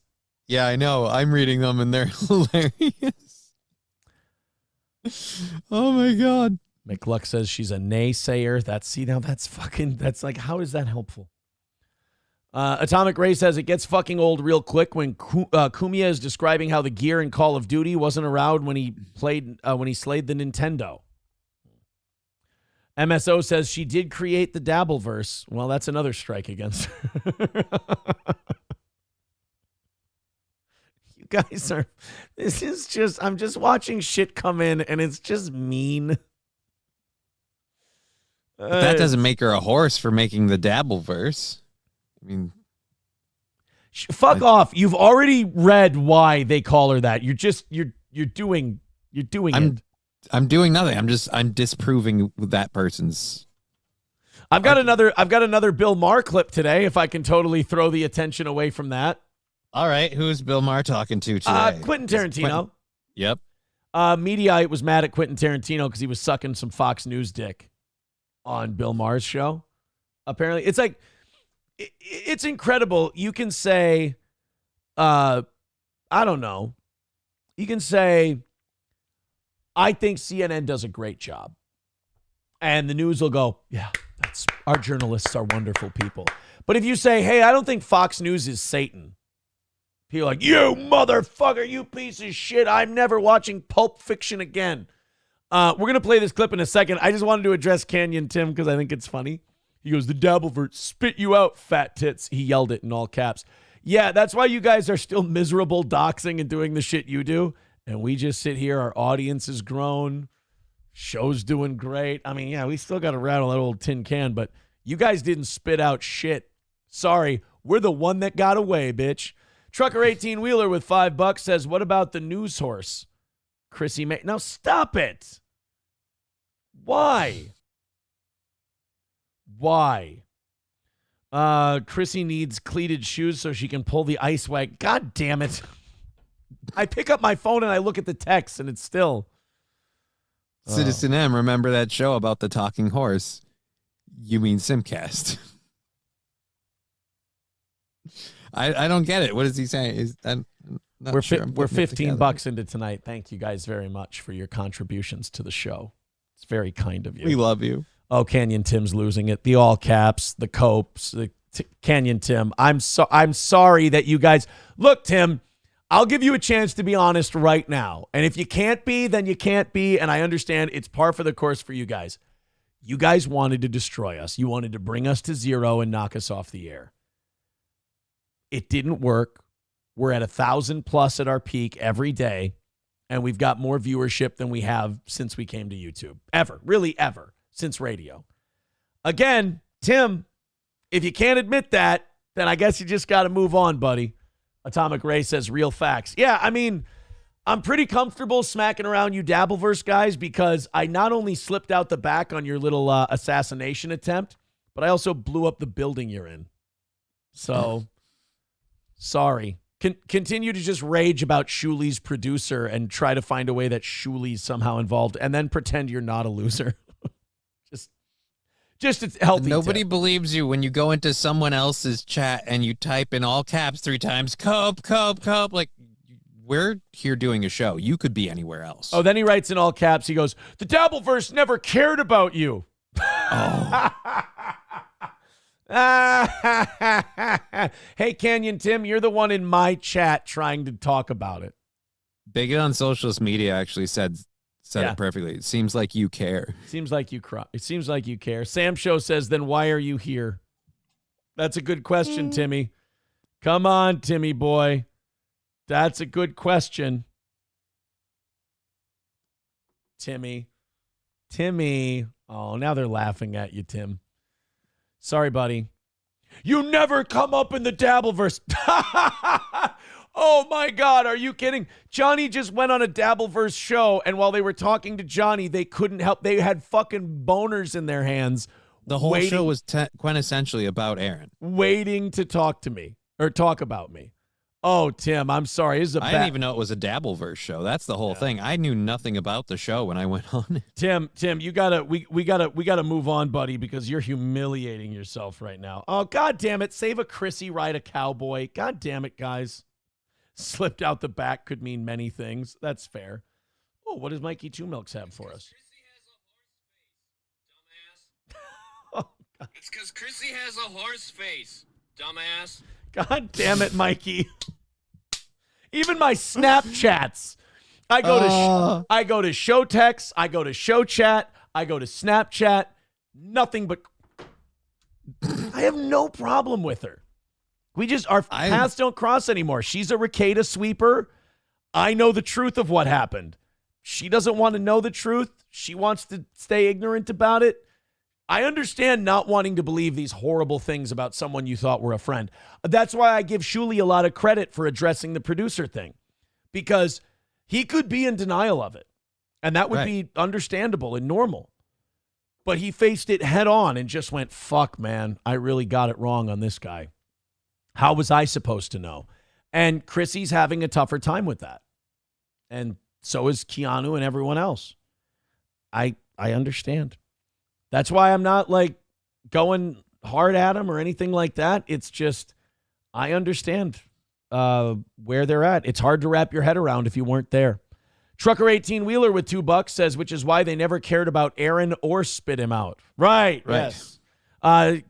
Citizen M says, Timmy, you'll come around, man. Trust me. Yeah, like Citizen M still tries to dig up dirt on me, but then comes in here and is a fan. He's a weird guy. It's part of the whole thing.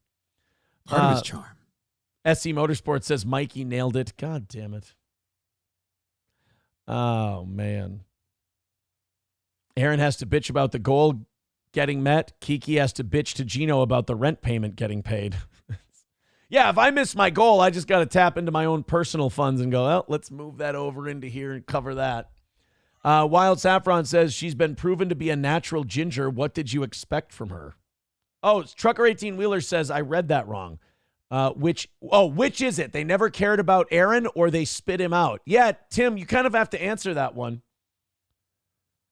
Which is it? Did you never care or did it spit me out? You have to choose. I mean, both are wrong, but it's your call.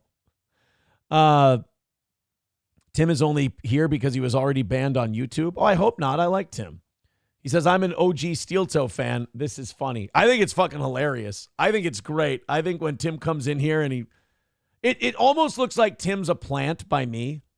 Mm-hmm. Like when Tim is kind of easy target practice, and we can rip him down so easily, it almost looks like I put him up to it.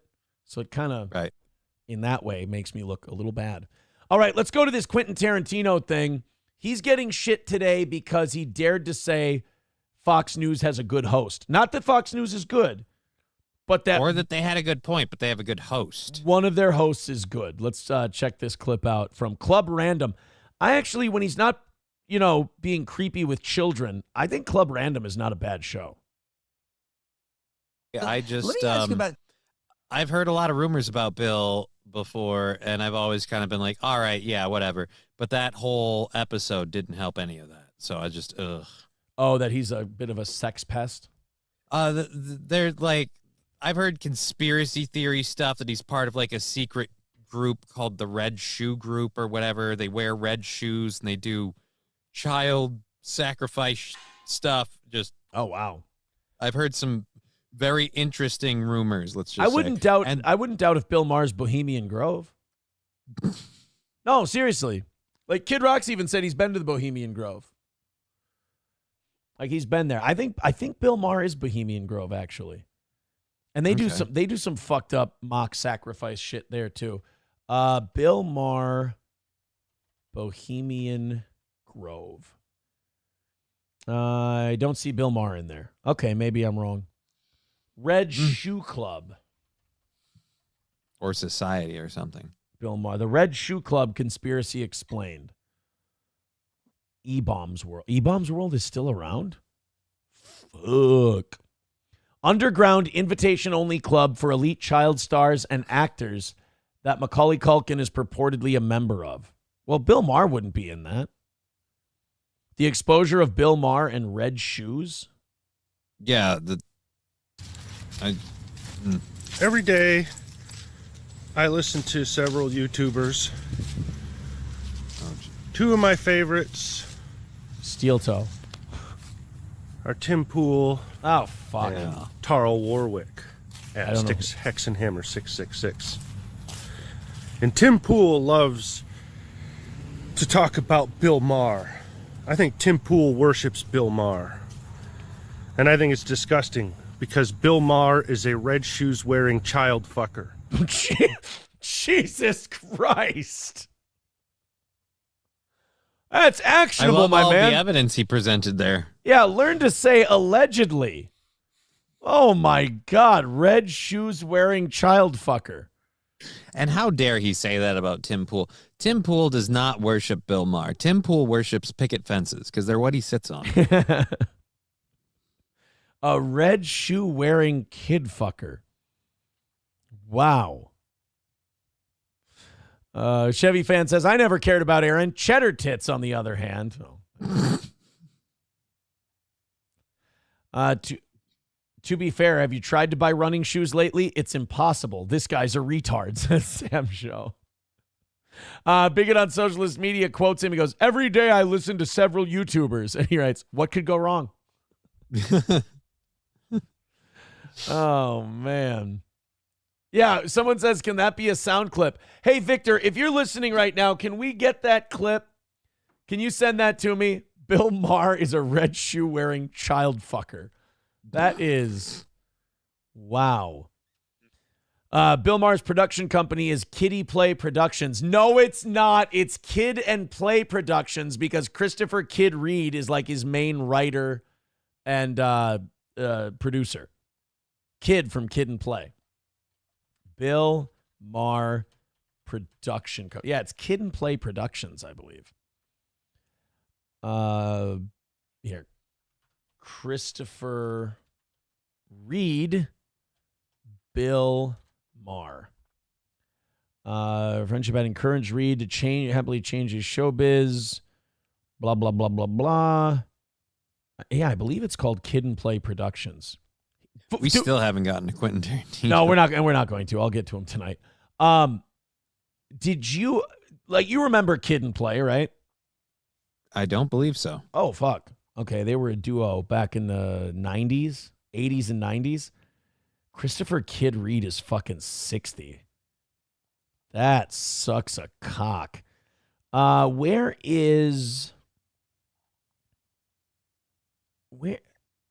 his fucking company name? Don and Drew Show, stand-up comedian, Showtime at the Apollo, Christopher Martin. Well, now I can't find it. I've seen it. It's Kid and Play Productions. It's at the end. It's at the end of every episode of Real Time with Bill Maher. Fuck it. Whatever. Not important. All right, guys, we got to get out of here. We'll do the Quentin Tarantino thing tonight. I promise. Thank you guys very much for knocking out a difficult goal today. It's very much appreciated. Awesome, awesome, awesome. Chevy Fan says Aaron's going to find a Jew connection. Yeah, it's probably good that I stopped searching. That's nice. Probably. All right, Johnny, 2:00 today. You've got Just Kidding LLC on YouTube, Rumble, and Twitch.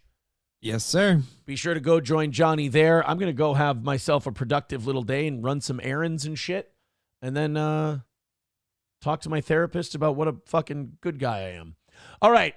Take it easy, everybody. Bye, Canyon Tim. He says, bye, Fat Tits. See you later, buddy. Thanks for coming in. Guys, go talk about Chrissy somewhere else. I'll talk to you soon.